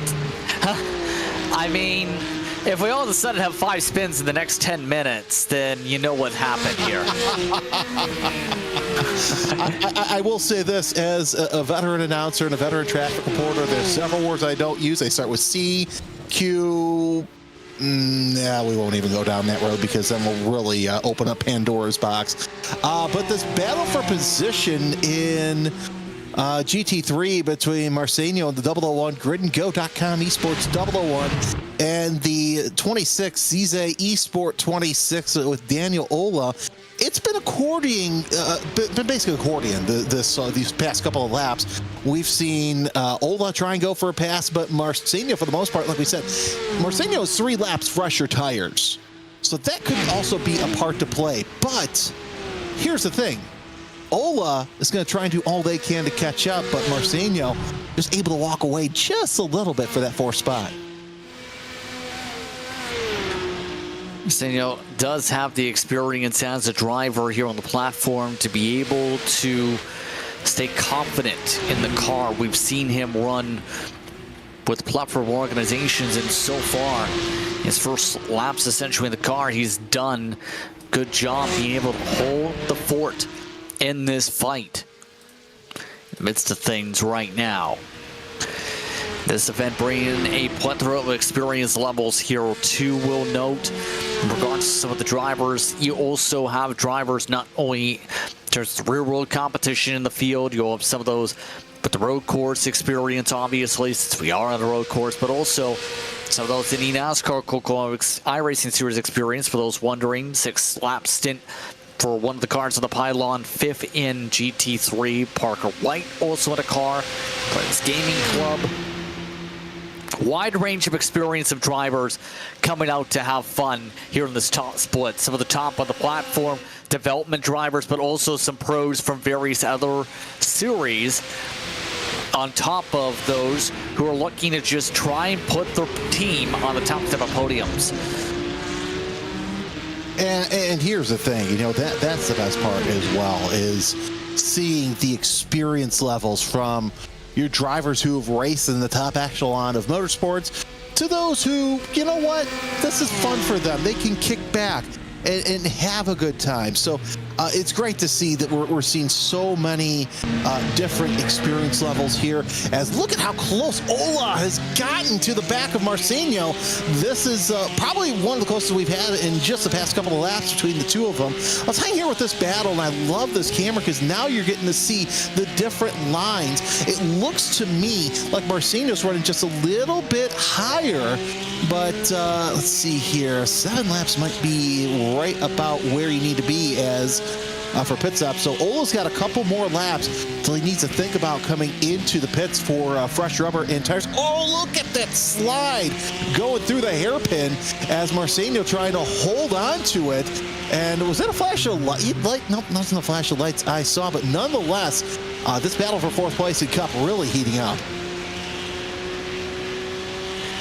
Seeing a replay here with Drea Ramsidi, bit of contact there, looked like with the slide. Great job to stop in the midst of the darkness to allow the car to save it. My goodness. I don't know if that was as much contact as it was Chiatti hitting the curbs and spinning, which is also a big danger here, but props to that GT3 driver for missing the 23. That could have been really nasty. Oh, Pascal Costa having the same fate. It was Costa who took the slide, actually. It was Ramsetti with the dodge right here. Yeah, it was Costa with the curve. No contact for the impulse machine. Great effort by the car behind in the 23 to let him hold on to and save. McKenzie, meanwhile, not again. Oh my goodness, I can't tell if there was a technical issue or a crash. I think it was a crash into the nether realm. Yeah, that's just, it just happens this time of night. You get too focused on what's going on, you make one slight mistake, and there goes part of your race. But still watching this battle in the Cup class between Marcinho and Ola. It's kind of died down a little bit. It's just getting to the point where, you know, it gets a little feisty at some parts, and then Marcinho decides, yeah, I'm just going to go ahead and open up the gap just a little bit. So I think that jinx was definitely on timing there, by the way. It was about 5 minutes on the dot, that separation on the replays. So yeah, you're right about that. Yep. Hey, you know what? Better be lucky than good. That's all I've got to say. Yeah, and I think everyone likes to be good and lucky. Both of those things at the same time are great. No, they really are. I totally agree. And the one thing being mentioned is the new foxhole curve that may have came into play, by the way, in that previous replay section here. The curbing can be very vicious around this racetrack if you hit it the wrong way, hence why there's some of the mention of that by some of those on the comment side of things here. You can hit some curbing in some areas, but in others, it can absolutely snap you around like we've already seen for a couple of the drivers in the replays. Yeah, the curbing does come out and bite. And we've seen some tracks, even here in the North Americas, that have that curbing more than they have the rumble strips. Now, meanwhile, it gives you good momentum if you hit them right, but if you hit them wrong, it could lead to all sorts of problems, as we saw in the replays. Yes, indeed. By the way, GT3 leader in the pit lane. Apex Racing Team is now in for their service. And it looks like they're bringing in a whole wave of drivers because BS Competition also just hit the pit lane belt with Rainer Telvar. Alexander Biko in the Williams Sim Racing Showblast car also in. So GT3 leaders fairly close to each other are all in the lane for their service. Yeah, puts one's in, the other's in, so no surprise there. We'll see if La Fuente decides to come into the pit, but with the top three in class there who have pitted, would not be surprised. Ryan Barneveld now in the number 89 BMW M Team BS Plus competition. Let's watching the gaps kind of close down with the 25. Also, you have the one of Parker White, and yeah, Daniel Lafuente is also going to come into the pit. So interesting that, yep, so it looks like 6-7 laps, Justin, is the time as Godahino goes back on course, but looks like about 7 laps is the that sweet spot for the pits.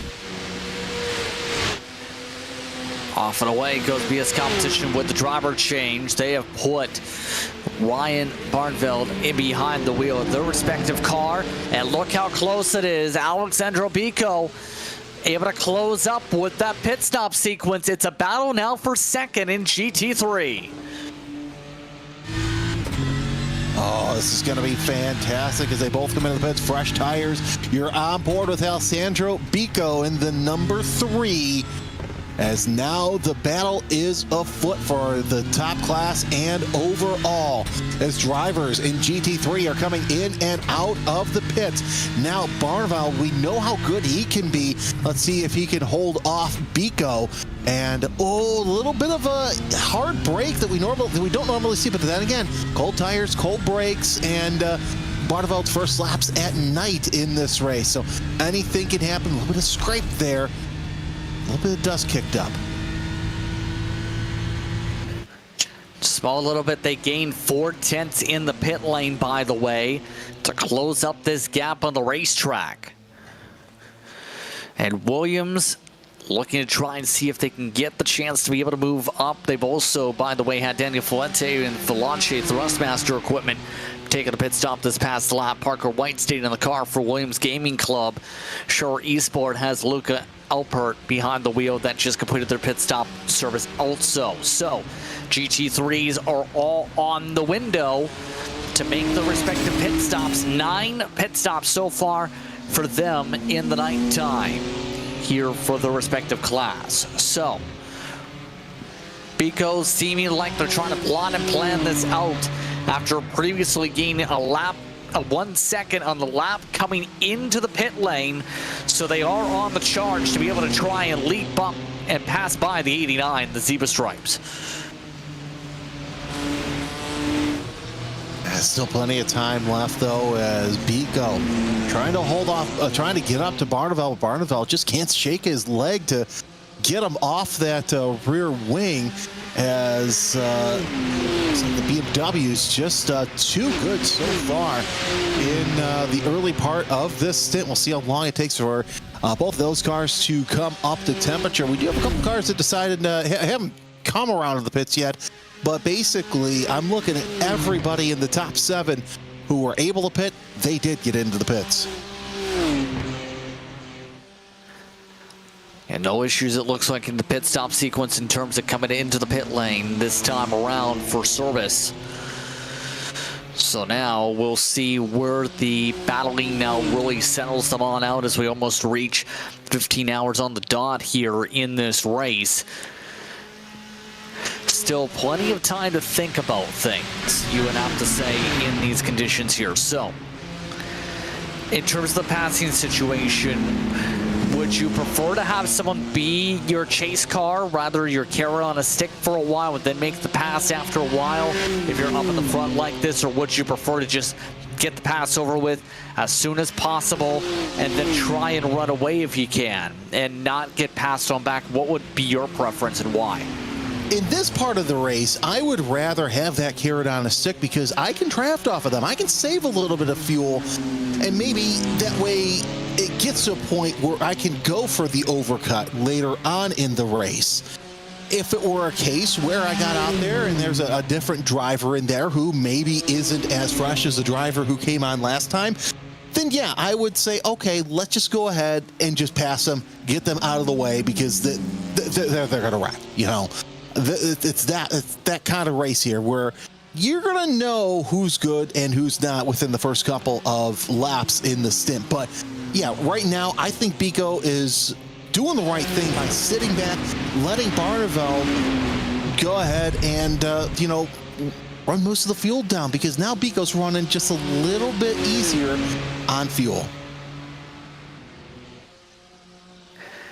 Yeah, just that little extra bit to be able to help them in terms of pit stop time. Those extra couple tenths can help in the long term in terms of track position game, be able to help strategize somebody in the pit lane in about an hour's time. It's about the long con, the big game in terms of things, not the small one in terms of strategization. Absolutely. So keep an eye and see if they end up indeed doing what you expect them to do here for this fight. Now, everybody else staying pretty separated out for the time being, still on the racetrack as we continue on. Just trying to go on in terms of thought process here, in terms of the classes. Apex Racing Team, Coanda, Grid and Go, and G-Force amongst the teams leading. You also have Grid and Go leading a second class also. Lots of traffic management now starting to pop up a little bit. A bit of trouble getting around some of this traffic. Yeah, you've got to have that traffic management, especially if you're in the faster traffic. And of course, it's an M2 car, so you know you're more worrying about what's behind you than what's in front of you. You don't want to get involved in this battle for second place, because this could be a race-changing battle, not only for you, but in the GT3 class, as a couple of the M2 cars able to put discretion in the front pocket and let them race their own race. But the gap not really changed between the 89 and the 3.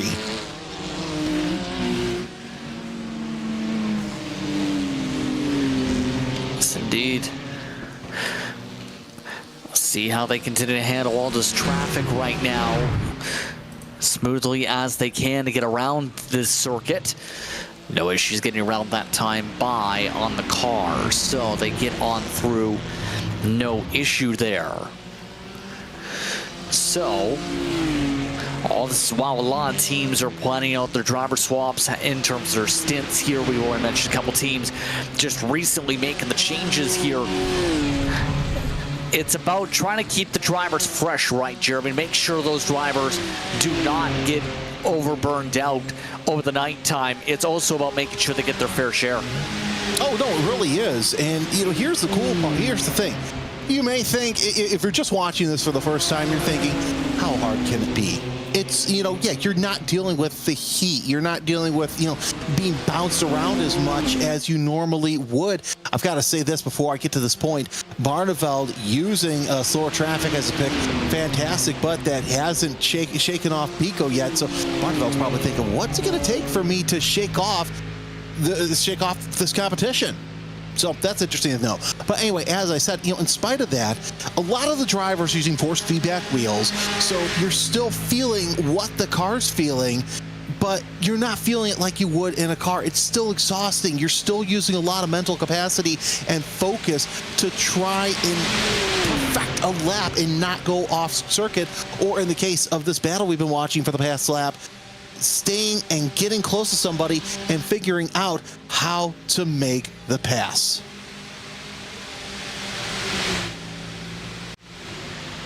On the rear end right now on stream. No change for now. No major send opportunities popping up yet as they go down to the GP section. Will there be an opportunity to poke around if they so choose? It looks like they'll just ride for now. Williams Sim Racing Chill Blast electing not to push the issue as they go earlier on the braking zone.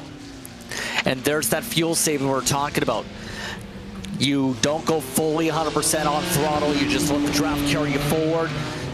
Let the car in front. Make sure you sip the gas tank and make sure it doesn't burn as much gas.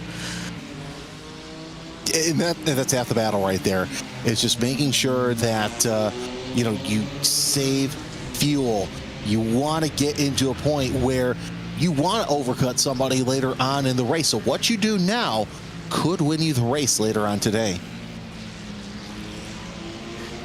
It could.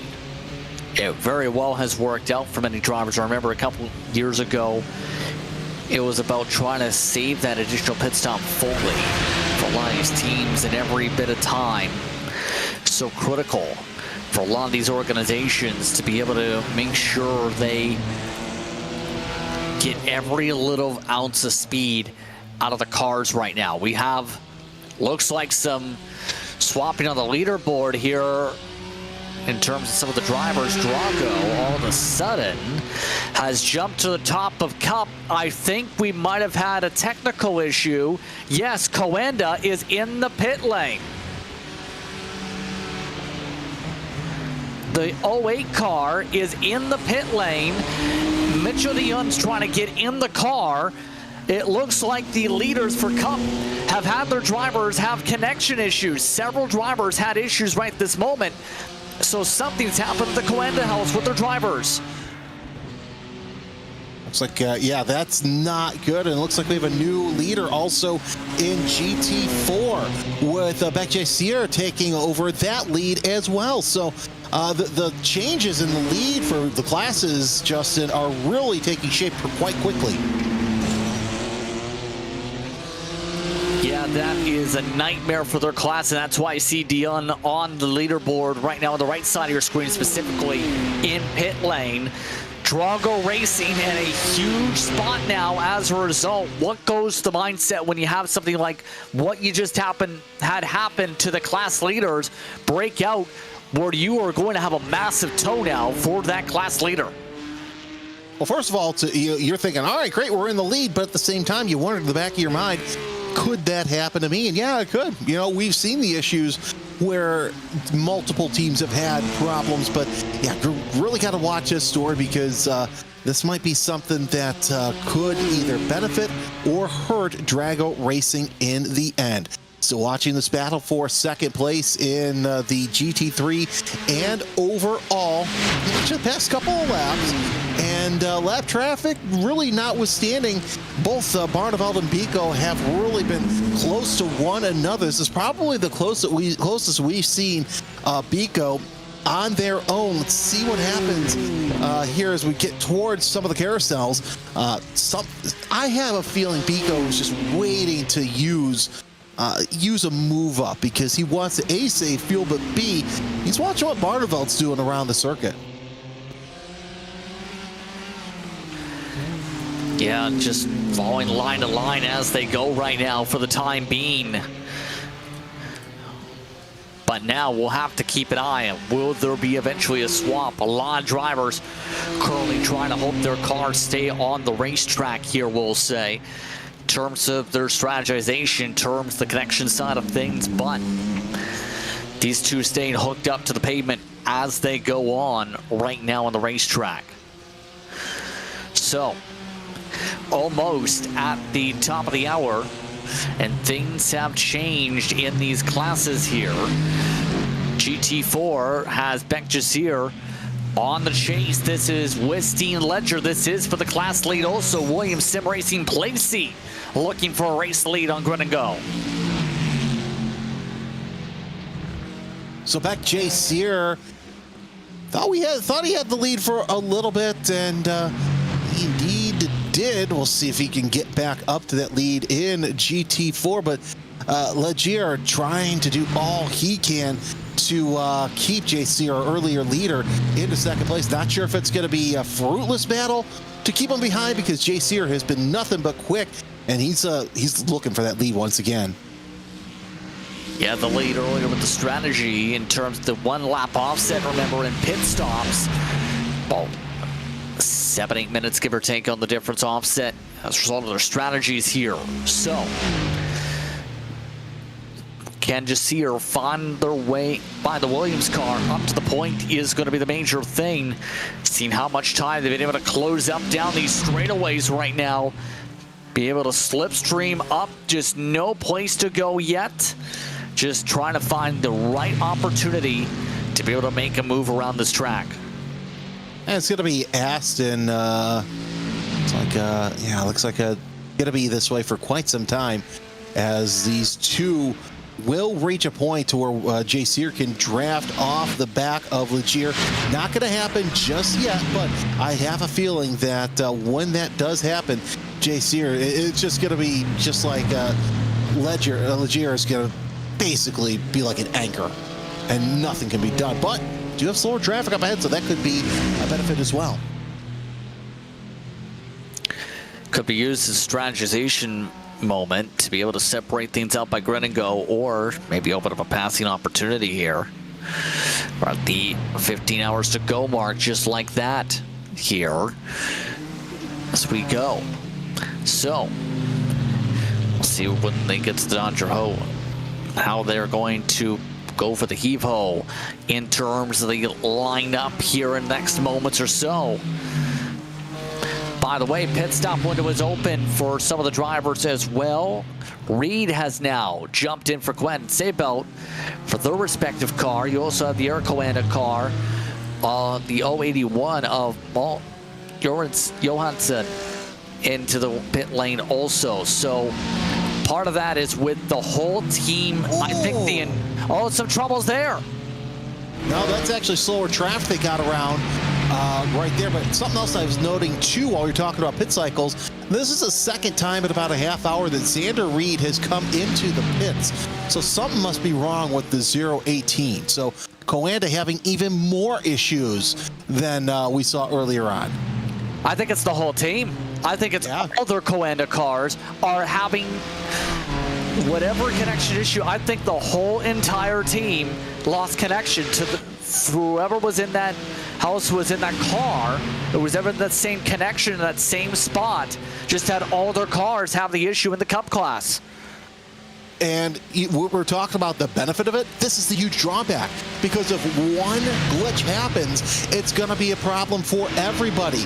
Oh, this is going to be interesting, as now the battle for GT4 has to deal with M2 traffic up ahead, as well as 009 goes to the inside, going to get around that M2 traffic easily. But can we see Jasir do the same thing? Yes, he does, but still not able to capitalize on that M2 traffic. Is there more lap traffic ahead? No, not really. So Jasir had a problem that he really couldn't take advantage of. Yeah, this is now turning very intriguing for the Cup class, been still intriguing for GT4. So we've gone along as, again, your top three as we run for each class, just past the 15-hour to go mark. Apex Racing Team, BS Competition, Sim Racing Shield Blast, lean in GT3. Cup is now Drago, Apex, Grid and Go. You also throw GT4 in the mix with Grid and Go up in front over Sim Racing place seat in TC as we go at the moment.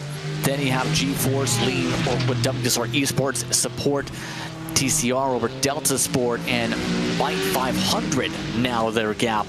M2 led by Grid and Go, followed by Maniti Racing Purple and the Nürburgring Esports Whipperman machine. So, very quick run through in terms of those on the lineup, in terms of what to keep an eye on for your top threes on Pylon.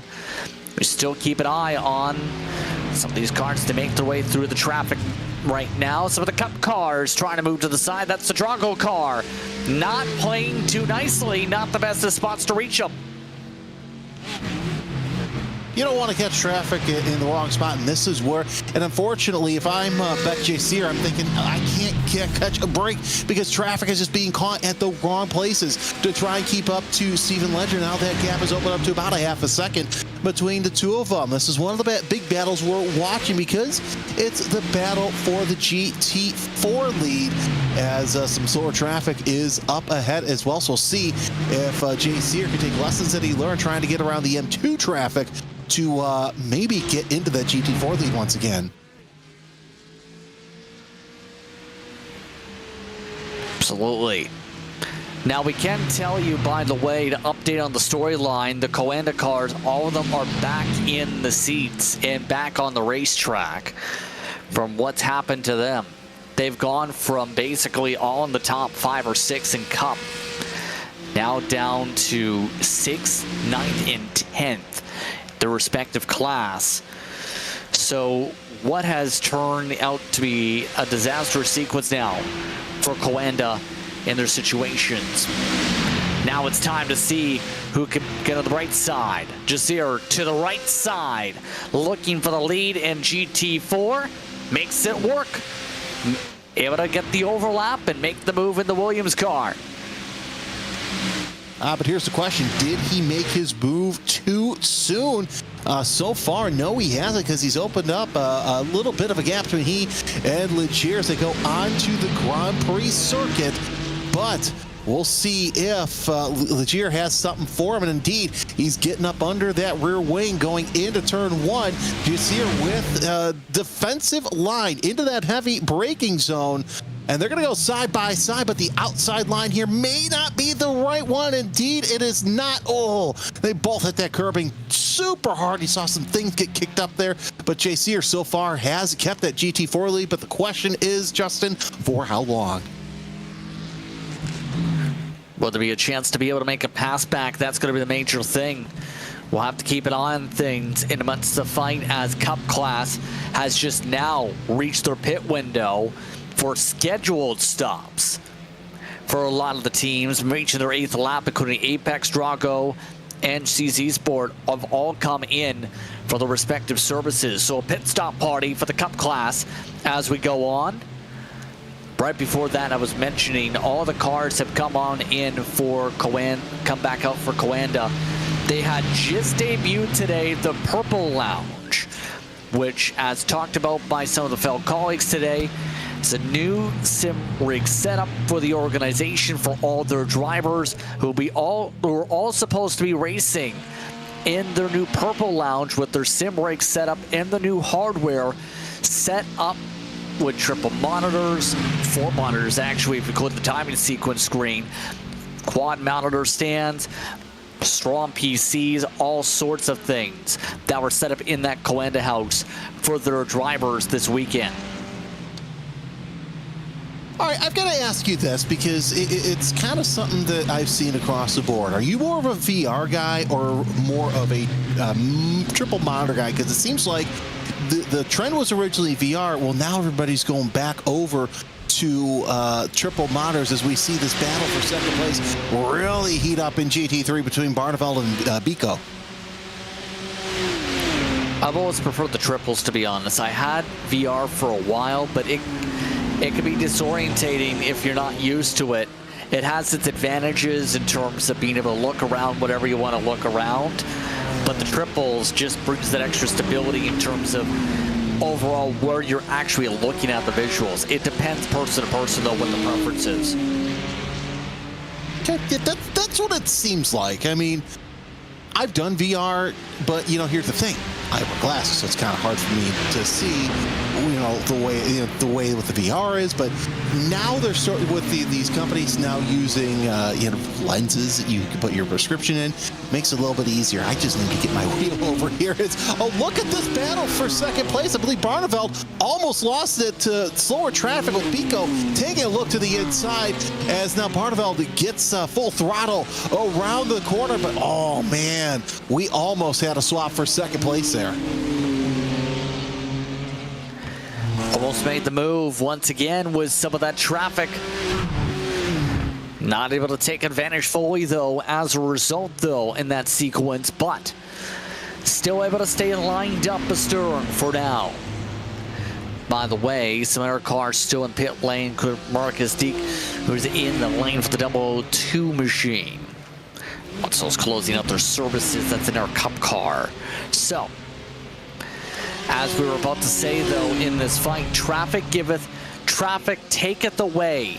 In these situations here, Jeremy, is the major thing for a lot of this, where it starts to open up the gaps. We've seen it plenty of times tonight. We really have, and it's been interesting to see how these drivers are handling traffic. And I've got to say, if you want to see how to handle traffic, watch Ryan Barneveld. He's able to kind of give Pico a chance to catch up. But once he gets around that traffic, he finds a place to use that slower traffic as a pick and put himself in between the car. Now watch this once again, right there. But Pico, he's able to get around that slower traffic. Has he gained a little bit? Maybe, but Barneveld's still able to hold position. I have a feeling, though, that's not going to happen for very long, as Pico now in the slipstream of the number 89. Yeah, just bump drafting him.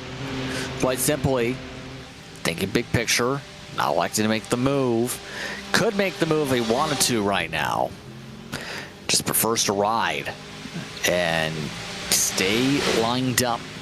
Let the car in front help save the gas. So we touched upon as a strategy here. So, still continue to see time tick forward here at this point. It's going to be important to make sure you stay energized at this point. What's keeping your mind energized in a race like this? When you're running an endurance race, what keeps your mind stimulated when you're in the car outside of, the car? Oh, that's a good question, because honestly, I'm one of those guys that actually, when I'm in a race, so say, for example, you and I are calling the race for, more than 2 hours, which, Larry and Cam Roger will be joining us here in about 50 minutes or so. I'm so focused on what's going on around the race, where everybody's at, where my guys are at. But nonetheless, it's tough, especially when you're in the early parts of the race and it's this dark. You've got 14 hours left. You're not even near halfway of this 24-hour race, and so your thoughts can go all over the place. But you stay focused on what's going on around you, what's going on around the circuit, what's going on with your car. Easier said than done, but it can't be good. As we see Philip Schiff in the number 13, second place in M2, entering into the pits. Haven't talked too much about the M2s here tonight, but just able to keep on going for their class with the separations now. Right now for them in ET Racing Purple and for their respective strategy. In fact, almost all the M2s have been able to find a way around TCRs on the racetrack as we've turned so far for them. So, I have to ask, when it comes to some of those other classes like the TCR and M2, what's going to go into your mind when you have equal speeds between two separate classes, and how you're supposed to play that? Because normally, faster class as you go up the order. TCR and M2 have been identical on pace today. No, they really have been identical on pace, and will that change? Yeah, it will change as we get later. The track gets, greasy, and that's something you got to think about too.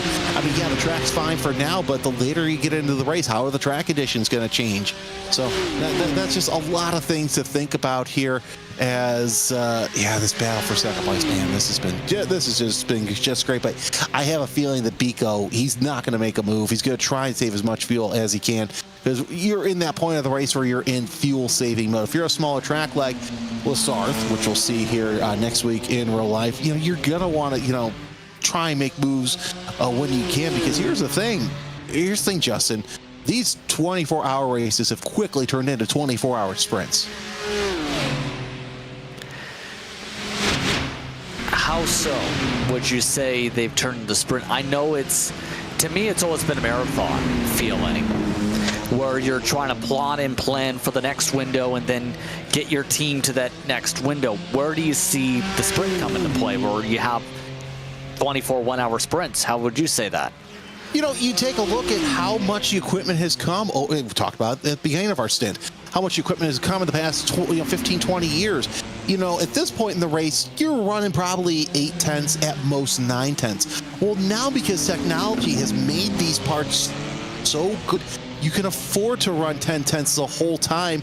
As your second place in GT4, Steen Leger has decided to throw the white flag. He is into the pits for their stop, but you know, you can't afford to lead on the cars for the entire races. Now we see slower traffic catching up to Barneveld and Biko. Does Biko use this as an advantage to finally say, you know what, I'm just going to go around? And no, he doesn't. There's that pick that I keep talking about where Barneveld able to use that slower traffic. He's now doubled his gap, might even triple at this point, because Barneveld has gotten to that lap traffic at a point where he can get around and kind of use that. But back to what I was saying, these parts, the composites, the cars, the drivers are so much more complex than they were almost 20 years ago that they can run full throttle the whole time while still saving what they need to do parts-wise.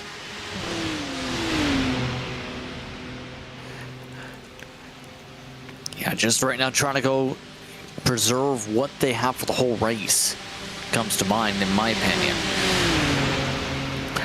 Don't want to destroy the car, don't want to overcook the car, don't want to destroy any parts. Just have to keep on chugging along in the nighttime conditions here. So they still battle for second and GT3 on screen.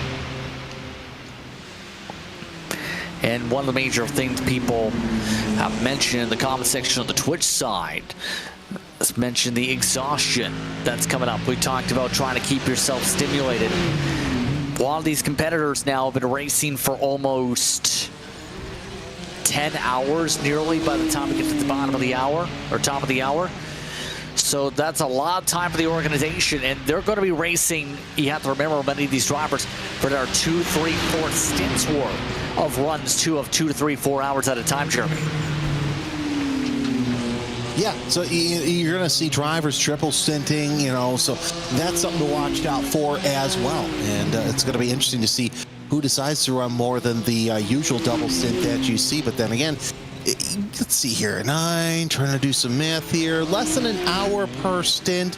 It's only a handful of laps. Granted, we're still we're halfway through a stint here in GT3, so no surprise there. You're on board with Alessandro Biko in the number 3 as he's doing his best to catch up to Ryan Barneveld. And yeah, it's going to be interesting to see who triple and quadruple stints. Yeah, I think that's going to be a part of the race that's going to make things a little bit more interesting. You get your middle of the road driver in there, and I think that's the point. You know, that's what you need this time out. You get your middle of the road driver, and you get your really quick driver there in at the end, especially if you're up near the front, because you might be able to make some hay there.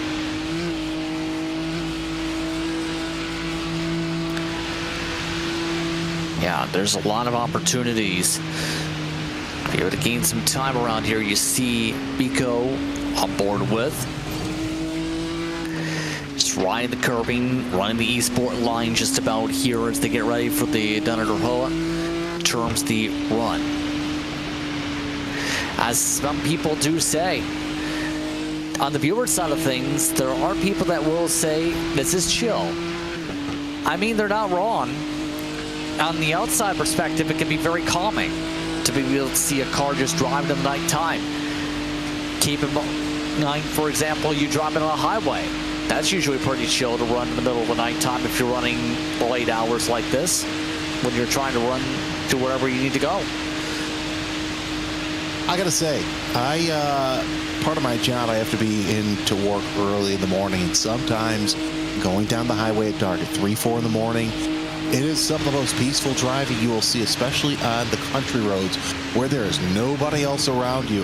And that kind of reminds me of what's going on here. Just a countryside drive through Germany as another lap is ticked off by Barneveld and Biko onto the Grand Prix circuit, dispatching of that slower traffic.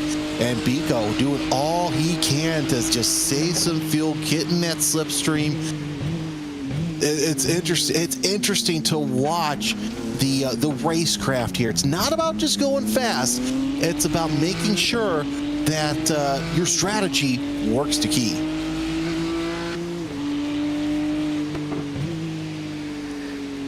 Exactly here. I almost wonder too what the virtual fans are thinking about in those grandstands, because in these types of events you might see fans circulate in and out of the grandstands as the night goes on, or try and sleep in the grandstands maybe. These fans are standing basically all night long in the excitement here. They are watching every moment with intrigue. Justin, have you been to a 24-hour race? Honestly, no. I know you said you have. Yeah, it's interesting because one of the experiences, if you've never gone to Daytona, I'll let you in on a little secret. Around, what was it, 2 in the morning, they roll out tins of coffee and they give out coffee to the fans so you can stay up. Did I see people sleeping in the seats? Yeah, it's going to happen, you know, and why not? Why not have a ASMR of real live race cars going around the circuit? There's something special, as I said, about night racing, but it's even more special sitting in those grandstands and just watching the cars at speed through the tri-oval. But yeah, you're gonna. I mean, if you can fall asleep at a racetrack, why not do it? I think it's absolutely fantastic. Could be a different experience from what you've explained. Absolutely, those, and as some say, for the driver's side too, as we touched upon, it's more about muscle memory in terms of things. It is tough to be able to go and make sure you stay into the same flow of things in the night conditions. I know there is one person asking, can you use turn signals on the racetrack? No. I don't think so. No, you cannot use turn signals, for those wondering, because it's a race car. You do not need turn signals for the night conditions, for those asking about turn signals. Yeah, but you know what? Here's the thing. The cars are fitted with them, so sometimes the turn signals do get notched off. As a, you know, I have a wide experience of working in motorsports, and I have seen turn signals be turned on, whether it be in club racing or even in pro racing. So it's been done before. Is it a little frustrating, annoying? Yes, but it happens. Makes me wonder if iRacing would program the left turn lane indicator, so to speak. We know the people there. We could probably ask, especially for, you know, their annual April Fool's joke. I don't know if you follow. Well, I don't know what chat you follow real quick, but Max Commentates on Twitch just said, well, even if you could use turn signals, all the BMW drivers wouldn't use them anyways, and I'm just going to leave it at that. I mean, is that an insult on all BMW drivers on how they drive? Look, it's an option on some of the lists from what I've heard. I'm not in that tax bracket to be able to buy a new BMW or use the blinker fluid for a BMW, so. Well, all that's with these drivers looking to have some fun here, to say the very least. So, now, it's going to be all sorts of figuring out here in the nighttime what they can do. You can tell we're getting full sim racing commentary in terms of endurance racing. If we're getting to this conversation point on turn signals here in the nighttime. I know that is always the comedic side of things about these types of races is, okay, let's talk about kitty cats or anything along those lines. Stuff like that's popped up. It is a calm race right now. GT4 is opening up their pit lane as they look to try and get their service. So pit lane is very dark right now as the lane is open. Sometimes commentator humor is just as dark as pit lane is right now. I'm not going to go full Martin Haven on you guys because he can get away with that, but as a lowly sim commentator, I really can't. Pit sequences, we see some of the cars go blank. That means that we'll have a driver change with a couple of those cars. So we'll see who gets out and who ends up in. Oh, here's an interesting name that we see for TC Esports in the 01. Augustine Canapino will make his appearance in the nighttime. Going to a veteran in terms of real-world experience tonight. We'll see how he fares now in some of that battling. Was Cooking is also now in with Tower Phase in the car. Jaden Munoz now behind the wheel with the 6 machine. It's part of those respective swaps there. By the way, for those wondering about the Calenda situation, Mitchell DeYoung is still in second. They are off sequence now in that Cup car, but DeYoung has finally been able to get out. They are needing to close up a fair bit of time to get up to Grid and Go Esports if they want to have a chance. So that's going on in that respective class. What's the panic like when you have something like that happen? What's kind of going through the team's minds when you say, oh no, driver's gone, we have to sprint? Of course, there's going to be a little bit of panic, but at the same time, that's what we talked about early on in our stint. Remember, we were talking about the strategy. That's when you go to plan B. It's like, okay, we had this difficulty. Well, now we can work this to our advantage because they are about, they're running basically 2 different stints. You've got Marceño in 7 laps into their stint. DeYoung, they're about 4 laps into their stint, so there's going to be a little bit of an overlap. Now, Calenda, as we said, they're in second place still, so fantastic they're able to do that, but I don't know how much of a panic there is within that team. Obviously, they're trying to stop the bleeding to get back up near the front because you already lost the 081. They're actually further back than they really need to be, sitting in 10th in class in the Cup class. Coanda Axabel had some issues as well with that little glitch. So they're sitting 8th in class, but really, I think most of your efforts are going to be on that 08 sitting in 2nd place. Yeah, at this point, it's going to be to wonder how long it's going to take as more pit stops are underway. By the way, in GT4 class, that will open things up. But the last time by, we've seen some sequences. Now, the drivers to the back half of the field have ducked on in. Zipping on through here. Will there be some overlap in this battle for GT3 this time? Went to the middle of the racetrack. Looks like, again, answer is no, not for now, although there was a small poke there for a split second. Just riding by their time still with plenty of time to work with. That was the first time that we have seen Biko attempt to make a move there, so that was interesting. Let's see if the patience is worn out in that number 3 Williams Sim Racing Chill Blast BMW going down into turn 1, not too far away to make a move, but that's something that we haven't seen this stint. With Barbell running his line and Biko saying, I think I'm going to take a peek and get you in get in your mirrors. Yeah, fill up that back mirror, fill up that digital screen if they have it as well. So, there has been more conversation on the blinker lights, by the way, in terms of some of those, in terms of a lot of the drivers that mentioned the conveniences of that. Just say, everyone's looking to have some fun here as they stay very calm here. Once these drivers, let's see something else. How about VS competition in a different class? How about in the M2? They are a -1 on the night so far, in the middle of a fight at the moment for looks like 4 for M2. Yeah, Manuel Cubo Torres is in that 4th place. Elias Raika in the 5th place, number 7. And it's just the momentum. Oh, I saw some brake low. That looked absolutely beautiful. And of course, I think we got some faster traffic behind them as well. Yeah, that's definitely going to be faster traffic because the closest competitor behind them is about over a minute, almost 2 minutes behind.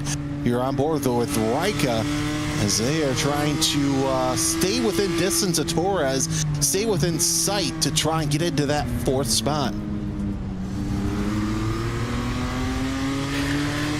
Looking for a place to build up a run so far. They have been running in the 9-minute, 11-second bracket. 2/10 quicker than Simify Esports last time by. Pretty equal footing here in terms of these cars, in terms of the handling. An interesting perspective on the classes here this week of the M2s. Your thoughts on how the M2 drives in general here this weekend? Oh, I absolutely love the M2. You know, it's a great handling car for somebody who wants to get started into iRacing. You've got that. You've got, obviously it's not in this class, but you have the Toyota, you know, the GR Cup car that's in here as well. The M2, though, if you want to learn how to race on a road course, this is one of the cars you definitely want. As here's what's interesting also. As we see the faster traffic up ahead cutting through, that's our earlier GT4 leader, but Raika has pitted 2 laps ago. So Raika's been, the BS Plus competition team has been, looks like they've been using pit stops to their advantage to try and march their way up to the field. If they keep that up, they might be able to battle for a podium spot here near the end of the race.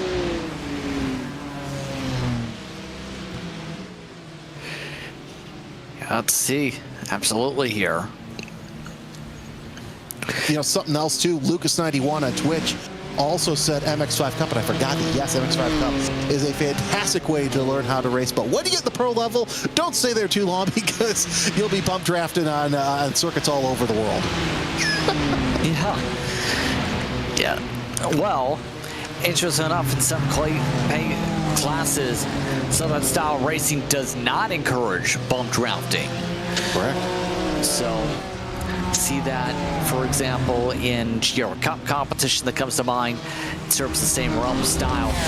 Criseno is now in the pit lane. Grid and Go is in the lane for their service as they now come on down. So we have some other drivers in Cup making some pit stops now. Drago, by the way, for those wondering what happened to them, pit 2 laps ago. That's why they fell back, but also kind of drove on forward and has closed up a significant portion of ground. Lots of ground being lost right now by BS competition at the moment in this fight. Gonna have to find a little bit more giddy up for those zebra stripes if they want to ride the zebra up to the front. Well, of course, also this is such a momentum class in M2 that, you know, one slip up, one, you know, missed brake application, and Raika's just going to be all over the back of Torres. So just keep that in mind that, yeah, he may have lost a little bit of ground now, but should a faster class car make a move, a little bit iffy there, that might open the door for Raika to get back up there. But I also think having that lap, you know, pitting 2 laps later than the rest of their competitors, still looking pretty good. Back to the battle for second place for GT3, Barneveld and Biko once again. We'll see when they pit. If they decide to pit together, would not surprise me if they do that. But, you know, I wouldn't also be surprised if Biko has a little bit extra fuel to maybe be able to run 1 extra lap. He dips back just a little bit to get in, so get around slower traffic, to say the least, and indeed they do. I believe that was GT4 traffic that both those drivers were able to get around.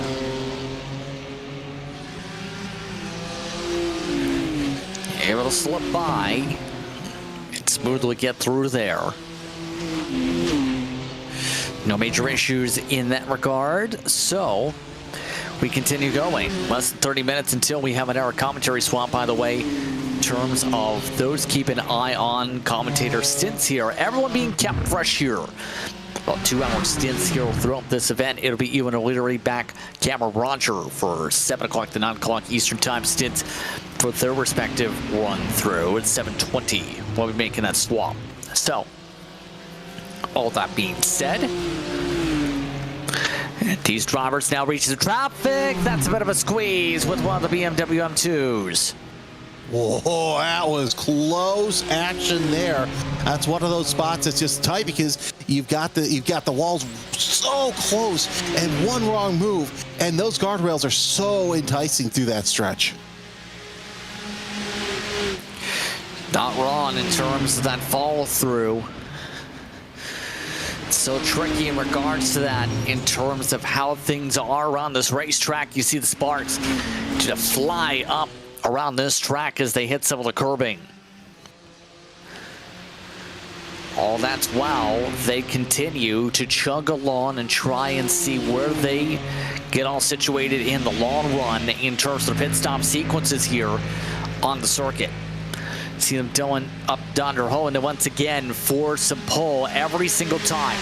Coles on up, gain some ground, close the deficit, elect to run single file around this racetrack. It's just remaining patient seems to be the main thing right now. Just being patient is such a virtue. Patience is key, especially in a 24-hour race, because one wrong move, that could end your race. I mean, we're seeing how many cars we got in the pits so far? Got about 10 drivers who have been in the pits. As, yeah, look at this. Biko really getting in there, getting in the head of Barneveld, but he's such a good sim racer to where, oh, just that sparks I saw against the wall too. Well, that might be something to watch out for here in the next couple of laps. And I have a feeling next time by, we'll see our GT3 leaders come into the pits because we're getting within their pit window to get something happen. Of course, more slower traffic coming up. See how Barneveld handles it and if Biko can maybe take advantage as well.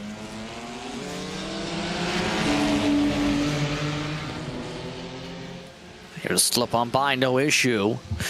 And of course, one of the major stories to think about too as we go through the iRacing calendar is it's actually build week in a couple days. In fact, your thoughts on the build week coming up? A lot of content coming up at the oval side, I know, with the Gen 4 car.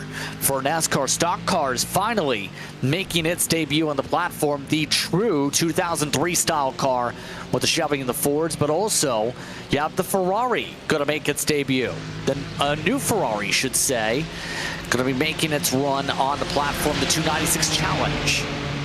You know, I got to talk about the 296 because the Indy 500, I ran into one of my buddies who is actually an instructor with Ferrari Challenge, and I asked him, I go, what's the difference? And he's like, it is a whole lot of race car. It is almost a GT3 car in Ferrari Challenge, so that's going to make things interesting to see the 296 in gameplay. On to the Gen 4 car for stock cars. Fantastic. I think they're probably one of the better looking cars. Hopefully they won't be too bent like you saw that. I actually showed my wife when we were in Indy a couple of weeks ago. We went to the new museum. Side note, if you have a chance to go, I can't recommend that place enough.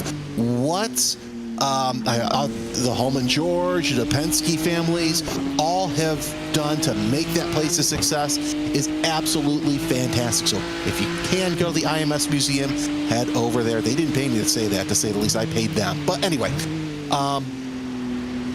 having the Gen 4 car is going to be very cool because now we're going to see a lot what, you know, obviously with the old paint schemes, what they look like, but I think we're going to see some of the new paint schemes, which is going to look fantastic in there. And of course, week 13 always brings its craziness. I know iRacing has come out and said what some of the combinations are, and I think I saw trophy trucks and Daytona prototypes running together for week 13, so that's going to be pretty interesting. And that's going to be a little bit of a different combination. You also have amongst various different series, looking at the rotation here a lot to talk about in terms of the Ferrari 296. That includes the Bend, which is one of the newer circuits, I believe, coming up on the platform. You also have, for a lot of competitors, a chance to be able to feel things out on the various other tracks. Also, there's a lot of hill climbs, actually, on the time trial side of things, expected a part of that layout. As well, there's the charity event coming up with Race for the Cure, benefiting MS at the National Multiple Sclerosis Society. It's been officially confirmed for August 2, part of the calendar for those curious on what's going on amongst those various events. Still keeping an eye on the M2 battle, by the way. Rika still keeping things close. Still feeling footsteps as Simuvai. Yeah, you don't want to be listening to those footsteps because that's when you start to make mistakes and got to go back to your hill climb and time trial point. Personally, as somebody who's come up through the ranks and has called time trials on a circuit track, I don't think the time trials are given enough credit because that's where you're 11 tenths there. And I absolutely love watching. I love calling time trials. It is so fantastic to watch yourself go against your time and try and really try and beat your own time. Maybe if you're lucky, you might be the fastest guy out there. We're getting a question also on Twitch. What if iRacing gets a WRC license? Stop. Just stop, please. I can only get so excited. Yeah, let's not speculate on the potential of things. I'm just going to say that right now. It's iRacing's platform, and we are on iRacing social media platforms here today, remember. For those watching along with various different platforms, Race Spa, as well as on iRacing, YouTube, and Twitch. Hope you're enjoying the action so far. What happened to Drago Racing was one question forwarded for those watching on Twitch. They pit. It's simple as that. And funnily enough, Mitchell de Jong is in the lead in Cup. We're looking at GT3 again. But even with the tech issue, de Jong is in the lead, albeit they are offset from Grid and Go's strategy by 5 laps. Yeah, and that's not a surprise, and that's why I'm thinking here, if you're Mitchell de Jong, you're thinking, okay, we can actually make this work. They're the ones who really fared the best out of all the Coanda teams because they're up in the lead. You still have a couple of the teams in the top 10, so they might still have a fighting chance. There's still plenty of time for anything to happen. But really, the 08 car, they've done about the best in terms of making lemonade out of lemons.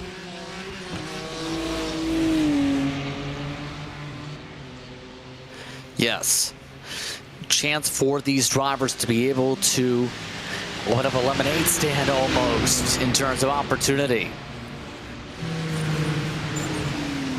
Yes, indeed. So we continue to see how things plan out around this racetrack still. It's going to be interesting where in long run, where they now go in about 14 hours time, but still plenty of thinking as we've touched upon here. So it's now gotten to the point where a lot of you have to love the community that's built up here on iRacing. There's been a lot of fans connecting with one another as part of this event to be able to keep things social. That's part of an event like this it's about connecting fans from around the world to motorsport. Exactly. Hey, by the way, I'm looking at the official iRacing YouTube chat. Our good buddy Ramiro said hi to us. So hi, Ramiro. I was going to reply, but I'm having problems replying on my phone. Well, hello, yes to you too, and hello to all the Aero fans. And I love the social media side of things.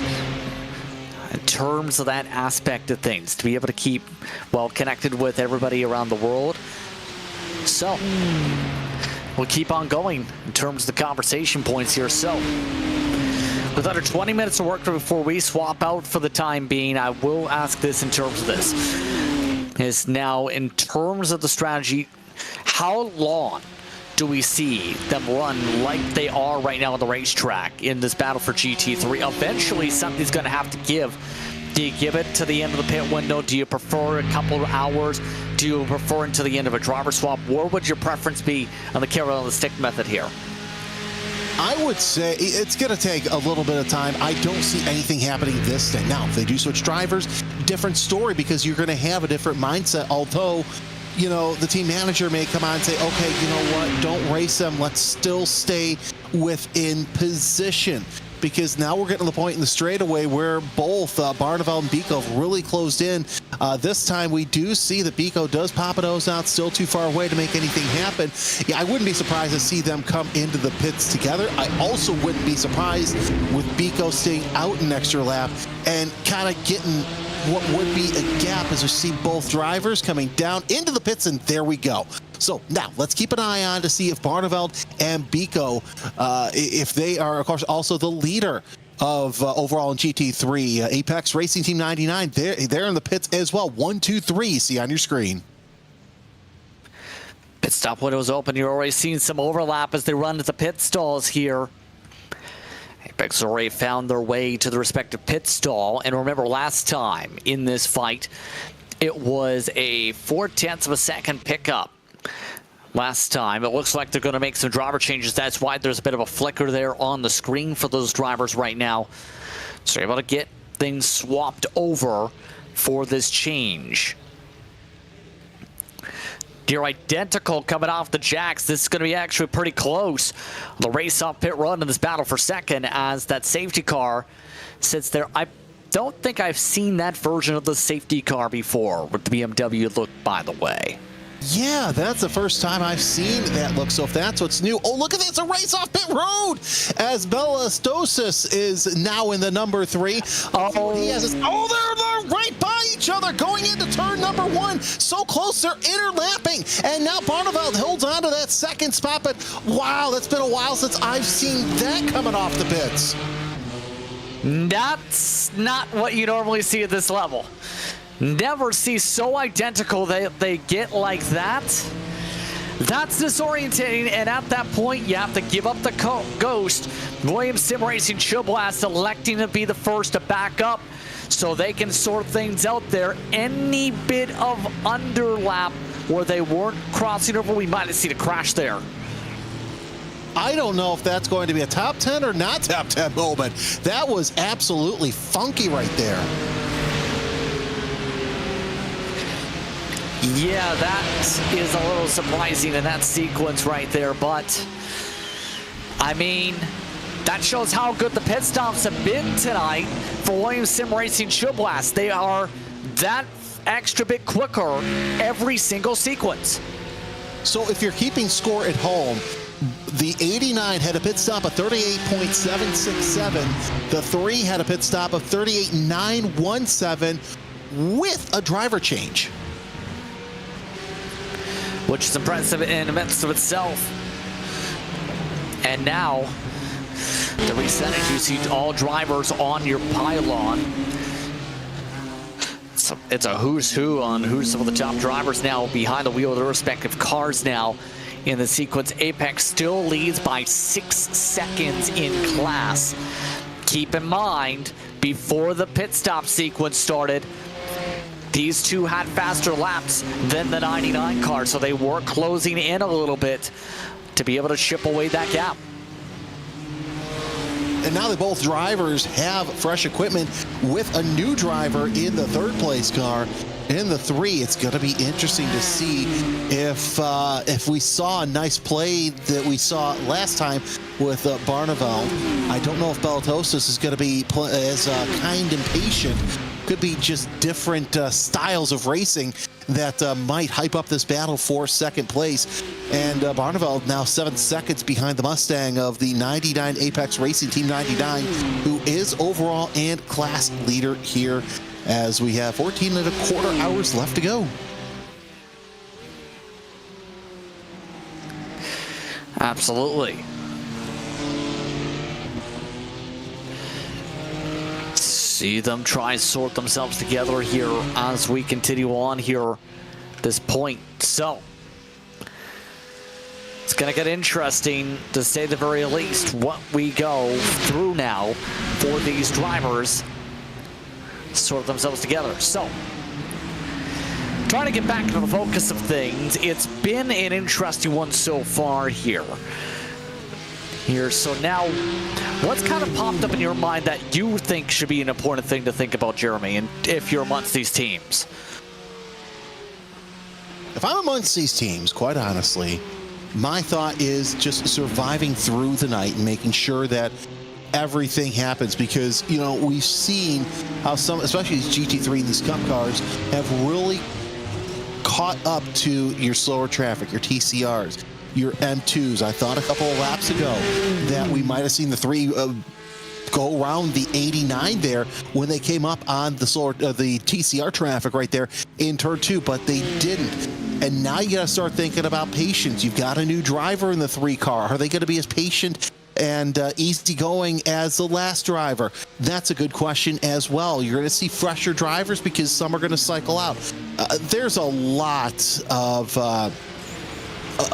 things to really think about here. Now we see Cup traffic in the way of some GT3 traffic, though. That should get out of the way here in no time. But there's just so much to think about. You know, everybody's on what they think is the correct strategy. That might change as well. But so much to happen late at night. Look at how close Barneveld is on that Cup car because he's got Beltosis on that back end as well.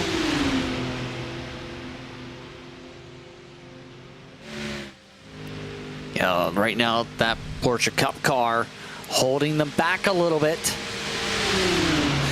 There's no place to go quite yet. The seatbelt machine. Oh, that's near contact.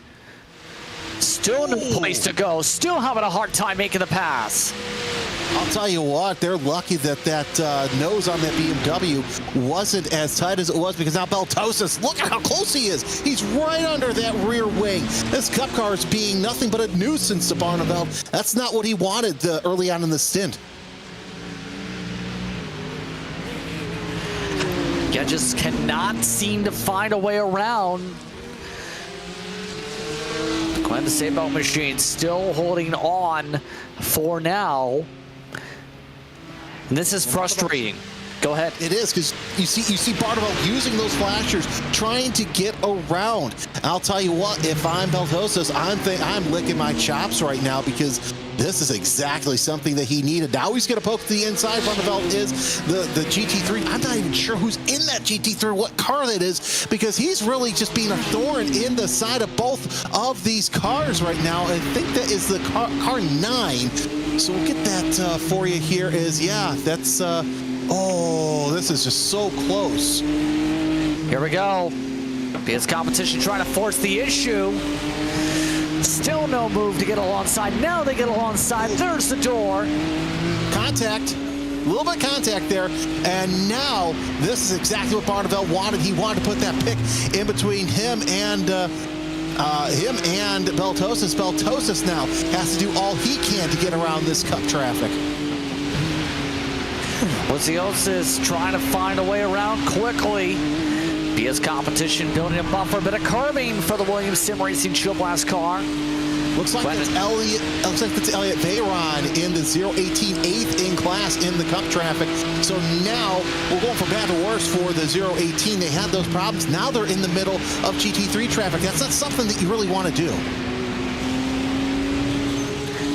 Yeah, right now PS Competition just taking off with this right now as they get ready. Dr. Host should open things up down the straightaway here. This has been now near almost drafting distance lost as a result for the 3 machine. So they go down that straightaway now. It should open things up to get the overlap. Can make the run. They're actually pushing the Porsche car. This is interesting, trying to work with them a little bit instead of trying to leapfrog and keep up with the classmate. And of course, Barneveld has opened up a 1.2 second gap to the BMW in the Williams Sim Racing Chill Blast. And I gotta imagine that's gotta be pretty interesting to be going that flat out and still going faster. And now Beltos is able to get around and reel in the number 89. Oh, that was interesting. I think that might have been actually a smart move now, thinking in hindsight. Use the car in front to build the trap in similar straight line speed down the track. Why not to be able to slipstream instead of cutting yourself out of the draft and trying to make a pass early down the straightaway, it looks like. And they're right back where they needed to be at the end of the lap, right back where they were at the start of the lap. Well, just about when you think about how they exit pit road.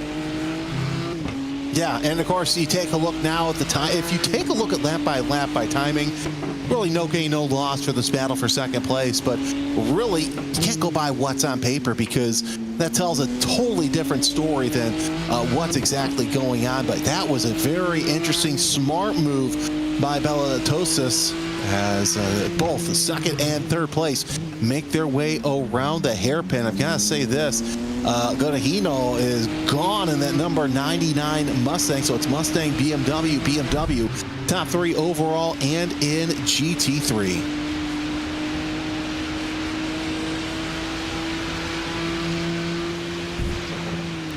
Yes, indeed. Still no place to close up right now. to be able to get back alongside the 89 after all that sequence. By the way, that all cost them about a second plus to Apex Racing Team up at the front of the field in this one. Let's take a look at a replay. Lampard, that's a bit of a ride made into the wall. There go the headlights. And whoa, boy, into traffic. Let's see what happens here. Oh, Cadillac with a little bit of the same thing. He may have gotten Lampard just a little bit, and that's what I was talking about. You get into the grass, and all of a sudden, those guardrails start to get hungry for race cars as the second and third place drivers in GT3 have made their way into the Nordschleife. Now we're getting to the point where these little mental errors are going to be causing problems, Justin, as we just saw from that replay.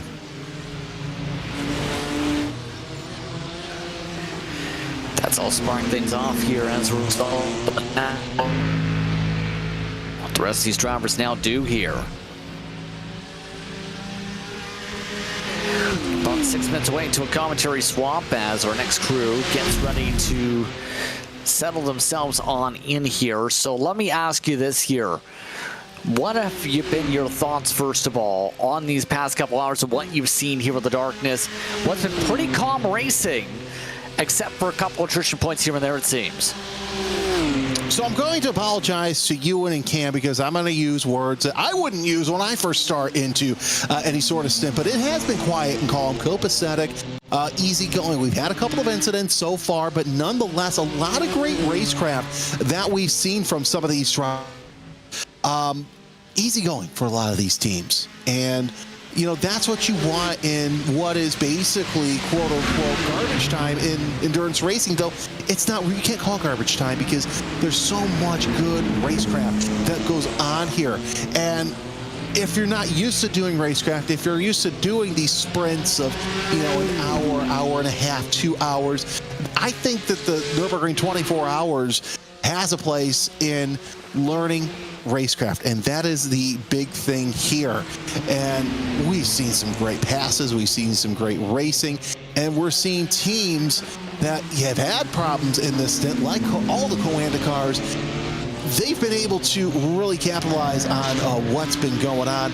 And really, speaking of Coanda, Mitchell de Jong soon to pit. That's going to give the 169 of Drago Racing of Carlos Villosa the lead. So all you asking about Drago, there you go. They're about ready to take the lead in Cup class. And it's just so interesting, Justin, to see how different cars and different drivers have really been able to manage these past couple of hours. It has been all about managing things just right in terms of traffic. It's been about trying to make sure you smoothly get your way up through. It's been so critical all night long. And one thing I've noted, what teams are you expecting to be able to keep an eye on the most? Do you think that is going to be the talking points here as we go towards the halfway point of this race, where some of these teams are going to shine? Which teams do you think are going to be those main points to think about? I'm going to go class by class right now. I think that what we're seeing here in GT3, those are the two we're going to watch unless Apex Racing can keep going in that team number 99. I think the stumble by Coanda has hurt every of those drivers in Cup except that 08. If they can make this strategy work, I think that they're going to be one of the drivers that you'll see up here. Oh, a little bit of an off by the M2 battle as we're seeing once again the two M2 cars we saw earlier on for now fifth place between Shorter and Stang. Those two drivers had to make evasive action to get around the GT3 traffic. Anyway, back to what I was talking about. Williams looking really good in GT4, but as we said earlier, TC Esports having such a great showing right now with Augustine Canapino in the driver's seat. I think that TC Esports might be one to watch, but Munoz and Ledger really making things easy for themselves by getting out front and kind of open up that gap to about 26 seconds in GT4. When it comes to TCR, right now, it's been all G-Force Racing. We have not talked much about them out front with Gail Valero basically dominating that class. And Peter Zuba not too far away in M2, so I think those two are going to be the class of each field. So again, to run through how things are class to class as we approach the top of the hour. GT3 looks like this. It's currently Apex Racing Team up at the front of the field, the respective class of the pylon. This battle is still going on for second on screen. BS Competition in second. Williams Sim Racing Shield Blast is in third. Flanche Thrustmaster is in fourth with Williams Gaming Club. Rounding out the top five, Sure Esport, my racing team, Drago in the top 8. Then you compare things to the Cup class. Coanda had technical issues for basically everybody in the Coanda house. They end up still being in the race lead, though, with Mitchell the Unknown behind the wheel. Drago Racing is in second. 2-lap overlap, underlap to them, in fact. Rennen Go Esports, they just pit a little while ago. They are third in class, followed by Apex Racing Team. And then it's GZ Esport in the top 5. ADAC Racing, Rennen Go, and Coanda Sabel, the rest of the lineup in the top 8. Pair of things for GT4 right now. Yeah, Williams Sim Racing Shield Blast, or rather Williams Sim Racing Placey on Athletic Rennen Go Esports. That's followed by TC Esports, What's Cooking Racing Adventures, Door, Maniti Racing Red, Effect Solutions, and Fiercely Forward Pink. Next in TCR, you have G-Force Racing and WSR Esports dominating that class over Delta Sports Sim Shop, Bike 500. Luke Mensky Racing Esports, followed by Sure Esports. Spin and Tow just came in after a 10-lap stint. For their class, they're a lap down for the rest of the class. Rounding out the grouping for them for the time being is Sark.MC and Fiercely Forward Gray. M2, led by Rennen Go Esports, followed by Ninja Racing Purple, Nürburgring Esports, BS Competition Simplify Esports, WSR Esports Black, Team RSO. The last running in that grouping right now is She's Esport for GDC Racing, also back there. So, let's quick run through how things are in the order. We have pit stops starting for a couple different teams. As mentioned, that includes some of the TCRs right now. But our next grouping of drivers are just about set to go. I'd like to thank you for the time, Jeremy, once again here at the broadcast booth, but it's time for us to transition to Ewan O'Leary, Cam Roger, also alongside. Take it away, Ewan. Thanks, Justin. Thanks, Jeremy. Good to be here again with 10 hours gone at the Nürburgring 24 hours. 14 hours still to go. Myself and Cam will take you to halfway of the iRacing Nürburgring 24 hours in 2025. Just while Justin was wrapping up there, by the way, you may have seen some of the vision of Etten Rutman coming into pit lane. That's now actually a driver change. Matteo De Feo is now the driver of number 500. But you will have noticed that Honda was dragging itself along the floor. I'm not sure what has happened to that car, but it's certainly got some damage. You will have seen the sparks through the night sky as these two leaders pass them. A good evening, Cam. We have got 14 hours ahead of us, but I bet when you signed up for this stint and saw yourself on it, 14 hours to go, I didn't think there was going to be a leading three separated by 5.5 seconds, that's for sure. Yeah, I was thinking that as well. The fact that we come into this, so far into this race, and we really have a close battle. That is awesome to see, and hopefully this continues on. It's very dark out there, as you would expect. I actually kind of forgot this. It is literally pitch black out there once you get past the GP loop. It is tough conditions out there, but we have such a strong fight here.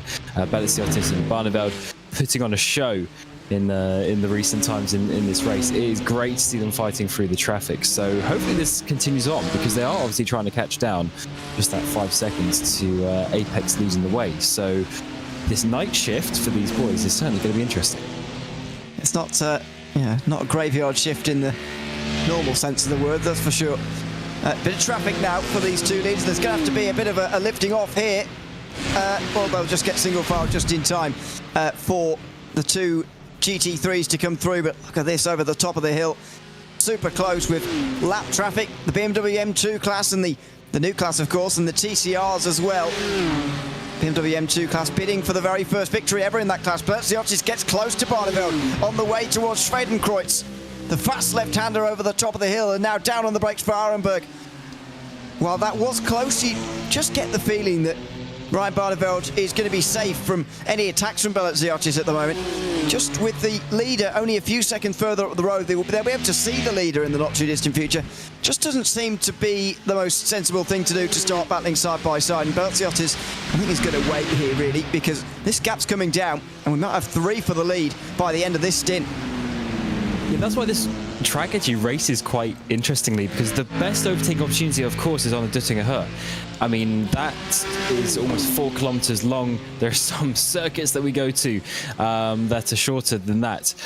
When you get out onto the Nordschleife itself, you just have this expanse of 15 odd kilometers of corner after corner after corner, and it's very difficult to find a way through. It's very old school, of course, you know, easily 100 years old now. It's not as wide as some of the more modern purpose-built circuits. It's a very tough place to try and make an overtake on pure pace, and especially in these GT3 machineries. I mean, there's a reason why the GT3s are the top class here, because they are so fast. Imagine having prototypes around here. It would be quite carnage indeed. And they're quite big, therefore, as well. Very difficult one indeed, but you can put a lot of pressure on the car in front. And so far, Barneveld is eating up that pressure and hasn't made a huge mistake. But when a bit of traffic comes ahead and you have a split-second decision to make, that is when it really sort of counts. Yeah, absolutely. It's super high pressure stuff at the front of this field right now, that is for sure.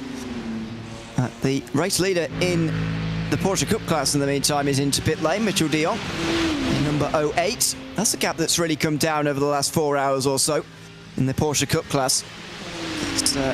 It was a minute, and it was a 1-2 for Coanda at an earlier stage as well, but that's come right down now in the Porsche Cup class.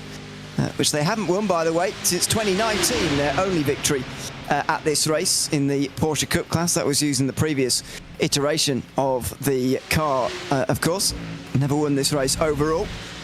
Not too many events in iRacing that you can say that for in Coanda's history, that's for sure. Now onto the brakes again at the Gesamtstrecke. That's another one of those overtaking opportunities that we talk of around here at the Nordschleife. But again, Bellaziotis not interested. There's the Mustang going through your shot there. And then the 2 BMWs. For perhaps the first time in hours, all 3 of them were in the same camera shot there just before the carousel.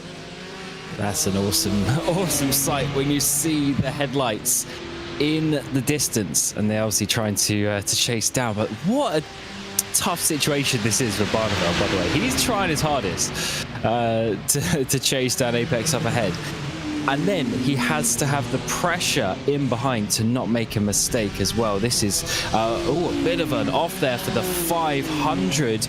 That is quite a big hit, actually. He's got some significant steering damage to that car as we're coming down the hill there towards Flugplatz, I think that was, or Vanzelaten, I should say.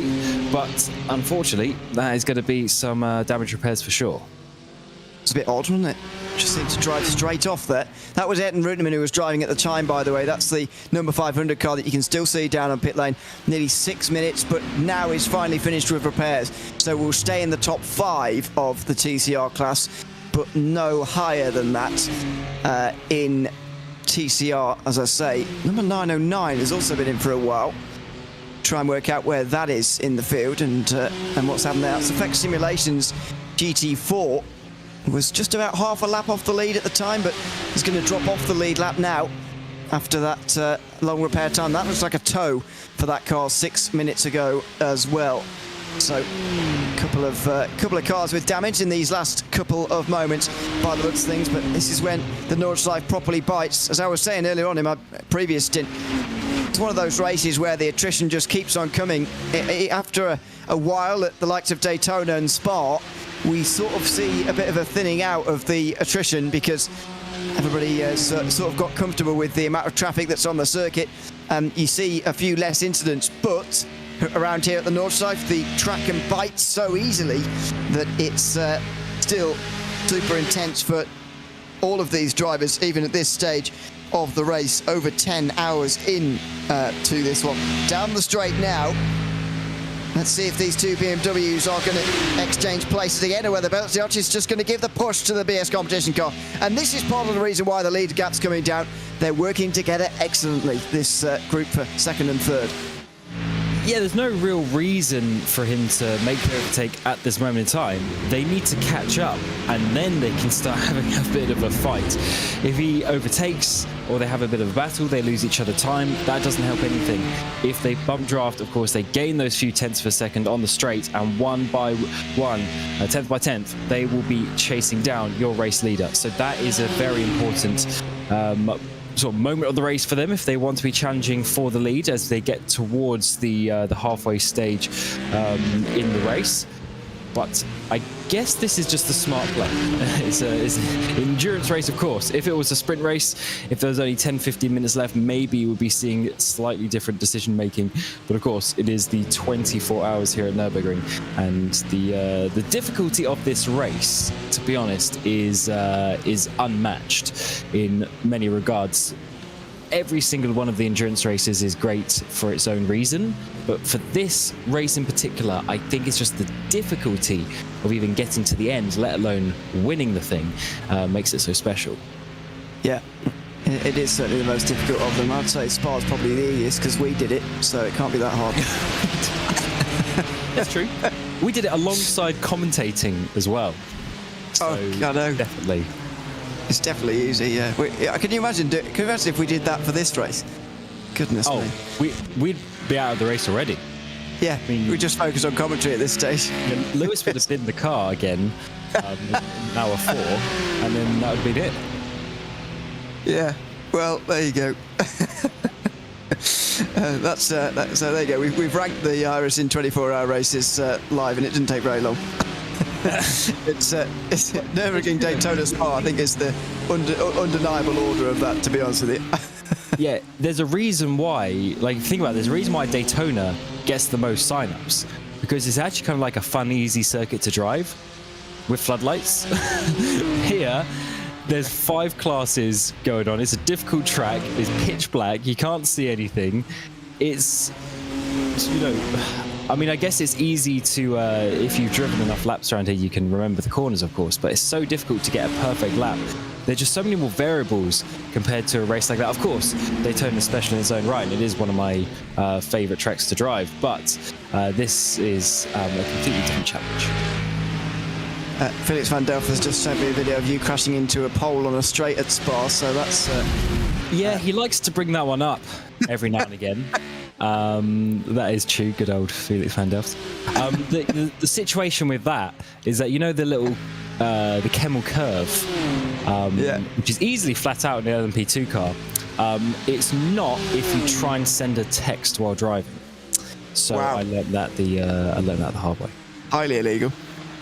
There you go. It's, you win some, you lose some. It's all good. It's only semi-illegal in sim racing.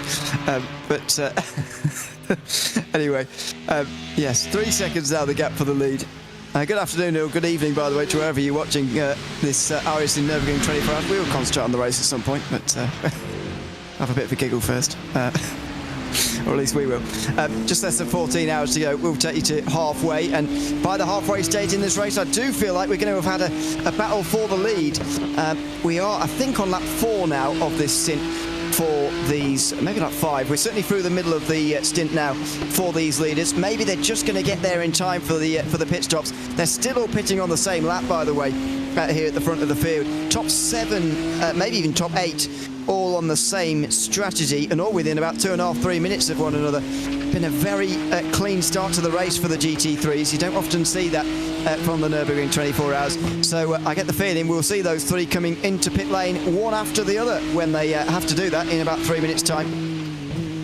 Yeah, there's certainly limited strategy options, to be honest, because a lap is so long around here. So it's a lot different. It's different when, you know, you go to maybe somewhere like Petit Le Mans around Road Atlanta, is a 4-kilometer circuit. It's a lot easier to save a lap or even a couple of laps maybe on your arrival there, but here so difficult to do so, because percentage wise, if you think about it, if you're only doing sort of like a like an 8-lap stint to then go from 8 to 9, that percentage is absolutely huge compared to obviously like a 40-lap stint just to do an extra lap. So it's a lot of fuel to save around then, and at that point you just start going slower. But therefore you just have to push out there on the track, and that is what these boys are doing at the moment. They're flashing. I mean, they're flashing like 20 seconds before they're going to get to this GT4 BMW. Around the outside they go, up towards the curve, throwing sparks in the air as they push so hard, even onto the grass on the exit. They do not care that it is 1:30 in the morning where these guys are racing. They are pushing hard. Yeah, they certainly are. Makes sense, got in, right, Barneveld and versus Betziot. I think they all are in the Central European time zone, aren't they? We need to check that, but yeah, it is getting a little bit later on in the evening. Not sure when you count the graveyard shift properly starting, but it's got to be soon. In Sim, I think we're at 2:30 in the morning now in Sim, so we're actually right in the middle of the night, and actually sunlight is not that far away. Especially if you live in Britain or towards the west end of Europe. Sunrise does often come up in the Nürburgring and Spa 24-hour races on iRacing a bit earlier than you'd think. And so I guess maybe now we're right in the middle of the night. This is graveyard shifts as far as in Sim is concerned, but as far as these guys are actually in their own lives driving, I mean, this is not too difficult to still be awake at 1:30 in the morning. It's a few hours time when it get a little bit more difficult and you've not been to bed yet at 4:30 in the morning. I'm in bed by 10 o'clock normally during the week. What are you talking? Yeah, these are sim racers. You've got a proper job. Yeah, that's very true. That's very true. Very true. And also, it is the weekend. But no, I know what you mean. At this point, it's just a little bit late. But if it's like 4 o'clock in the morning, you 100% have to have gone to sleep already by this point.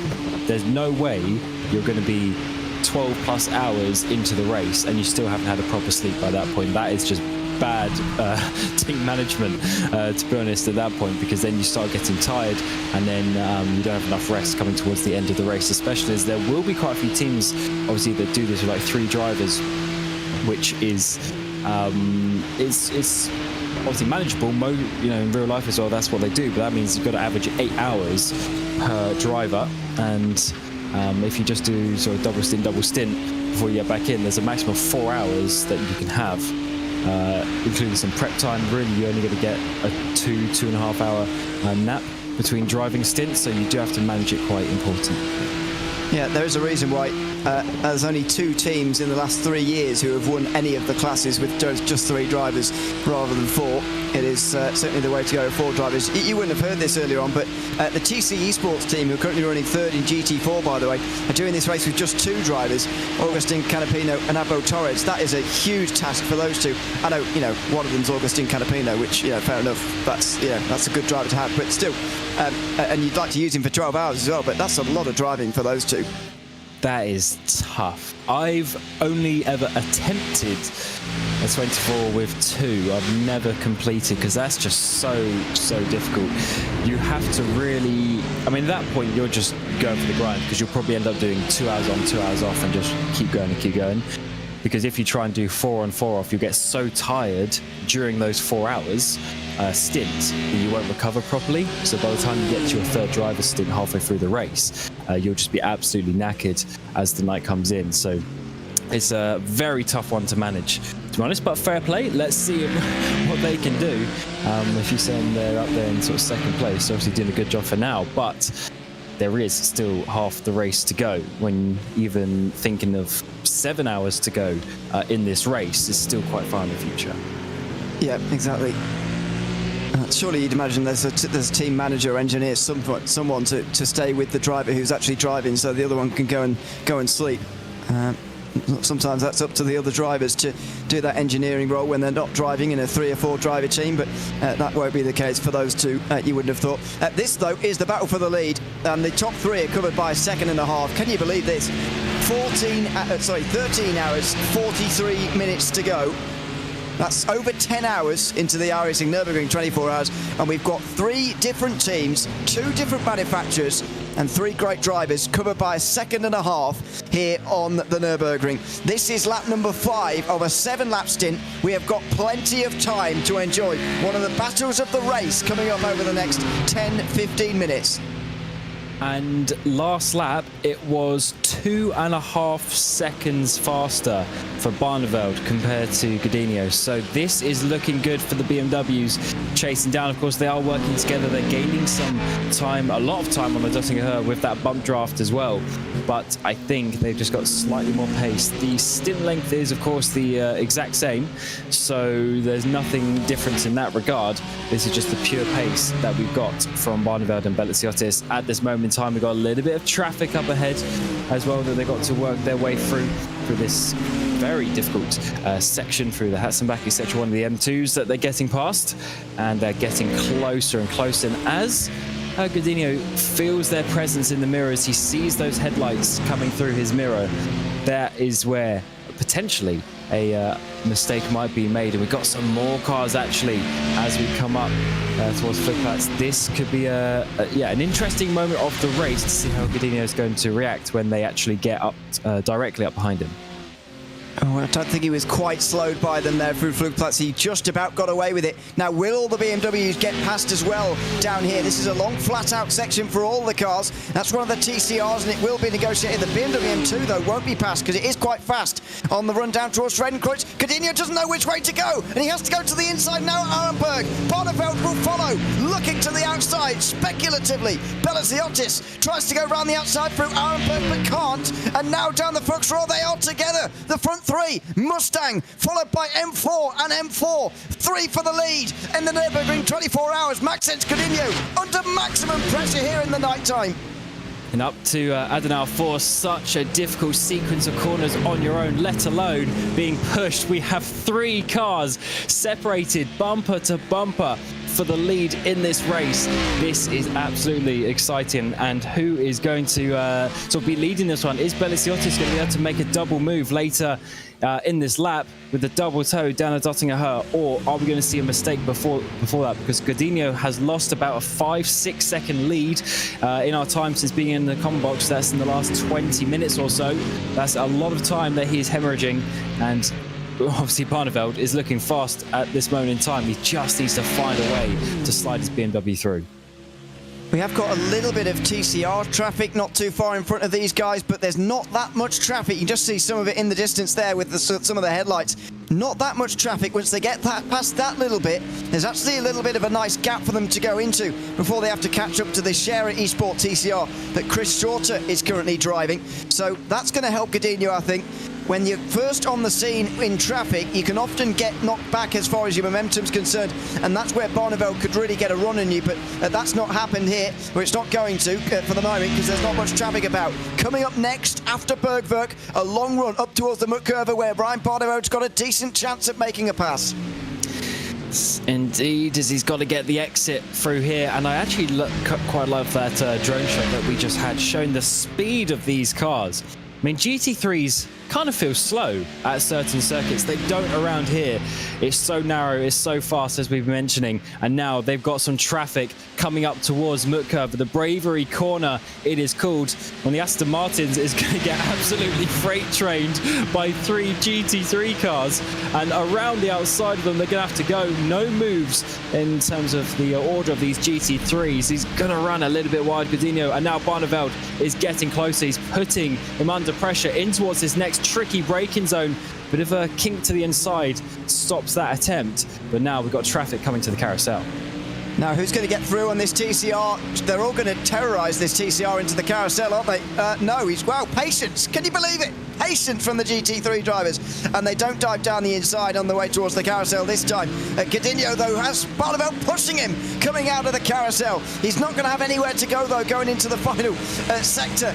And this is unbelievable. You would not believe this is over 10 hours into the race. But Barneveld is putting the maximum pressure on Maxence Godinho here, who at one stage had nearly half a minute's worth of a lead. That's come right down now with these 2 BMWs working together, and they might well work together to pass him on the Dottinger this time round. What a battle. I love, as you're saying there, the patience. That's actually kind of what you see from drivers in real life. You don't often see that in the sim, but you even saw from, you know, Beliziotis, from Barneveld, they all recognized that situation and thought, no, this is not the time, because you have to be on that concrete of the carousel. Going on the outside is so risky. So they just had to take the couple of seconds time loss there following the Honda. And now, as they work their way up to the fast sequence of corners, they need to stay close to try and make something work. So this corner here, this is where we saw the number 500 go off about 20 odd minutes ago now, and then down the hill over the jump in towards Fansgarten. Such a tricky part of the track to balance the car when you have the Ryan Barneveld chasing you down in your mirrors through this flat out section. Got to keep it pinned. Just kiss each of these curbs as you work your way through the Stefan Belafes. And this now, of course, is the important part of the track in terms of setting yourself up for the Dottinger Höhe. How many car lengths do you want? But to be honest, I don't think Godinho is going to have too much when you have the bump draft of Beliziotis pushing Barneveld through. Or is he going to bump him, or is he going to make it 3 wide himself here? What does the Williams Sim Racing team really want out of this situation? Through Gouwenkop they come. This is going to be extraordinary coming down the Dottinger Höhe. They've got some of that space in front of them, as I was mentioning earlier on. They're going to use some of that free air now with no traffic up in front. Just pure darkness up the hill there towards the Bilstein Bridge. Godinho moves it over to the middle lane here. He wants them to go to the left, does he? It looks like he does. Barneveld is going to go to the left-hand side. Where does Beliziotis go? There's not much space for him here. If he wants to make it 3 wide, he's going to have to go through the middle of them both if he wants to, but no. Barneveld's going to get the push here from Beliziotis. It's a fairly big shove, in fact. Ryan Barneveld's going to lead this race for BS Competition. After just about 10.5 hours, Maxence Godinho has gone from first at the start of this lap to third by the end of the back straight. Perfect team play there by Beliziotis. By team play, I just mean friendly, helping each other, getting themselves into a 1-2 situation. The 2 BMWs lead, and of course, BS Competition, so much success around this circuit. Let's see if they can continue on. Of course, a long way to go, but they now lead the way in the 89 machine, and Beliziotis following them through in their fellow BMW for Williams. And now, are they going to pull away? Does Godinho have anything to respond on this lap? Can he keep in that slipstream when we get back to the Dottinger Höhe? As you've seen, that really is the overtaking spot on this track, but you just have to keep putting the pressure on. But Barneveld is looking strong, he's looking comfortable, and he now has the race lead. Now, the question for me is whether Maxence Godinho and this Apex Racing Team Mustang can actually stay with the BMWs, because we've seen part of the reason why these two have stayed together so well, for Beliziotis especially, is because he's had the slipstream. Now, admittedly, he has been helping Barneveld and bumping him down the straight each time, which shows he's not exactly hanging on to Barneveld. He's not clinging on to the slipstream by the skin of his teeth. But can Godinho do the same? Can he stay within that slipstream now? Another 3 of them going to tow each other around for a while. Yes, I think you're right in that regard. Beliziotis definitely has the speed. As you say, it just depends. Is that Mustang fast enough through this sort of 20-odd kilometer section of the Nordschleife before we get back to that straight? That is going to be, yeah, certainly an important point in the race. We do have some pit stops in the GT4s. You got your race leader, Jaden Munoz, coming in there in the number 6 Williams Sim Racing. Looks like he's going to retake the lead. He's got a couple of cars in behind him with Woz Cooking and TC Esports as well, also making their pit stops this time around. If you were with it a few hours ago, you would have known that gridandgo.com esports were leading not so long ago, but over the last few hours, that's been evolving into a Williams Sim Racing lead. Jed Munoz now leads Alessandro Quintai, but these are the GT3 leaders we're following here through the Hatzenbach. TCR traffic, and he can't get through there, Barneveld. You can't risk it all for a simple move with this long to go in the race, that's for sure. And Barneveld now is going to get a little bit of a gap. Beliziotis wasn't quite able to get through quite as quickly, but that's only one TCR. It's where you get the real thick traffic, where it can be really, really difficult. But they're not going to get much of that over the next few moments, I wouldn't say. Just trying to gauge where they are in terms of traffic. There's a little bit to come up in ahead, but again, it's sort of in clumps up ahead, so they're going to have a bit of free air now for a while, and again, more chance for Godinho to show whether he's got the speed to be in this leading 3 or whether he's going to be cast aside in a moment. I'll tell you what, I'm loving some of these camera angles. As they came off float plats there, that looked so fast. You couldn't believe that was a GT3 car. It's amazing how fast these cars are around the track. Absolutely love it. As you work our way through the night stint here, 3 cars for the lead within a second or a second and a bit of each other. Absolutely fantastic. And Balasiotis lost a little bit of time there with the traffic, but he's caught back up straight away. And to be honest, I think he might be the faster one, but he just needs to sit there for now. There's no reason to do anything. Barneveld is fast enough. But definitely keep that number 3 Williams Sim Racing Chill Blast car in the back of your mind, because at some point, I think they are going to take the lead and potentially try and pull away. But I've got to be honest, if I was Balasiotis with this speed at the moment, I'd be thinking about making a pass this lap now and trying to see whether I could gap Barneveld. I think you're probably right that Barneveld will be able to hang on even if the roles were reversed here, but by the end of this lap, it looks like they will have done enough to distance Godinho, who just doesn't look like he's got the speed here to stay with the 2 BMWs right now. And Balasiotis is so close to the back of Barneveld at all times here, so I'd begin to wonder by the end of this lap, if I was Balasiotis, can I maybe draft past on the Dottinger, maybe even to the muck curve if I'm feeling brave, and maybe even break the slipstream to BS competition and lead this race for Williams Sim Racing with nobody in sight. That would certainly be fantastic, and they are losing Godinho, aren't they? Corner by corner, we are losing a few inches at a time, and those thin Mustang headlights are getting smaller and smaller in the background of the shot. So it looks like it is going to be a 2-way battle up towards the front. We're not going to keep the 3rd member of this battle, which is a bit of a shame, to be honest. But the speed of these BMWs in the last half hour or so is absolutely unreal, and they are pushing each other. They are putting each other under so much pressure that is bringing the best performance out of these drivers as well. Up towards Mukkurva, though, is Balasiotis going to be making a move? He's going to have to be potentially on the outside, which is always the scariest moment of the track. But no, this time around, he's going to stay there, and he lets Barneveld continue on in the lead. But once again, Barneveld sparking up on the entry, hitting the grass on the exit, and really pushing the limit. So he's doing what he needs to do. The fastest way around the track is, of course, the racing line, the qualifying lap, and that's basically what he's doing. Yeah, absolutely. One more thing to note, by the way, is that last time around, these 3 as a whole, I know that they were following Godinho, and we'll maybe get a better indication at the end of this lap, but these 3 were some of the slowest in the field. 4th place was faster, so was 5th, 6th, 7th, 8th, and that's it. But the next 5 all faster than the front 3. So you can understand Balasiotis not especially wanting to go alone just yet either and help Barneveld here, because if they are still being caught by all the other 5 in the top 8 right now, even when they're helping each other, they absolutely need each other more than ever, even though they are 1 and 2 and they do hold 40 seconds over 4th place.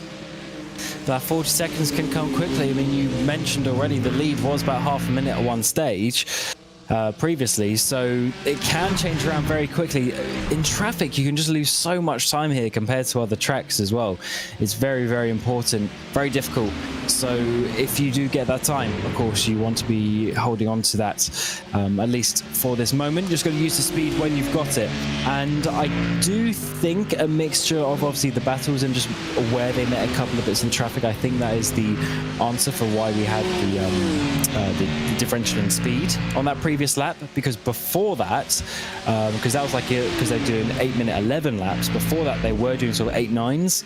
So I think the potential is still there. We'll have to see, obviously, what this lap time is when we get back around to the start-finish line.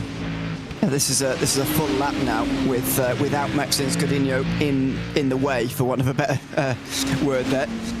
He's just not quite as quick as these 2 at the moment. It looks like that lone Ford Mustang out front being surrounded by BMW M4 GT3s. But I still think Daniel Lafuente has possibly got the best speed in the field right now. We'll report back all the lap times over the next 2 minutes, because would you believe it, the top 8 are covered by 2 minutes 17. This is an outrageous race. It's an outrageous race. Over onto the back straight again for Barneveld and Balasiotis. What does the Williams Sim Racing driver decide to do here? Does he give him that big shove that he's giving him? I've got to say, sometimes when he'd be giving him this shove, it's looked like Barneveld's going to lose control of that BMW completely. But thankfully he hasn't done so far. Palatinate again just bumps him here. They clearly still see the threat from those behind. They want to help each other right now to distance the rest. Yeah, if you have the speed right now, just play the game and keep it going. If it's working, it's working. And this is always good as well, because now Barneveld knows he's not going to be challenged from behind, so he can relax, and the pair will just be faster. If he's stressing, thinking Palatinate is going to come past him, he probably will make the extra mistake here or there, lose a few tenths. Whereas now he can relax, he knows he's going to get the push on the straights, and they can just go as fast as possible. So this is the perfect plan, basically, between both of these cars. And this is nothing to do with the fact that actually working together. This is just the drivers on the track right now being smart and reading the race situation that they're in at this moment in time, and realizing that this is going to be their fastest way through this next sequence of the race. They have lost Apex in behind. It was quite a bit, to be honest. It was 1.7 seconds on the previous lap, so definitely Godinho doesn't have the speed right now. Not at the moment. Veloce Thrustmaster just make their way over the line as well. They were still quicker than the two working together, so that shows a lot for Daniel Lafuente and his speed, but he starts with a 45-second disadvantage. He's now brought it down to 41. Oh my goodness, that was close. Through the Schumacher S there on the Grand Prix circuit. It's one of the BMW M4s, that M2s rather. I'll do that again, I'm sure. One of the M2s that just got in the way, and one of those bigger clumps of traffic that I was mentioning earlier on is going to be upon these guys very shortly as well, by the way. So this is where it gets more complicated. If this was just a GT3 race, it would be a lot easier for Barneveld and Palatinate to do this for the rest of the stint, the rest of time perhaps, but with the slower traffic about, it's so much harder to stay together. Yeah, absolutely. It's some GT4s, really. It's some GT4s and a few pickups that are going to be ahead of them over the next lap or so. And that is actually quite difficult, because it's not difficult to see exactly, but there's a good at least 6, 7, 8 cars that they're going to have to overtake, which obviously adds up very quickly, and the risk as well depends exactly when they find them on the track. So hopefully for these guys, it's not too bad, but hopefully for the excitement of the race, we actually get a couple of interesting and sketchy overtakes in the traffic. But I'm loving the execution from these guys right now. Barely seen a mistake from Barneveld in the 35 minutes that we've been following this battle, and he's just continuing to push on. We've done 6 laps on this stint, so we're on to 7, so a couple laps to go before the pit stop, before they start thinking about potential strategy options. Well, it should be this lap that they come into the pit lane yet. So 7 laps the limit these days, and I do have a little bit less fuel than the 100% tanks in GT3. So Drago Racing just complete their 7th lap. Nicolas Matteo ruins our 8 cars in 2 minutes and a half mantra, and that's going to go away just for a moment. But the fact that the top 7 still are on the same strategy means that that's 7 GT3s who've gone at a pace pretty similar to one another and haven't had a single crash in nearly 11 hours. I mean, maybe I'm misremembering from previous Nürburgring 24 hours. I don't remember that happening at all in previous years. You know, you'd always have big names dropping back and losing a lap and having to fight back. And we do have some of those, with the Scuderia Ferrari esports team, for example, and the Falcon Sim Racing team, both 1 lap down. But really, those GT3s who've fallen by the wayside and fallen away because of crashes are so few and far between this year. And it's always a sad thing when that happens, because of the way the split works with the 5 classes. We don't actually have that many GT3s. So obviously if you lose 3 or 4, that can, potentially that adds up quite a lot. But yes, you're right. The field stayed a lot closer than it has in previous years at this point, which is good news, I guess. The drivers are having a lot more of a cleaner race, and they're obviously feeling maybe more comfortable at this track. I don't know if there's some reason behind that, or if it's just the chances that the laws of averages balancing themselves out over time. It was a slightly long stop for Nicolas Matteo, wasn't it? 1 minute 19 in the box, which almost suggests a speeding penalty, maybe. An easy thing to do around here. especially when you can't see the braking zone very well. Number 7 is in, PS Competition's BMW M2 of Elias Riker. That car, by the way, is now ahead of all but 2 of the TCRs, which is an interesting just little side note to keep watching on over the course of this race. The BMW M2s and the TCRs are not that far apart in terms of speed. This is Barneveld versus Belliziotis, now making their way up towards the Moot curve. Again, it would have to be very brave and very out of character, I've got to say, from Belliziotis, who flashes his lights. Barneveld moves to the left. Not really sure what that interaction's all about at all, but they stay single file and 1 and 2. Is that just a friendly wave saying hi, we're doing a good job? You never know when you just have the flashing of the lights. Generally, slow is more happy and fast is angry, but that's about it in terms of the indication that you get. We've got a GT4 BMW just up ahead of them as they will catch that car going up the hill here, I guess, towards her act, which is always a tricky little sort of chicane sequence as we get to the highest point of the track, and then following some of the best corners in motorsport. And yes, that is exactly where they are going to catch that GT4 car, and they're going to have to try and find a way through, because down the hill here it gets very one line all over the curbs. They do manage to slide their way through, the GT4 being very compliant at that point, and slightly offline there from Barneveld all over the curb on the exits. These guys, they are pushing. This is great to see.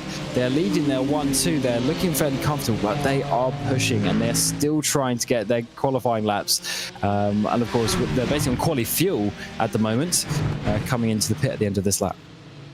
Yeah, they certainly are. We've just seen a leader pit, by the way, from the Porsche Cup class, Roberto Maria Marcheno, former World Championship driver in the Porsche Cup class, has dropped to 3rd as a result of that, and he's going to be right alongside Louis Balecki in a very congested part of the field. That's top 4 in the Porsche Cup class, covered by 25 seconds. This race is ridiculous in so many classes, absolutely ridiculous. In the BMW M2 class, we've got the lead separated by 2.5 seconds now. 6 seconds the lead in GT4.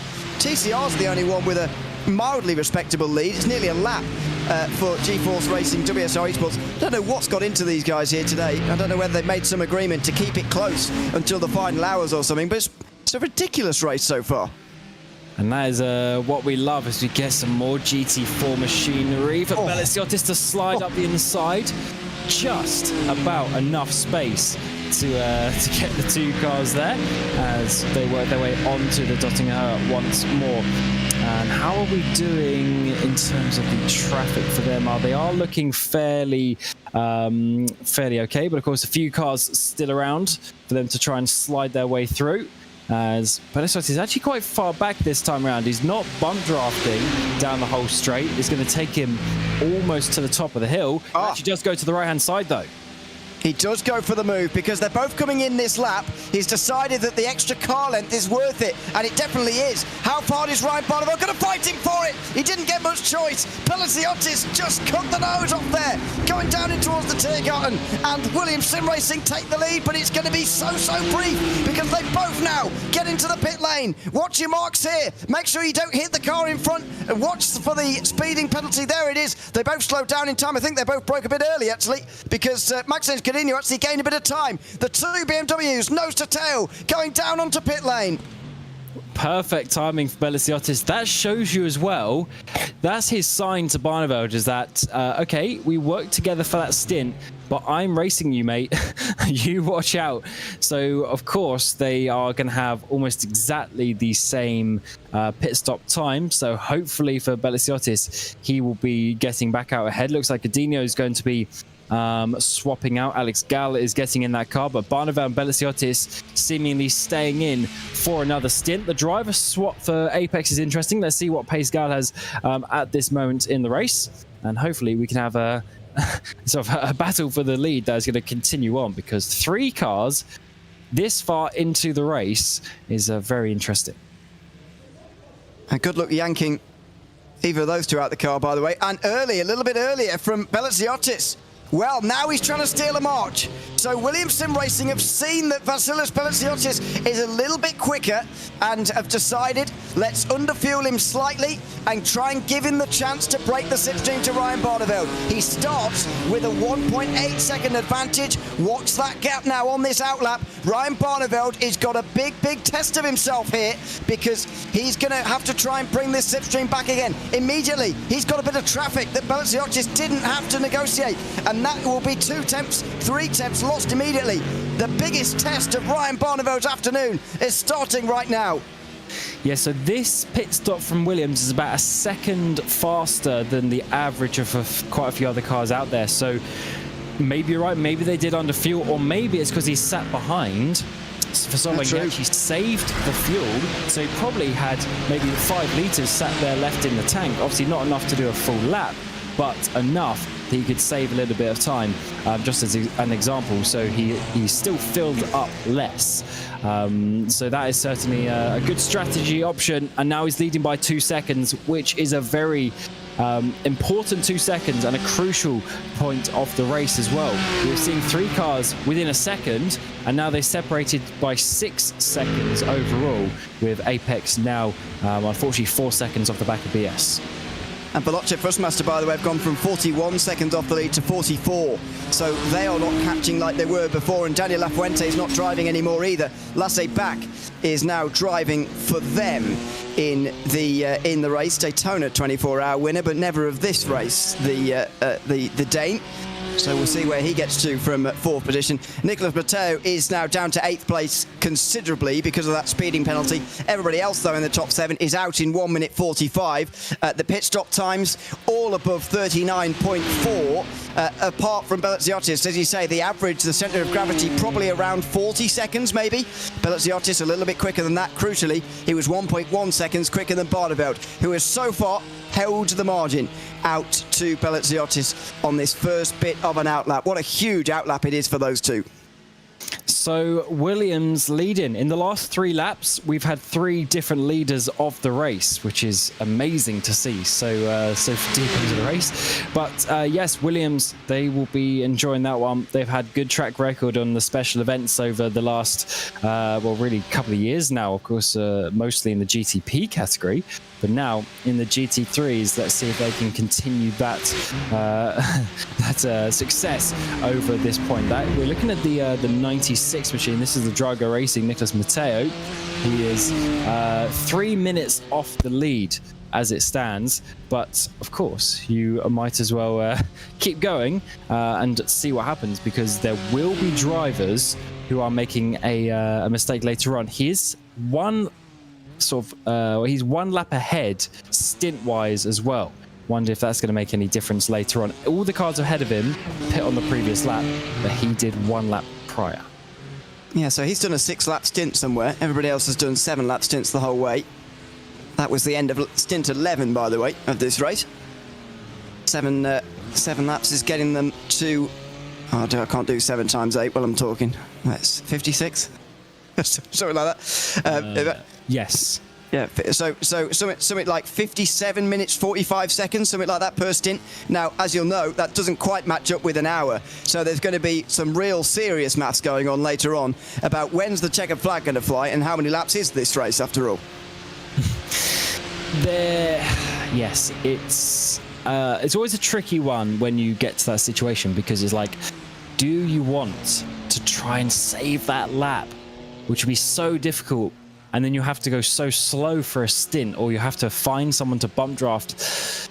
There's becomes very difficult. Or do you just suck it up and just take that splash and dash? But that's kind of not really something to think about right now, because there's too many variables sort of between now and when you're going to have to make that decision. So I don't think there's much in the way of doing that. But actually, if so, therefore going a lap shorter for Drago is going to be quite bad, because then that might end up being a couple of laps, which is going to be even more difficult to get back. Yeah, absolutely. Let's just script. What am I trying to say there? Hello? Whiz round? I'm trying to say all sorts of words at the same time there. Whiz round some of the other classes. Well, we've been focusing on GT3 a lot in the first well, blimey, 45 minutes we've been here already. In the Porsche Cup class, the lead gap is well down. As I mentioned earlier, Coando are 1 and 2 and leading by over a minute 4 hours ago. But now they are well, don't say in trouble, because they are still leading with Mitchell de Jong. But they've got 3 contenders within 30 seconds of them now. Drago Racing, the Apex Racing team, and Grid and Go are all within 30 seconds. Grid and Go have pitted most recently. That might give them an advantage later on, but they're all on different laps, which suggests some sort of minor problems here and there for those teams. In GT4, we've got a battle for the lead emerging. Alessandro Quintana is catching Jaden Munoz. Williams versus Grid and Go for the lead. Only a second between them. There they are on your screen right now. In TCR, as I mentioned, over a 7-minute gap for Gal Valero in this super team that has been created of TCR drivers. Between G-Force Racing, WSR Esports, got guys like Michael Polisic there, Ross McFarlane, Gal Valero, another one, Konstantin Stolzenberg earlier on. That is a hall of fame of TCR drivers in iRacing, and they're all on the same team, unfortunately, so they're beating everybody else by over 7 minutes. And on the BMW M2 standings, we have currently got a pit stop difference between Maniti Racing and Grid and Go. They were converging, though, very quickly for a battle for the lead there in the BMW M2 class. So Peter Zuber has been left out on his own. I'm not sure if I'm going crazy, Cam, but I believe that's someone you'd raced against before. Do you know Peter Zuber, or have I made that up? Yes. Yeah, from the other worlds of sim racing. I've seen his name around for quite a few years, so definitely experienced driver. And interesting to Grid and Go pick up a few people, because Alessandro Quintana as well is a driver I know from like 2018 or something, silly on other platforms. So yeah, the world of sim racing is certainly small but big at the same time. Yeah, and Grid and Go have certainly been picking up different drivers. You're right, because the amount of entries they have these days in a lot of seats to fill. Yeah, absolutely, a lot of seats to fill. I mean, they've got 6 entries in this race. 5. 5 entries in this race.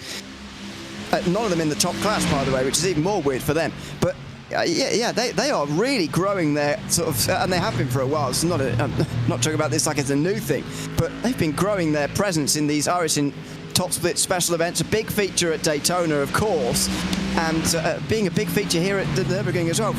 Not just the big teams like Coanda Redline don't put 5 into the same race in top split. They're filling some seriously high quality seats, as you say, in these different classes.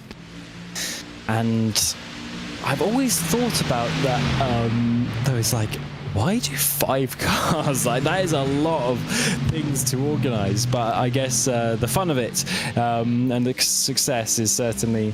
But I mean, when I sort of had a team and stuff like that years ago, even have more than like 2 cars in one race. I mean, that starts getting stressful. That starts to be a lot of drivers that you've got to sort out, and a lot of schedules, and a lot of just planning and that sort of stuff. And the fact that also they have cars in different categories as well in terms of setup options and driver preferences. Certainly a very difficult one. So I do not envy being a manager over there at Grid and Go, but as you say, they've been doing it for a while now, and they're rather successful at it. They do challenge for the top places in basically every race that they come out for.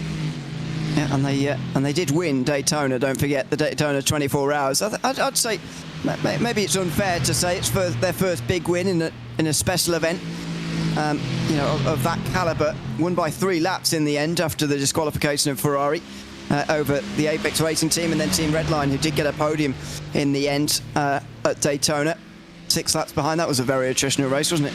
9th place, finished 48 laps down. Blimey. I've forgotten how just attritional it was. It all happened when we were on Cubs, if you remember, Cam. Everybody fell apart as the rain started to fall with about 7 hours to go. You're asking now to remember. Don't remember. It's not that I don't remember. I think it's the fact that it was about a stint we did at this time in the morning. At that time as well. I normally remember these things, but unfortunately that one I do. It was, what was it? I think it started at 6 Central European time, so it was a bit on the early side, that's for sure. Meanwhile, this is Alessandro Quintana. Look at that, the weaving down the straight. This is not the nice and friendly cooperation between Barneveld and Bellaziotis at all, is it? This is absolutely get out of my slipstream, please. Jaden Munoz does not want to give this up to Alessandro Quintana, but he might not have much choice as they just plunge uphill now in towards the Bilstein Bridge and now back down the other side. Quintana's going to be quite close here to making a move, and he knows he's quicker. Munoz will defend for all he's worth here to try and keep Quintana behind him for as long as possible, and try and keep Grid and Go from going fast when they know they need to be. This is only the end of lap 4 of Grid and Go's stint. This battle could last a long time yet. Yeah, this is going to be a big battle. Munoz is doing that already, and Quintana's not even that close, to be honest. He can feel the pressure, and therefore the Italian is going to be trying to make a move. Down in towards turn 1 they come, and they're going to make the apex rather nicely, but Munoz is certainly looking in his mirrors. He's looking at his relative, and he's trying to work out if he's going to be able to hold on. What we're saying in terms of lap times last time around, it was quite a bit fast. That can't be true. That can't be true. 5 seconds a lap faster for Quintai. Yeah, I guess maybe that's why we're seeing this gap come down quite a bit. It's a combination, I think, of Quintai being very, very fast. 43.9 is nearly the best lap. Well, I won't over-egg it, but that's quite close to the best lap we've seen today. It's certainly close to it certainly is the best lap of anybody on that lap. And I think Jed Munoz with one of the slower laps of that lap. In fact, everybody down to 9th place was quicker than him. So I think there's a combination of factors there. 5 seconds is absolutely true because Quintai just slightly quicker than everybody else and Munoz just slightly slower, and obviously they're on the opposite ends of that scale. Yes, but 5 seconds isn't slight. I mean, that is almost a different class. In normal Grand Prix terms, an average 5 kilometer track, you can see classes separated by 5 seconds. Of course, this is 25 kilometers. So take that as you will, but still an interesting one. The fact they're in the same car as well, so everything is the same. But Quintai is just so much faster at this point. So let's see how Munoz does on this lap. He hasn't shown on this lap so far. He hasn't looked like he is 5 seconds slower than Quintai. So maybe it's just a bit of a blip on that previous lap. Maybe it was a small mistake, bit of traffic, who knows, didn't quite see it. But the 6 car is certainly working his way through the Hatzenbach and trying to hold on. And he is, I always find it interesting when a driver wiggles like that though, because it just shows that there's a potential, under pressure, there's potential that they're going to make a bit of a rash decision. Now then, battling the Porsche Cup class by the looks of things. Martin Kadlachik has caught Martin Varga of the Chesney eSport team. This is the battle between two teams who have really got quite a long way to go to get any more positions in this, or indeed lose any more positions than just this. There's a minute up to Simone Maria Marciano, who is 4th, and there's a minute and a half more than that actually back to Marcus Deck for the Grid and Go car in 7th. So this is very much a battle on their own, but it's good to go and see the Porsche Cup class again. We haven't seen them for a little while. In the BMW M2, by the way, Johan Breuer has now gotten into the Grid and Go car from Peter Zuber, and that is still the lead for Grid and Go ahead of Maniti, but 1.2 seconds the leading gap there. There's so many close leading battles here. It's amazing. 5 classes as well. And the fact that it's not even just one, it's not even a lucky one that is being close. There's multiple of these classes. That is absolutely incredible. As you say, in the TC class, it is, let's just say it's a little bit more dominant. But apart from that, the other 4 classes are giving us some great action. And the fact that we're getting these battles low down in the positions as well is not all about winning.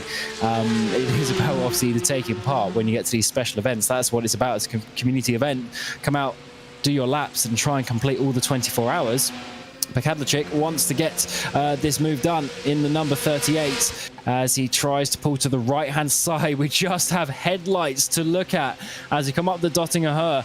Is there a sign of him getting ahead? He's certainly possibly a bumper as we come up towards the Bilstein Bridge. A bumper just ahead. Is he going to be able to try and get past Varga? It looks like he's just going to be able to squeeze in as he comes through the kink, and he makes that move up into P5. TCR traffic though, just into the Tiergarten section. Is that going to provide any problems? No. And that 38 car will move on up into the top 5, but how long will it stay there? The Audi not in an ideal place there at all for Martin Katlacik, and Varga is going to have a chance down at the first corner. If he wants to respond here, he might just let this one go, knowing that there is so long to go in the race and there's a pace difference between these two, and he does. Probably takes the right call there, in all honesty, to just let that one go. So that's the change for 5th position in the Porsche Cup class. As I mentioned, still 2 leading battles, less than a second and a half between them, one in GT4 and one in the BMW M2 category as well. It is all happening out there on the circuit as we approach 11 hours gone. Remarkably, we're going to get to the end of the first half of a 24-hour race and we're still not really going to have taken a breath here. Unbelievable racing, absolutely unbelievable racing. As I said at the start, I can bet we were not expecting this when we started this stint with hours 11 and hours 12 on the menu. This has been, yeah, I mean, I'm not going to say it's the best Nürburgring 24 hours ever just yet, because there's a very long way to go. And we did have a last lap finish one year, quite some years ago. But let's just see. This is shaping up to be an absolute classic so far. Indeed, when obviously we're sorting out the availability for the comms, I wasn't able to do the first few hours of the race, and I'm like, it's going to be night stint again. I'm going to be looking at headlights, so nothing's going to happen. But this is exciting. This first hour, me and Ewan, of being in the booth, it's just absolutely flown by. So many things happening out there on the track, and it's quite a lot to keep up with, to be honest. The one thing that is good about the laps being long around here is, of course, it's the time sort of flies by. You can easily follow a lap, and for these cars, it's anywhere between 8 and 9 minutes for the lap. So it's really, really good how the race can just flow on very nicely indeed. And of course, we had that big battle in the GT3s. It's now opened up to a 3-second lead for Belaziotis. So comfortable for the number 3 Williams Sim Racing Chill Blast car. He sat behind in 3rd place for a long time, but now he is leading comfortably, because Alex Gall as well, who's got in the Apex car now in 3rd place, is 7 seconds off, not challenging either. So it's really flipped on its head and gone in the way, in the favour of that Williams at the front. But what a battle that was. Yeah, so fastest driver on the circuit last time round, actually. Ziotis, as it's not over here for 5th just yet. Katlacik really got slowed down by that BMW, and now he's under pressure again towards Schwedenkreuz. He will not be under pressure though, really, because Varga is not going to make a move on him down in towards Arenberg by the looks of things there. But yeah, fastest man on the circuit last time round was Vasilis Belaziotis, 8 minutes 10.3, 9 tenths quicker than Barneveld, 1.6 quicker than Gall, 8 tenths quicker as well than Lasse Bach. Sobrero 1.3 slower. Nicholas Heider 1.6 slower. Sorry, Sobrero 2.3 slower. Heider 1.6 slower. Lucas Herman 8 tenths slower. And Nicholas Matteo did a very good lap actually as well, but he's quite a long way off the back here in 8th place. As we know now, 3 minutes off of the lead. So that has all changed very, very quickly there. And suddenly Belaziotis is looking good. 11 hours gone then, 13 hours still to go of this absolutely brilliant iRacing Nürburgring 24 hours, filled with drama. Still plenty of cars out there on the circuit. The attrition has not bitten this field too hard, and the class battles in all but one are very much up in the air. Which is what we absolutely love, as as you're saying, another hour ticks by, almost coming up to the halfway point. in this race. And I always find it with these 24-hour races, they do actually go kind of quickly. In many respects, you expect it to be an absolute marathon. And yes, it's not easy. Yes, it's still a long race, but there's a nice flow to it. And we are getting, as I say, towards that halfway point in just 1 hour's time. We are still covered in darkness here. That's the Nürburgring Nordschleife. No floodlights out there in the forest, just the headlights of your car and your competitors around you. Sometimes it is actually quite nice to have a car behind you because it sort of lights up a little bit more. You have a little bit more lumens all over the track in front of you. But of course, hopefully they are practiced enough to know where they're going around here. It's quite a simple track to learn actually once you've done enough laps around here, but the nuances, where all the bumps are, where all the curbs are, which ones you can take, which ones are flat, which ones are high, those facts are what you need to spend the hours and having the experience is certainly very important indeed. Maybe the drivers have been doing this for so long now, that is why they are enjoying a bit more of a cleaner race. We'll have to certainly find out as we work our way up towards some M2 traffic. He's going to dive it down the inside for Kalicic. That is getting very tight indeed. M2 has to leave a little bit more space than he would have wanted, but Kalicic was able to get himself through there as we work up towards the carousel. I must say though, do you remember your first laps around here? Because I remember taking me quite a while. I know I'm a bit dim, but it took me quite a while to remember which corner was coming next, to be honest. It's like a rally stage when you do this circuit for the first time. Yeah. Yeah, okay, I'll rephrase that. I'm not saying it's easy to learn, but I meant it has a good flow to it, so you can sort of do the laps quite easy. But I learned this back on what was it called? It was one of the Need for Speed games back in the day on the PlayStation, and there was a challenge in like some Lamborghini or something around this, and I had to like restart it so many times to like try and beat the AI like predicted lap time around here. That's how I learned it, because I kept on doing like the first half of the lap a million times before eventually you would remember it. But it just flows. That's the thing. Once you get from the GP loop is obviously like a little bit awkward, and obviously we have it for the space of the cars and things. But when you actually go onto the Nordschleife, from there, the whole way around to the Dottinger Höhe, it just flows so nicely, and you can really get in a rhythm. Yeah, it does have a nice flow to it. You just need to get that layout in your head first of all, before you can properly have a go at this circuit. And isn't it weird, by the way, that when we're doing the Nürburgring 24 hours, and I certainly see this in real life, you start doing things on the Grand Prix circuit that you'd never do if you were just doing the Grand Prix circuit, because suddenly it seems so wide. And especially when you see, in terms of low lap traffic, sometimes you see some moves, especially in the real world where the traffic's a bit thicker for the GT3s. You see them making moves that you think, if this was a Grand Prix circuit only race, you'd never do that. But when you get onto this Grand Prix circuit, you're suddenly spoiled with opportunity, and there's so much space on the Grand Prix circuit all of a sudden when you compare it to the Nordschleife, which is it's a single track road, isn't it, really? That's a very good point, actually, because the GP loop is so different in style and in terms of stature and everything to the Nordschleife. It has its own presence.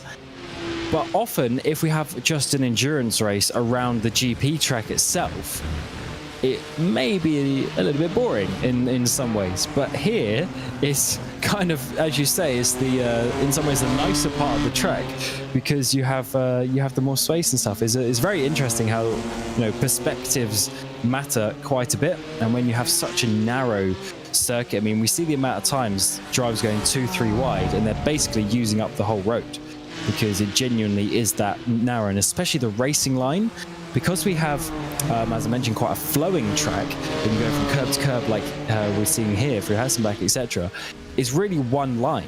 So you don't really have the space on the racing line to go side by side. It's a very, very tricky track. And I think that's why the drivers love it so much, because the challenge. Imagine if this track had these big, the Armcos weren't there, these big runoffs, there was, space. It would feel very, sort of diluted compared to what we have now. Very different. I suppose that's why there's very much a very clear upper limit when you get to the Nordschleife as to what could actually run round here. Everyone likes to fantasise a little bit about what it would be like to have an F1 Grand Prix these days around here, but it would be a bit of a disaster, to be honest, wouldn't it? These days, unfortunately, it's a bit of a disaster back in the day as well, in some cases.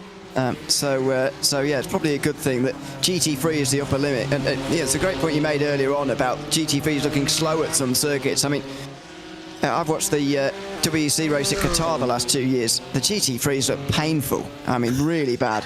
But around here, you're absolutely right. They look like spaceships all of a sudden, and they are because they are. I guess that's the Qatar circuit looking so slow rather than this circuit necessarily looking fast. This circuit well and truly brings out the proper speed, even to be honest, in some places, of the TCRs and the M2s. They're properly fast cars, and this circuit makes it feel like that. It's because there's corners. You have a corner. It's tight, it's twisty, there's elevation changes. I mean, even at Spa, even GT3s at Spa can look slow, because we're used to seeing the prototypes, the Formula 1 cars, etc. around a big track like that. And Qatar is a good example for the GT3s, because it has these big, long, wide, open corners for, obviously, because it's made for the bikes, and they, that's obviously the types of tracks that need to be made for that. And then you see, F1 go there, and every corner is basically flat out because it's so wide and open and medium speed. So for the GT3s, there's no challenge, because GT3s have way more grip than power. So they can very easily take this. There's David Williams. Can he save it? The 0.81 on the curb. I think he does. Whoa. As he comes up the hill there. That is a very awkward place to do so. Easily done though, as you push through the, not quite flat out or anything, but you're still trying to keep the throttle on through that corner. Just catches the rear left on the curb, goes completely perpendicular, and fortunately is able to rejoin. I don't believe he hit the barrier front or rear there, so he should be absolutely fine. That car, those cars, by the way, the two Coanders have been slightly delayed this afternoon. 8th and 9th now, leaving their teammates to fight on alone out the front of the field. Mitchell de Jong still leading in the Porsche Cup class, second fastest category at the Nürburgring 24 Hours this year, as it has been pretty much since its inception back in 2016. Now then, on to the Dottinger again, and this is close this time for Alessandro Quintai, following Jaden Munoz, who's not doing quite as much weaving initially, but now as they go under the Audi Sport Bridge, he certainly begins it. There we go, first to the right, then to the left again. Quintai not quite following in his exact wheel tracks, actually, on this occasion. And so, he's just holding back for the moment. Is that to just delay his run here so that he can come back again here in a few moments' time to get past? It looks like it. Munoz can weave about left and right as much as he wants, but that Grid & Go car, he's almost going to get alongside. Alessandro Quintai gets right up to the rear of Jaden Munoz, but he doesn't go through, and maybe I'm beginning to wonder whether he's actually given up on trying to go through and he's just saving the fuel like Belziotis might well have been doing in that previous stint with Ryan Barneveld. If so, Munoz's excessive defending ends up looking quite silly. If Quintai is actually sat there like, mate, I'm not trying to overtake you. Let's just chill out. So yeah, let's see how this one develops. But Munoz is certainly very keen indeed to try and keep this lead and push Williams further forward. A little bit deep in there actually for the Grid & Go kart. He's obviously trying to push on the brakes, but I think it is all going to be good for another lap there for Munoz. If we look at the previous laps, of course, now that they're following each other, they are basically doing the same lap times, but we're now into the 44s, so this is a bit better. When we saw that lap, it was 5 seconds difference. I think it was like a 49 time that Munoz did, so definitely it was a mistake or some traffic. Or both, I suppose. 48, 49, something like that.